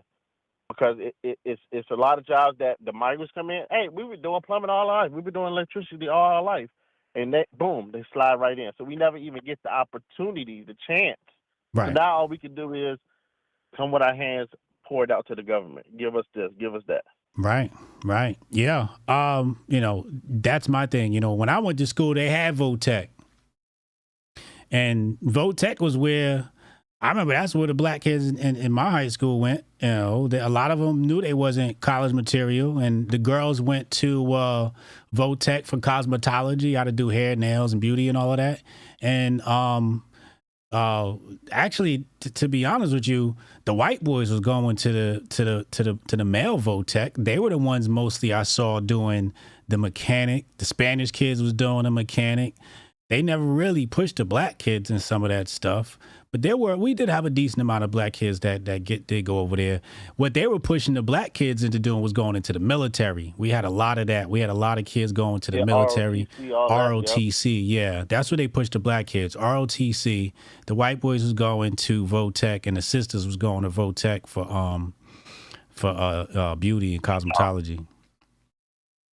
But you know what? Out here, so I'm an entrepreneur out here in Gary as well. So Gary, Chicago, like right next to each other. And that's what we work, me and my dad, we building centers for women, and we also building a program for young men just out of high school who don't have a lot to do, so we could teach them the trades that we know, the plumbing, the contractor, the construction, so that way we can build some of these people instead of, doing knucklehead stuff. We can get them on the path of, hey, let's do something with this trade. Let's learn how to do for yourself. Yeah, so we're trying to put that together. That's what we teach over here in Hotepistan, man. Do for self, man. Get some skills and do for self, man. These politicians are not going to save you at all. No matter who is in, they're going to set you up for failure. No. Yeah. Well, I appreciate the call. This first time call, man. I do a lot of the memes and stuff under DJ Thirsty. I don't know if you paid attention. I did the logo for y'all, the one with the eyes and the unk and stuff. What? Wait, which one was that? That digital image. You had the white shirt. Unk had I put the hat on Unk. The Koofy? Yeah. Oh yeah, that shit's fire. Yeah, I did that. I'm an art teacher out here in Chicago. Oh, dope. Yo, tag me in that on Twitter again, because I don't have a copy of that. I seen somebody post Unks the other day. Tag me in that again. Yeah, Elon kicked me off. I was being a little too radical. Elon kicked me off, so I had to start a new page. That's why. Oh, okay. All right, tag me and I'll take care of you. I'll follow back. All right, for sure. One. All right, one. They wilding on the YouTube chat. This dude said, I don't know about the labor statistics, and I'm just like, damn, you didn't get my point either. Obviously, the federal statistics have to come from the local labor board or whatever, right? Labor statistics, like obviously, but that's why I said it's aggregated. Like, y'all niggas don't listen sometimes. Y'all just be wanting to hear what y'all want to hear. That's why a lot of times I don't be wanting to debate people, because y'all not actually listening. I said it's the statistics are aggregated. So if you have, Detroit statistics and then you couple them in with everybody else statistics, like Minky said, you can call in. Usually cats like that don't call in because they usually scared of me. And I would be too. If I was you, I'd be scared of me too. Hotep, you're a genius. HotepJesus.com. I'm not exactly a lightweight, Shout out to my kick chat. Appreciate you. But, what I was saying is, if we're going to look at, Laura Ann said, that's why I'm never calling in. Laura, call in. I don't argue with women, so you safe. If you're a woman, you safe, because I don't argue with women. Montoya said, be strong with it. Be strong with it to HJ. They not. They don't got it. They don't got it. They don't got the heart to deal with me. They don't got the heart. That's why they be running from me. That's why Tariq Nasheed be running. All these cats be running. Enki said, they don't get that mashing up statistics from different cities creates a distorted narrative. It's the point I was trying to make. You know what I'm saying? If you want to look at Detroit, fine. You want to look at the labor statistics in Detroit, I have no problem with that. I actually have no problem with looking at the federal. All I'm saying is don't discount the anecdotal. We can look at the imperial, but don't discount the anecdotal. Let's not forget about what we saw in Mississippi. Let's look at the Mississippi statistics. And, in that specific case where, as we, I'll show it again, after the ICE raids, this is what we need. We need them to raid these places. It says right here, series of federal immigration raids swept nearly 700 undocumented workers, creating opportunities and some ethical concerns for American-born residents. And then you go down and it's just anecdotal, like people on the street, like these people don't matter.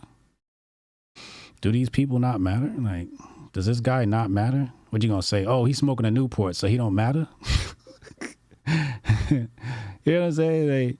They talk about, yo, it's good to see black people get these jobs. Like, what are you gonna say? These people don't matter? That'd be my issue. Everybody wants to do the W.E.B. Du Bois. Let's look at the federal label statistics. The same shit that the politicians do. Shit's weird. It dilutes the bad numbers, yeah. Laura says, I work in a nursing home, have lots to say on the phone line one day. You should call in one day, Laura. You should call in. Don't be afraid of me. Don't let Sonny hear you say that? Yeah. Sonny knows my take. I don't debate women. I thought 813 was going to call in. I want all the smoke. 813, why are you scared? You too busy? What's your excuse? Call in 813. Somebody give 813 the number. You know what I'm saying? I didn't get a chance to slice nobody's head off today. Why you ain't calling in? Huh?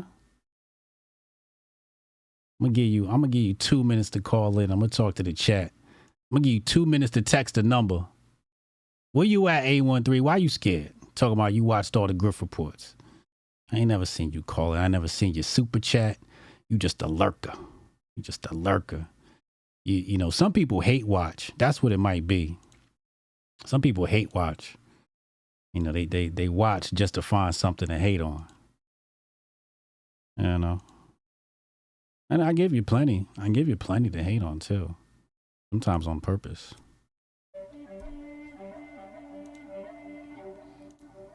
Don't be scared. Loki said, don't be scared. He not gonna call in.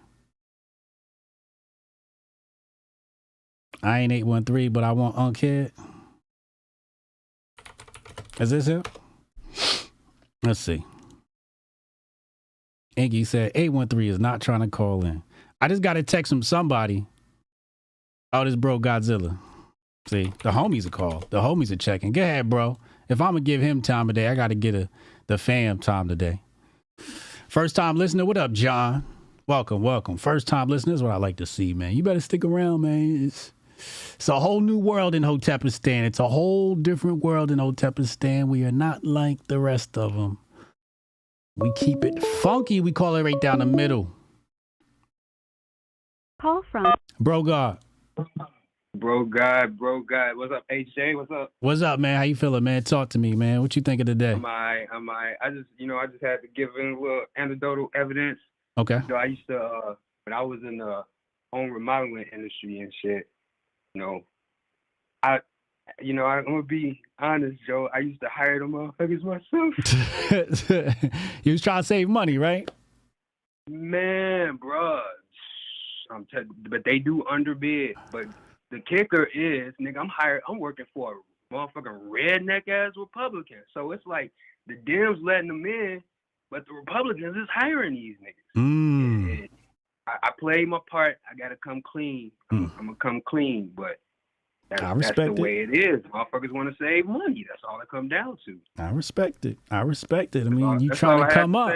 You trying to come up, and it's like, yo, they here, and I can't. You know what it be? Sometimes you can't even hire somebody because of the minimum wage laws. Yeah. It might be a brother that'll undercut, but it's you might get in trouble. But but shit, man, that's all I had to say. I ain't got no argument. I think Unc did good. Unc, he assumed the form of water. He let Buddy dry himself up, and now we just got the archives to look at. He gonna realize how dumb he was. I like that point of view. I holla though, Hotep, man. Hotep and Bill. How many times we gotta get this nigga the number? It's the number right there. 202-596-5631. What you waiting on?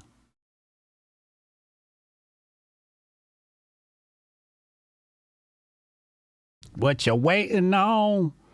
What you waiting on? Call in. Tell me what you think.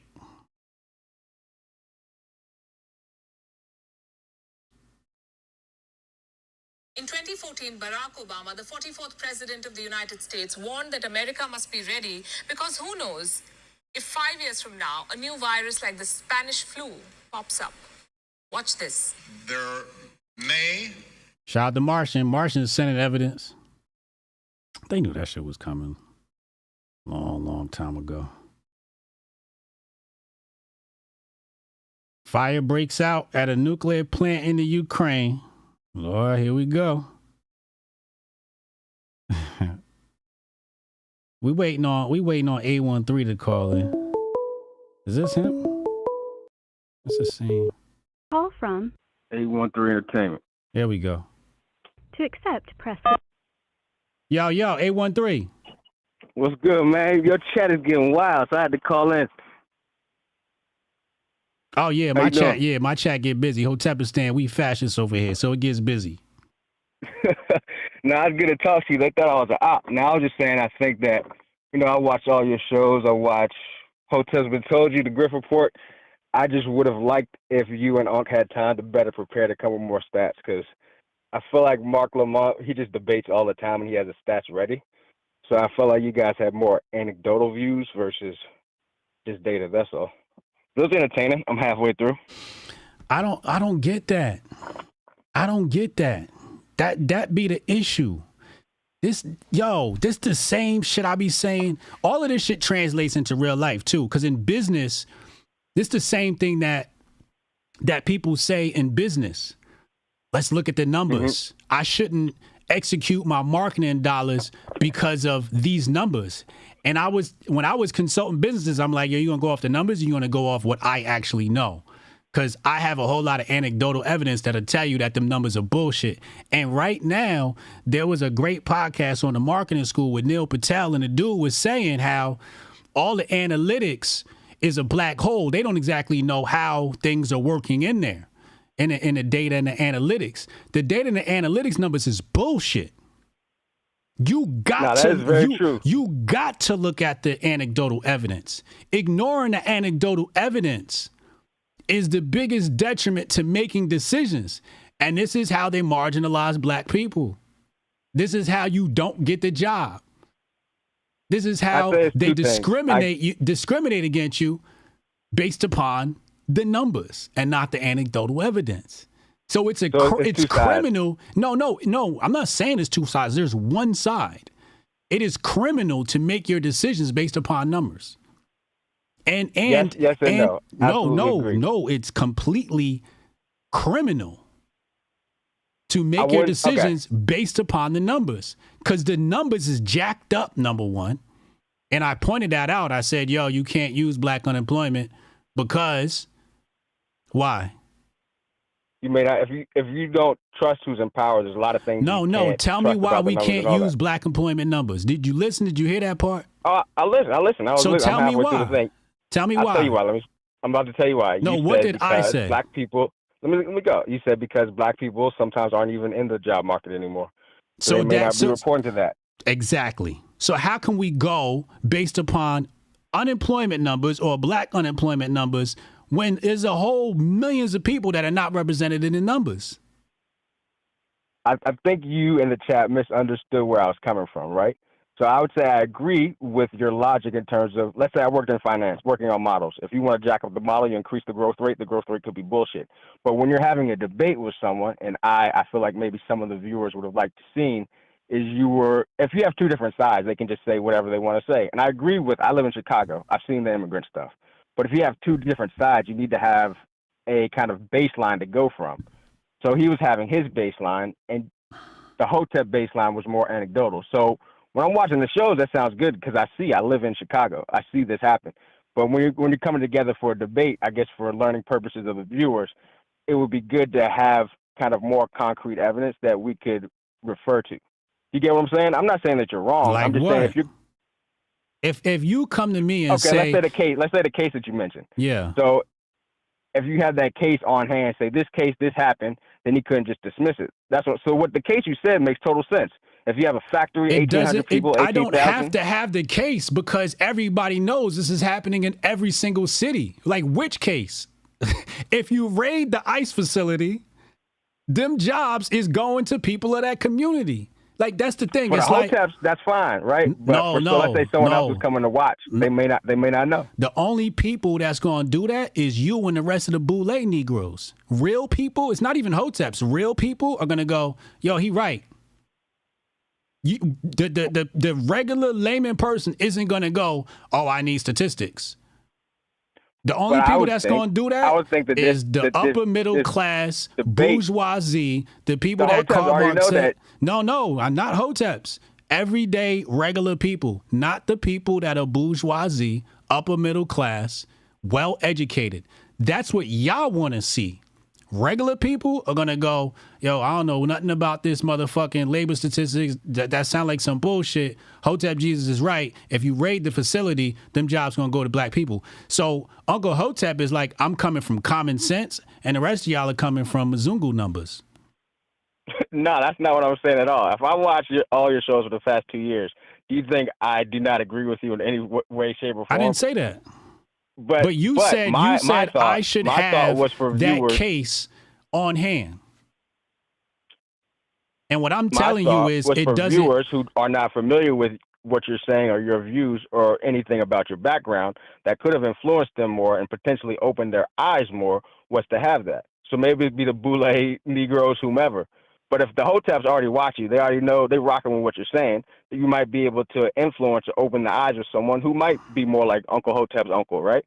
So if you had one of his folks come and watch the stream, they might have been slightly influenced, or their eyes might have been open. And my goal is to have people's eyes open, right? I got a family, bunch of Boule Negroes, all that. So any opportunity to potentially open their eyes, I think, is helpful. So I don't think you need stats for the Hoteps or the folks in the chat that said I'm a fucking op. I think that would have been helpful just to open the eyes for more. That's all I was saying. You said he was kicking our ass. Yes. In terms of a debate, yes.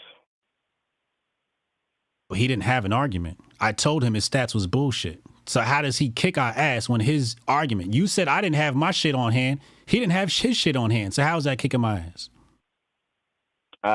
He had, let's say that his logic is flawed, right? the stats can be manipulated. We all know stats can be manipulated. He had a certain baseline in which he was going from versus just anecdotal stuff. So it doesn't matter if it's accurate or not.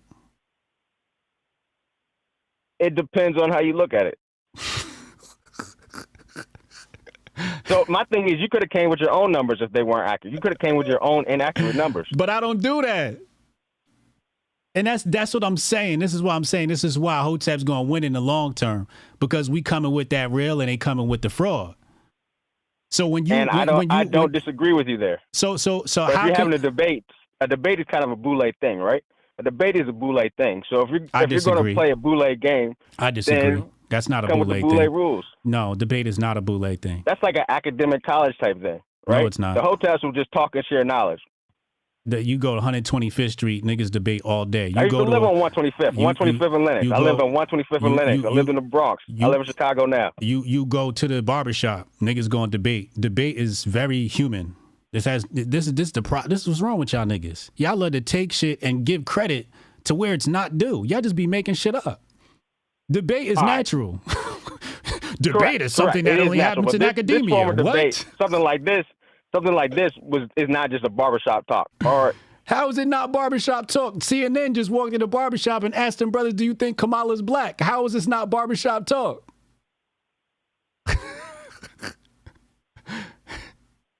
Does that make sense? I can see where you're coming from, but I would think that my thought was that this debate was not held for the Hoteps, but was held to potentially open other folks' eyes. The Hoteps the folks going to be in Hotepistan, they already understand these things. Like I said, I live in Chicago. The immigrants were outside a police station 2 blocks from my house. Okay. Like, I've seen all this stuff. Yeah. For me, I understand all of it. But my hope is to open the eyes of the blinded liberal Negro, right? Yeah. That's what my hope is. So I would have liked. But that's not gonna happen.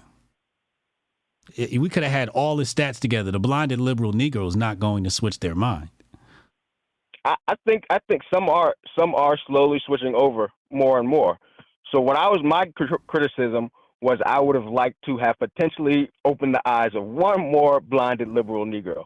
So my criticism was in ways that could potentially have greater change for the most good. That's what my criticism was. I'm not no fucking CIA op. Like, I watch all your shows and all that. I believe what you're saying. I experience it because I live in Chicago, in the city. That's what my criticism was about. Okay. But we should be allowed to have steak in Hotepistan. Oh, hell no. No, what? What do you mean steak? This is a fascist dictatorship. What do you mean steak? Explain that. What do you mean? I mean, I like to lift weight. Strong Dad, I agree with him a lot. I disagree with Strong Dad on everything. How much you put in the coffers? The coffers? What's that? How much super chats you sent to this channel? I haven't sent any super chats. I might send one today. Is this on? Oh shit! I thought I was just You heard this nigga, y'all? Man. Y'all heard this nigga? He said we should have steak in Hotepistan, but this nigga ain't never sent no super chats. I don't know. The fuck off my phone. The fuck off my phone line. What is this nigga talking about?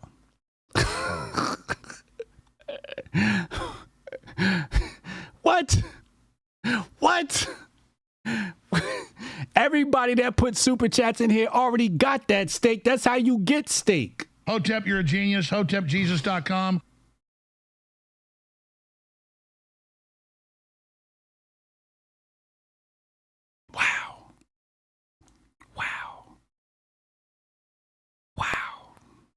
I ain't never. I've been watching the Griff Report for over a year.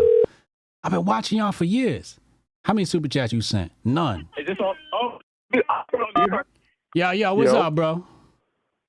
Yeah, listen, I was just tapping back in because I seriously, 813, I got to give him credit for this. Okay. His tap dance game is official. Sure. Because he was hating hard, but you put the skates on him nicely. But for the people because there was maybe 4 or 5 people in the chat that seems like they were genuinely, because this is a long stream. So in my mind, I guess I'm kind of thinking that maybe people tapped in late and they haven't seen, they just trying to catch up. Right. So for those people out there, Detroit is next door to a city named Grosse Pointe.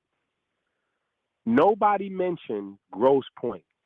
Marc Lamont Hill threw those things on the table himself. In Grosse Pointe, which is next door to Detroit, there are 5, 10, $20 million homes in Grosse Pointe. Grosse Pointe, like if y'all see some of my videos where I'm running and I'm running by the ocean and you can see Canada over the water and you see them big houses, 20 bedrooms, shit like that. When I be jogging by them, that's Grosse Pointe. So to take the statistics, this is what aggregated means for the people that don't really know what's happening. To take the statistics of employment in Detroit and to add those statistics, we won't even use the term aggregated, to add those statistics with the statistics of Grosse Pointe employment and to give those to people as a whole view of what's actually happening, especially within the Black community, is beyond disingenuous. It's beyond creating a narrative. It's beyond fluffing the numbers. To the people in the know, and Marc Lamont Hill is in the know, that's absolutely lying. That's absolutely lying. And you don't need to combat fake statistics or bloated statistics with your own, like that's not necessary. Real life is necessary, and that's what Hotep Jesus is trying to communicate here, is that sometimes, you need to combat numbers with people, because that's what this thing is about at the end of the day. Real lives, real people, changing lives, and bettering people, empowering people. If you hide behind the numbers, you lose the humanity in this whole conversation and the greater conversation, which is this a real Hotep brother. Yeah, who stands to benefit the people in this election? Who gives people a better shot? And to be honest, most people are gonna die in the station in life they were born in. The people that were born dirt poor usually die dirt poor. The people that are born wealthy usually die wealthy. The people that were born in families struggling from lower to upper middle class, well, usually they die in those spaces too, right? So to blend all those statistics up, because Grosse Pointe is absolutely... Stop right there. I'm on Remax.com, okay? I typed in Grosse Pointe, right? Remax is real estate. Yep. Let's go back. This chat is watching right now. We got Grosse Pointe, Michigan. We got 4.8 million, 3.9 million, 3.2, 2.9, 2.9 million, 2.9 million, right? And I said, all right, let's compare it to Detroit. And I'm like, sure, there's going to be some $1 million houses in Detroit, right? At least one or two. And wait, hold on. Let me add some context. Wait, hold on. Wait, let me finish. This is not, wait. Look, this is not Grosse Pointe's best neighborhood. So before people even think that you cherry pick this part of, because every city got a nice part. This is not, I'm looking on the what you got put. That's not Grosse Pointe's nice neighborhood. Okay. That's the average neighborhood. So look, now I got this area called Michigan Martin, Detroit, Michigan. And the houses is 50,000, 0 baths. I don't even know what this property is. It looked like, some bomb hit it. I got another one here, 3408 Martin Street in Detroit, Michigan, 138,000, 2 baths. It don't even tell you how many baths. The disparity is astounding. Come on now. And so that's why I'm saying people they don't know what Marc Lamont threw on the table. And he threw that on the table.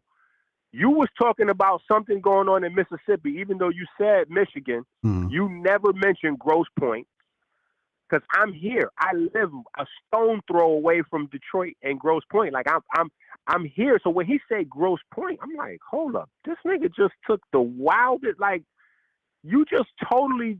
He killed himself. He committed kamikaze. Like, defending Kamala, he created kamikaze. Like, that was the worst statistics that he could have pulled up, because gross point, and now that everybody's seeing, I'm glad you pulled up this Remax, because this is crazy. It's the disparity is like, if you even drive through Grosse Point, the police pull you over because it's one of them places. Yeah, you ain't supposed to be here. Period. What are you doing You know here? what I'm saying? It's football players, actors. You know, that's where them people live at. Yeah. So when them people like, oh yeah, when you hear an actor like Tom Cruise or one of them, or whoever football player from, they're like, oh yeah, I live in Detroit. No, the fuck you don't live in Detroit. You live in Troy, or you live in Grosse Point. You don't live in Detroit. You live, outside Detroit. You live around Detroit. Right. Yeah, it's cool. It's cool. It's like people in Atlanta. Like, oh, I live in Atlanta. No, you don't, nigga. You live in Smyrna. Or you live in, you know what I'm saying? Yeah. You don't live Buckhead. in Atlanta. Yeah, exactly. You in Buckhead. You know what I'm saying? You in Gwinnett somewhere. You're in Paulden. You're not in Atlanta. Mm-hmm. You know what I'm saying? But yeah, that's the real thing, so for the people that's thinking that you weren't polished because you responded to crazy statistics with actual real life, now that you pulled up that real estate, now they could see the statistics behind the real life. Like, no, these houses literally, these neighborhoods are like 30 to 50 times the amount of money. Like, it's not even. So using the employment statistics from a city where damn near the whole city, them people are employers. They not even like employ. Like, that's not even like, it's so crazy for Marc Lamont to think that it's okay to mash those statistics together. But that's what here's a learning lesson for everybody. That's what they do in politics. When they have a weak area like that, they will grab another neighborhood, mash the two neighborhoods together, and give you an average of both. Yep. Because when you add Grosse Point statistics to Detroit statistics and give the average or the mean number or the median number, it's going to make it seem as if Detroit statistics is way better than they really are. Right. And that's the core of what Hotep Jesus was trying to establish. Like, hold on. You cannot aggregate statistics, but a lot of problem is this. And that was my issue, right? Like, dude saying he kicking my ass, and he's saying that if I would have had the Mississippi thing on deck, it would have looked better. I'm not disagreeing with that point. What I'm disagreeing with is saying he was kicking my ass. I'm like, I just negated his point. And you completely discounted that to say he was kicking my ass. I'm like, I just negated his point before I even made mine. Yeah, like kicking my ass with what foot? Like, he doesn't have a foot. I just took his foot off. There's no leg there. He got amputated. He got diabetes. There's no foot. It's not possible for him to kick my ass with anything. I just swept him off his feet.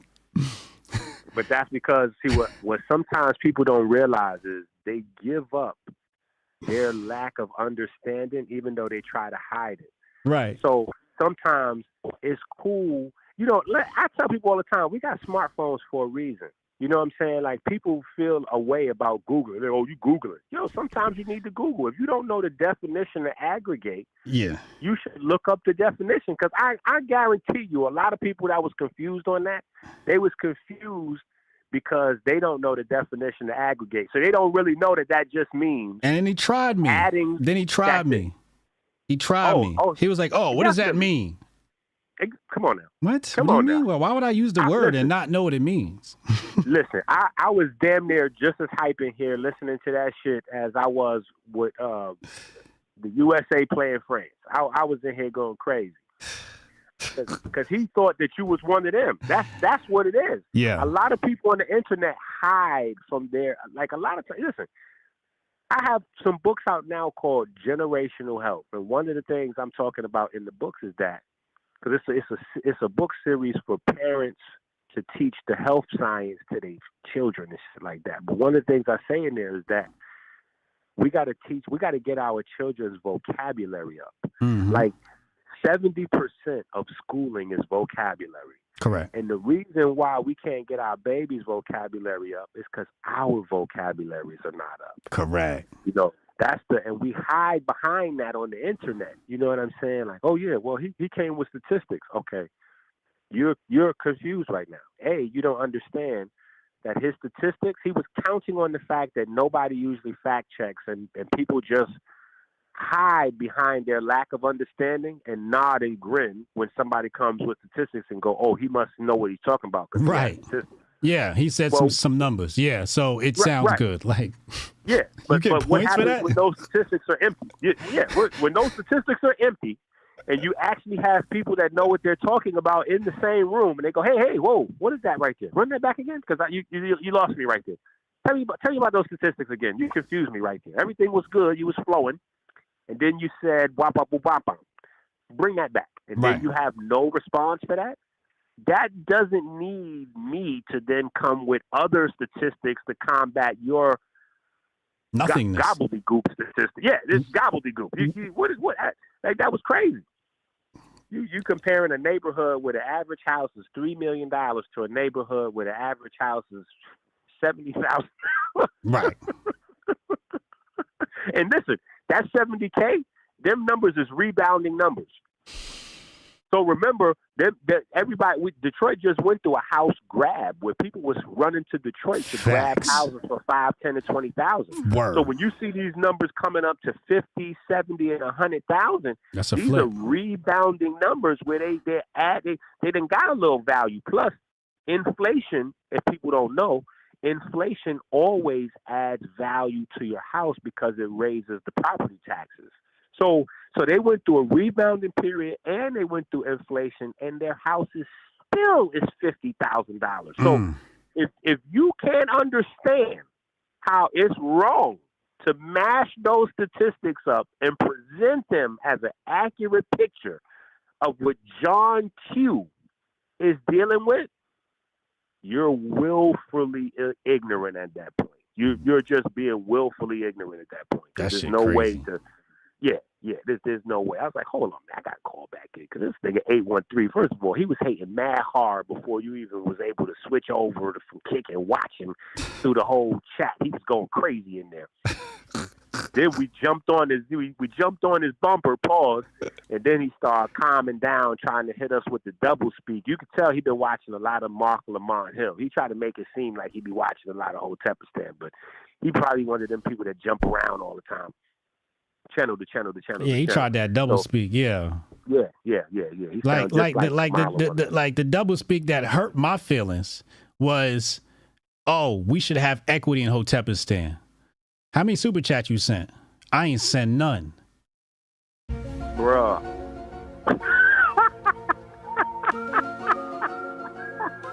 Yeah, the speaker with the sound effects is flawless. I was floored. Inky, I am still floored at how somebody say they watched the Griff report for over a year. You ain't throw not $1.99 or nothing. You sat here and watched me work my ass off to bring content, denigrate my content, say I got my ass kicked, get you on the line, make you walk that back.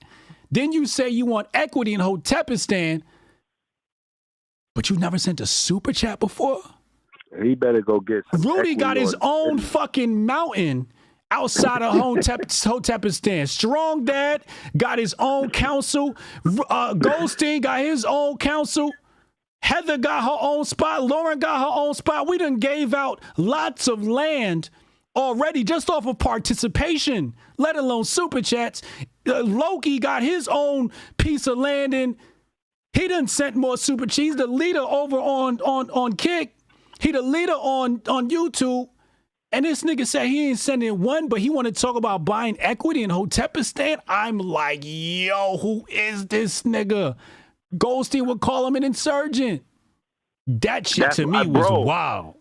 He's absolutely an insurgent. He's a quadruple agent. He's a triple agent. He's a mess. He's actually, you know what? He's a great piece of entertainment to cap off this show with. Right. That's what he is. He was a great piece. And that's, I think, was his whole name, is 813 Entertainment. He was a good entertainment. He was good entertainment. I appreciate him for having the guts to call in. I appreciate him for being here. I honestly thought he was Marc Lamont on the burner account for a second. He sounded like him on the phone. Yeah, I said, okay. So Marc Lamont, he must have tuned back in and saw his ass getting cooked over here. He'd have jumped in here on the burner account. You know what I'm saying? That's what it looked like.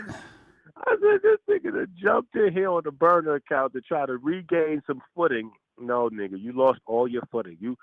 Wherever he was at, with his group of followers and maybe the people in his house that heard the conversation and they thought he did. It wound up not going the way he thought it was. Yeah, it didn't. That didn't work out well. This is an anti. You didn't win any points for Kamala over here. We don't care if she had quarter waters. I can see now that are now $1.75 courtesy of her administration. They not quarter waters no more, right? You know, I can concede the point that you wanted me to have the Mississippi stat on deck. I concede that point. My issue is you can't say I got my ass kicked when before I came to my point, I completely swept the rug. I swept this dude off his feet and said, your statistics is bogus. Right. So I nullified that. Now let's call that even. But to come in. Huh? No, I can't even give him that even because you know what? Even what you already said that that Mississippi thing is happening in multiple cities all over the country. Right, pick one. They just was on strike here at the Ford place in Detroit. So that's a real thing for people that are in tune. Right. For people that are either in tune or people that are directly affected. You see what I'm saying? So if you're not in tune and you're not directly affected, then you have no idea what's going on. You don't have, see, this is the problem. Back in the days, there was a saying, say, you don't know nothing about the cost of bread. People don't really understand what that means because nowadays people don't. They don't understand, like, how gas prices affect the price of, you know, everything, food in the supermarket. Yeah. And when Trump get on stage, they ask him, "What are you going to do for the black community?" He's like, "I'm going to lower the price of energy." And people go like, "What is that?" And I'm like, "Don't you realize that there's a whole line of logistics and distribution and transportation that relies on getting the goods to the store? And if it costs money to get the goods to the store, you got to charge more for the goods." Facts. That means everything goes back down to as close as possible to pre-inflation prices. That's what that means. People. Right.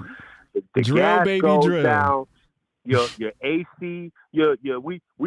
People complaining. Oh my God, the gas and electricity bill is crazy. No. Yeah, courtesy of your man. And your girl that y'all trying to push to get in office. She's already in office. With her feet up on the table, right, eating good at your expense. Yeah, she's eating good at your expense. So, and then all of this extra money that they're making with the inflation, they're not cycling that shit back into the community. They're giving anybody come across the border that don't speak English $5,000 and $10,000 debit cards. Facts. So that's a super grift they running. That's a super grift they running. They're literally bleeding the country of money. Because we know, again, if you tapped in, we know that people that come here on that type of mission, they still got family back home wherever they're from. You know what I'm saying? Y'all can watch as many cocaine movies or TV series as you want to, where, you know, they've been kidnapped and all this kind of crazy, but 8 out of 10 people that's coming across the border, they still got family back wherever they from. And that's where that money goes. That's right. They're going to come here and work and send that money back on home. So when you give them a $5,000 debit card as soon as they get in, yeah, they might spend a few hundred on food or whatever they need to get to working, but the majority of that money going to leave the country. So as we paying $13 for detergent, just know that extra $6.50 is leaving. It's going to Mexico. As that money, that's right. So as that money leaves, all you goofy ass niggas that's on the internet talking about, oh, the value of the dollar is going down. So you better get onto the Bitcoin because this is what's happening and Illuminati is doing. No. It's not Illuminati. It's you goofy niggas that keeps electing these Democrats don't know how to count. You got a senile president in there that don't know how to count. So he definitely doesn't know how to figure out none of this money shit. So as he's allowing the money to leave the country, that deflates the currency, but you still have to pay. You know, you got to pay for. Well, the it's value leaving the economy. It's leaving the economy. And that once you start, you know, shrinking our economy. So the funny thing is if you shrink the dollar and you shrink the economy at the same time, inflation doesn't go away. Everything's stagnant. And that's what they call stagflation, right? So if the money's leaving and it's not going back to the economy, it's still a net zero for us. Even worse, because we still got the same requirements and the bills is piling up and going. You know, so we got the same debt with less money to pay it. Yeah. And then that segues us back around to another even older conversation. The fact that the Democrats is the pro-slavery people. They, oh, no, that's too old. That was back in the days. That's back in the days. Okay, well, I'm just saying.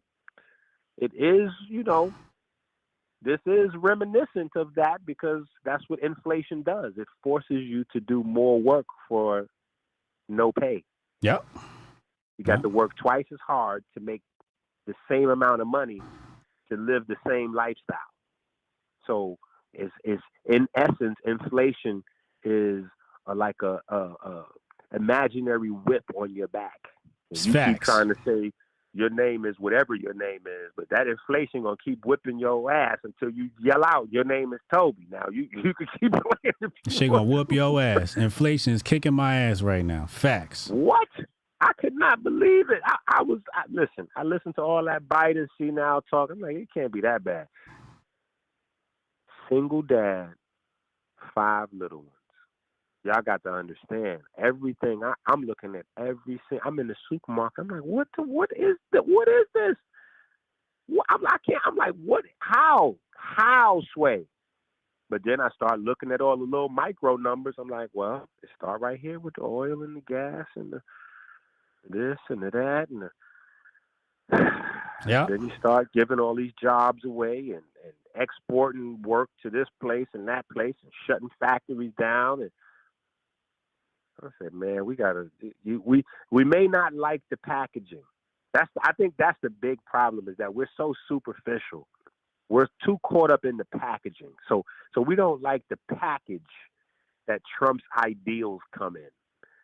But the problem is if we weigh those ideals up against what we've been getting, it's a no-brainer. It's a no-brainer. And I'll be honest with you, like if Marc Lamont Hill wanted to debate me on Kamala, I wouldn't do it. I'm not debating some shit that is I like to debate shit that's questionable, right? I don't want to debate some shit that we all know is just real. Like, nigga, you know what the fuck. Yeah, like, come on. Like, we not finna sit up here and argue about this shit, nigga. You see the prices of motherfucking shit from the Democrats. You see what's going on. He showed his hand, bro. He already took a L already. Like, anybody asking for that debate, honestly, just want entertainment. But he already showed his hand by saying he got all her childhood. I got all her childhood pictures. I can show you this and that. But I'm not partisan. I read the book. Right. Bipartisan. I can't even use that word for him. I can't. I'm not even going. Yeah, no, not even close. Like, he's not even close to bipartisan. Like, he's a fan. You're biased, if not infatuated. Like, that's why I keep saying fan at best to make it respectful. Because I'm not sitting down to read nobody's life story I'm not interested in. Right. Yeah, I'm not reading about Kamala. I know what the fuck she said. If I look at the interview, the interview said this: Kamala, you are going to be the first Indian vice president. It is at that point where she has the opportunity to go, hold on a second, I'm also black. She didn't do that. Facts. She went along with it and laughed and cackled. So at what point do you tell somebody, hey, I'm not only Indian? She had the opportunity, but that's what they were using to sell her to a particular demographic. You have children. I have children. we know that little boys, they look up to their dad, but we know that little girls, they turn their dad into gods. Facts. And we know what her dad said about it already. That's grand opening, grand closing. Case closed.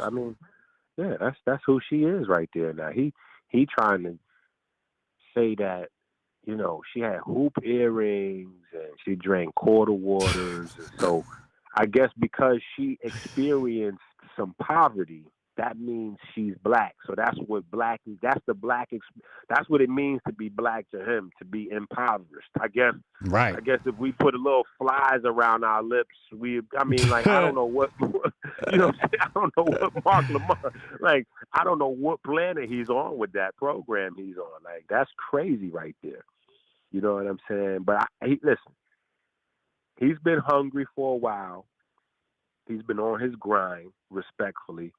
And I think that maybe he sees the potential to get him a real solid anchor man. Well, he got dumped. Remember, you got to remember, after Joe Biden took office, they fired all the black talent. Mark lost his job. I think it was TV One or something like that. They went under. The dude sold the company. It was owned by some foreign dude. Chat, somebody dropped me the facts. Some foreign dude owned, I think it was TV One he worked for. And he was like, thank you. You did your job, Mark. Please, Mark got fired. Don Lemon got fired. All these people got fired. Wait a minute. Please don't let it be a foreign dude from where Kamala people from. It was. He was one of them. Hold on.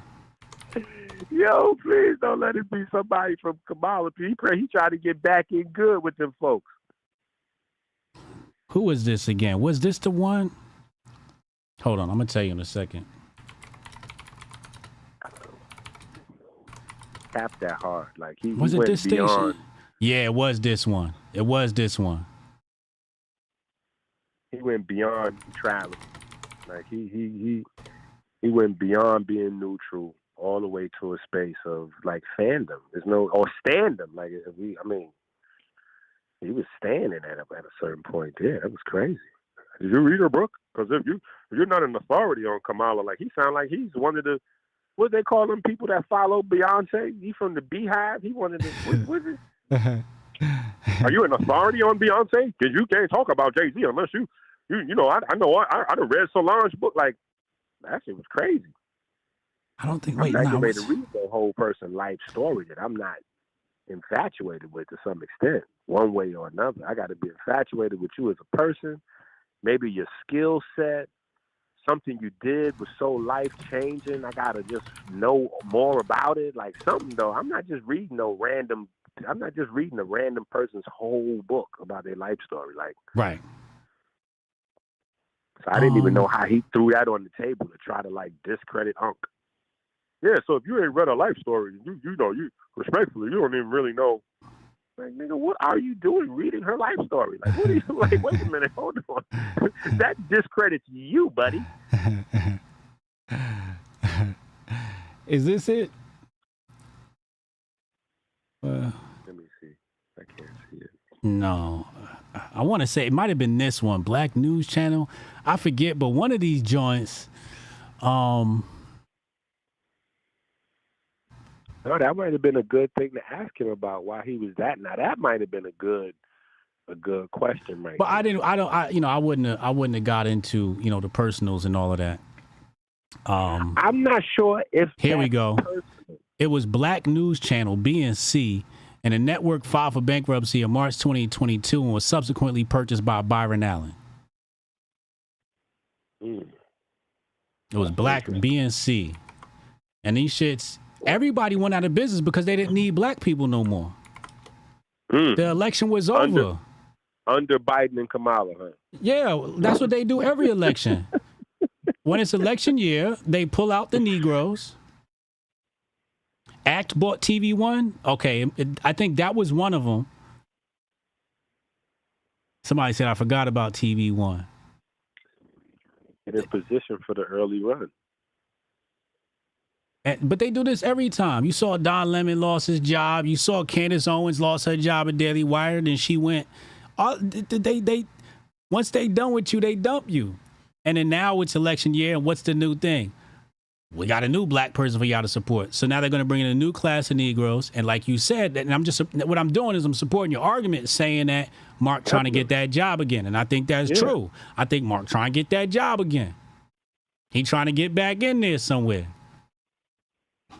Crazy. So because I can't see, because he's doing this. It's not like he's just saying these things right here. He literally said these things verbatim on like 2 or 3 other platforms within the last couple of weeks. Yeah. So it's good that you put some pressure on him and made him say, well, I will vote for Kamala because if you didn't pull that out of him, he wasn't going to volunteer it. He was going to hide behind that mask of neutrality. Mm-hmm. Oh, well, I'm anti, system. I'm against Republicans and Democrats and blah, blah, blah, blah, blah. Stop it, nigga. You done got her book of child pictures. You're damn near a stalker, bro. What are you doing? Here go Act right here. These are the cats that bought TV One. There they go on the screen.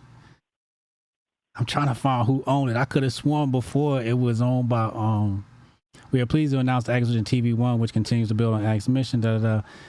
CEO Ben Saltzman. Who owned TV One before? I could have sworn it was like this foreign cat. I want to say he was like Saudi Arabian or some shit like that. I can't remember. But but I mean, all these people are interchangeable. All the magical Negroes are interchangeable. He caping hard because the thing is, each cycle that goes around, you gain authenticity. Right. So Marc Lamont Hill has a level of authenticity within the community. So he's definitely somebody that they would try to target, like DJ Academics. And this is. I'm not sure, what people's palate is, but if y'all are familiar with DJ Academics the other night, he was talking about Drake. Drake just put out a whole bunch of crazy, like he just flooded the internet. Mm-hmm. But one of the things Academic was talking about was he got contacted from the Democrats. Yeah. And the Democrats wanted him to push an anti-Trump campaign on his platforms. And, like they was going to send him a few dollars and, yeah. Correct. And he went in. He was like, yo, what the hell make them think that I'm a part of politics and blah, blah, blah, blah, blah. I don't care who, he went into his thing. But my point in saying that is this. If these people have threw money at trap music VJs, do not believe for a second that they are beyond slipping some quid pro quo money to Marc Lamont Hill to get him to do this subversive, Kamala's one of the black women, Kamala's just like us. Like basically the opposite of Kendrick campaign. Like she's just like us. Like, no, she's not. Mm-hmm. If anything, Trump is more like us than this lady. Because I ain't gonna hold you. I like a transparent person more than a person trying to be like me. Like, just be who you is, and then, like, we could rock. Like, we could just rock. Like, I'm from the Bronx. There was Puerto Rican people, white people, island people. Like, everybody had a poverty experience. So that doesn't make you black because you was in poverty. Like, poverty is a global thing. Hold up. Breaking news. Finally, somebody help me out. 313 said Shahid Khan, I think, was the owner. Correct. Thank you. I knew I wasn't losing my mind. Here we go. Khan was the major shareholder in Black News Channel through the network's 2-year existence. Mm-hmm. So when we go to Black News Channel, what was its existence? God damn. It's launched what year? 2020, February 2020. What was February 2020? An election year. Oh my goodness, that looks terrible. Marc Lamont Hill. I knew I wasn't losing my mind. Oh my goodness. So that looks they launched crazy. this company, right? This is who Mark got a check from, was working from. Oh my God. So we got to go back to Shahid Khan. Shahid Khan or Shahid Khan, not sure how to say his name. Hopefully I say it right, Mark. Here we go. Crazy. He Pakistani. Jesus Christ. So we had a foreign Pakistani running black news media in an election year, and as soon as they get their guy in there, this shit folds and gets bought out.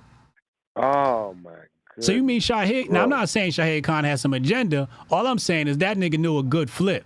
He was like, oh, I'm about to get all these little Negroes, get them to come out here and say some shit, hype this shit up, then flip the company. That shit look crazy right there. Now we can't draw no conclusions, but god damn it, listen. He owns the Jacksonville Jaguars, word. Listen, this nigga's doing life in prison for less circumstantial evidence than that. Shit. This nigga's gonna fry. Listen, this nigga's going to the electric chair with less circumstantial evidence than that.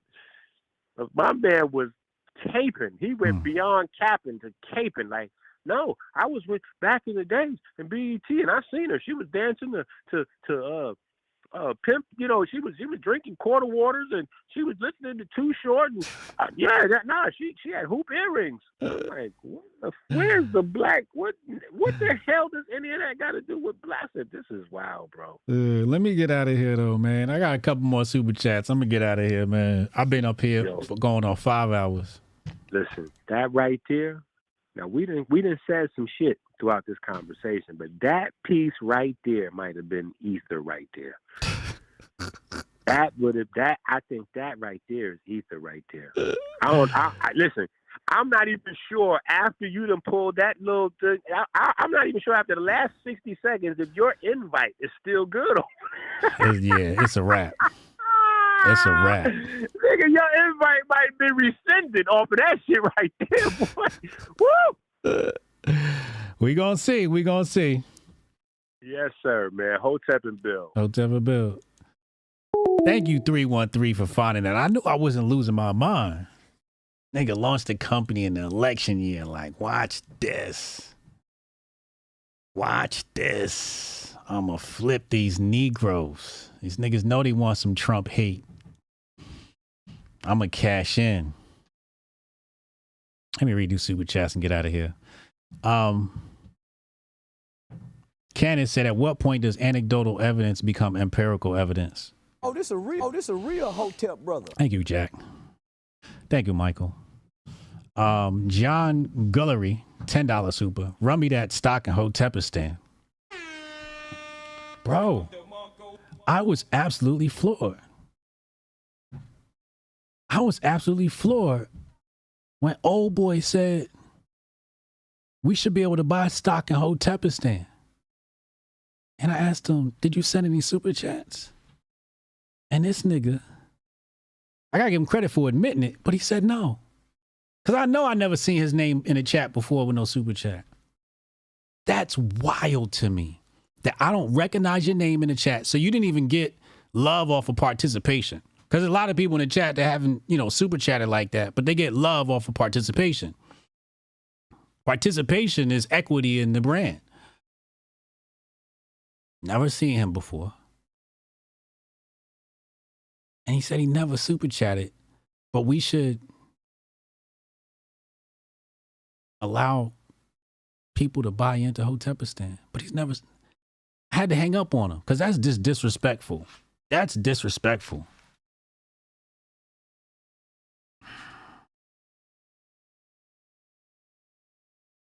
I'm done digging. I ain't digging no more. Shout out to Montoya. Regina the Godmother, $5 super. Say it loud, HJ. Blinded liberal Negroes ain't listening to Hotep. Stop, dude, please. The BLNs don't want to hear this conversation. This is facts. Yeah, it's not a publicly traded company. Hotepistan is not a publicly traded company. Yo, bring KZ, bring it over the kick, man. Bring your love over the kick. Francisco Sanchez, thank you for the $10 holla. I'll be splitting these with Uncle Hotep. He got Fulham FC too? Damn, gangster. He got one of my free scholarships. He out here talking. Loki, this is one of your grandchildren? He got a membership because of you? You bought this? Yo, Loki claiming him on his taxes. Loki just said, I'm claiming him on my taxes in Hotepistan. Shout out to 9 Lives. Ronnie said, yo, I really think he didn't know what have a stake in it meant. Loki said he wanted my free scholarships. Now he out here talking. Loki, one of your kids is out here talking crazy, bro.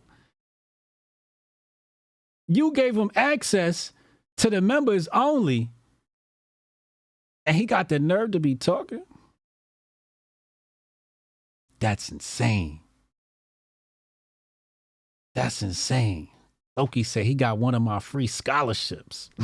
Oh, this a real Hotep. Oh, this a real Hotep brother.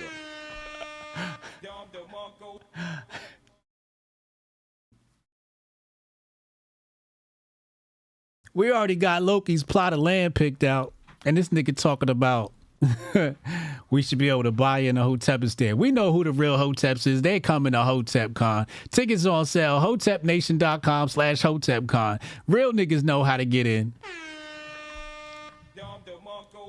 What? We know who's day oneers. We know who the OGs. We know who the VIPs are. Everybody knows who's who. I don't gotta say it. Strong Dad don't gotta say it. Goldstein don't gotta say it. We all know who's who.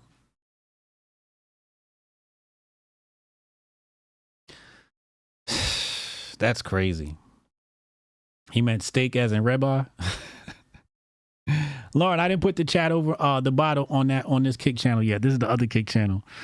Francisco, I'm gonna set this channel all up this week because we just unlocked subs. I was really waiting. No, I didn't. It's not the bot. The bot has to be connected to this account. I got it connected to my personal account. The bot's not on this account yet because I was waiting to unlock subs, and then I'm gonna spend some time this week to get this account all set up. Francisco Sanchez, thank you for the $10 holler. HJ, this is for you, and yes, I will be on Kick watching you. I just downloaded the app. Oh, this a real Hotep brother. Ladies and gentlemen, Hotepistan has delivered again. Shout out to Uncle Hotep. Shout out to Marc Lamont Hill. Thank you very much for giving me an opportunity to get my grift on. You know, I always look for a good opportunity to get my grift on. This is, I'm on a 7-week tear. I'm about to do another 5 days streaming. You know, I'm trying to keep up with these kids like Casanat. You know, these kids be doing like 24-hour streams and shit. I got a family. I ain't got time. I'm not single and young like him. But I'm trying my best to keep up. Casanat, I'm trying to keep up, man. I'm trying to keep up. You know, people have said things like, I want to get on Joe Rogan. I want to get on this channel. And those, by all means, I understand why. But now my goal, I want to get a Casanat stream, man. I'm trying to do an 8-hour stream with Casanat. Hotep, you're a genius. HotepJesus.com. You know what I'm saying? That's one of my goals. You know, somebody reach out to Kai and tell him Hotep Jesus want to holler at him, man. Let's do a stream together, man. You know, and if he don't, it's no love lost. I'm still gonna support him. I'm still gonna say he's the greatest streamer of all time. But that would be dope. You know. We finally roll next week. Everyone, Hotep and Bill. Yes, sir. Yes, sir. God level Griff. Thank you, man. Casanat on the Griff Report. Now I want to go to his channel. Fuck that. I want to go to his channel. You know what I'm saying? Well, ladies and gentlemen, thank you very much. I'm out of here, man. Be well. Stay merry. Tell somebody in your family that you love them. And as always, Hotep and Bill. Welcome to the 4th annual Grifties and the first ever live Grifty Awards. And now for your hosts, Uncle Hotep and Hotep Jesus. Yo, no George, but I can't even breathe in this joint. That's fucked up. He working on that Coon of the Year award. Black people, am I right? We've got some great categories tonight, including athletes. We'll say what's up to your dad. Season's COVID-19. Who did you want? Hamlin? Hamlin's a sleeper. Hamlin's a sleeper. Female, musical, celebrity, people's political grifty, the Hall of Fame, and a surprise category. Y'all see we professional, we got the teleprompter and shit. And of course, the one everyone is waiting for, Grifter of the Year Award. From podcasts to movies. DJ Protocol. Yeah, DJ, that's the time to do it. This is not a grift. I really think Lil Nas X is a gay demon. How dare you? Unlike most modern award shows, none of these women have penises. Women shouldn't speak anyways. Y'all picked the blackest room for a black. Paint the walls white so I can see y'all next time. All coons look alike to me. Some of you white people too. Some of y'all look like you came from 8 Mile. We're halfway through. No one's been shot yet. But I gotta say, at the Grifty Awards, there's only one person more arrogant, more self-assured than me, and that's Hotep Jesus. Grifter of the year. Clap it up for old Uncle Hotep. Hopefully my kids will watch this and be inspired and stuff like that. Fuck them kids. I'm looking for my wallet. I'm like, oh, thank God he didn't take it. Thank God.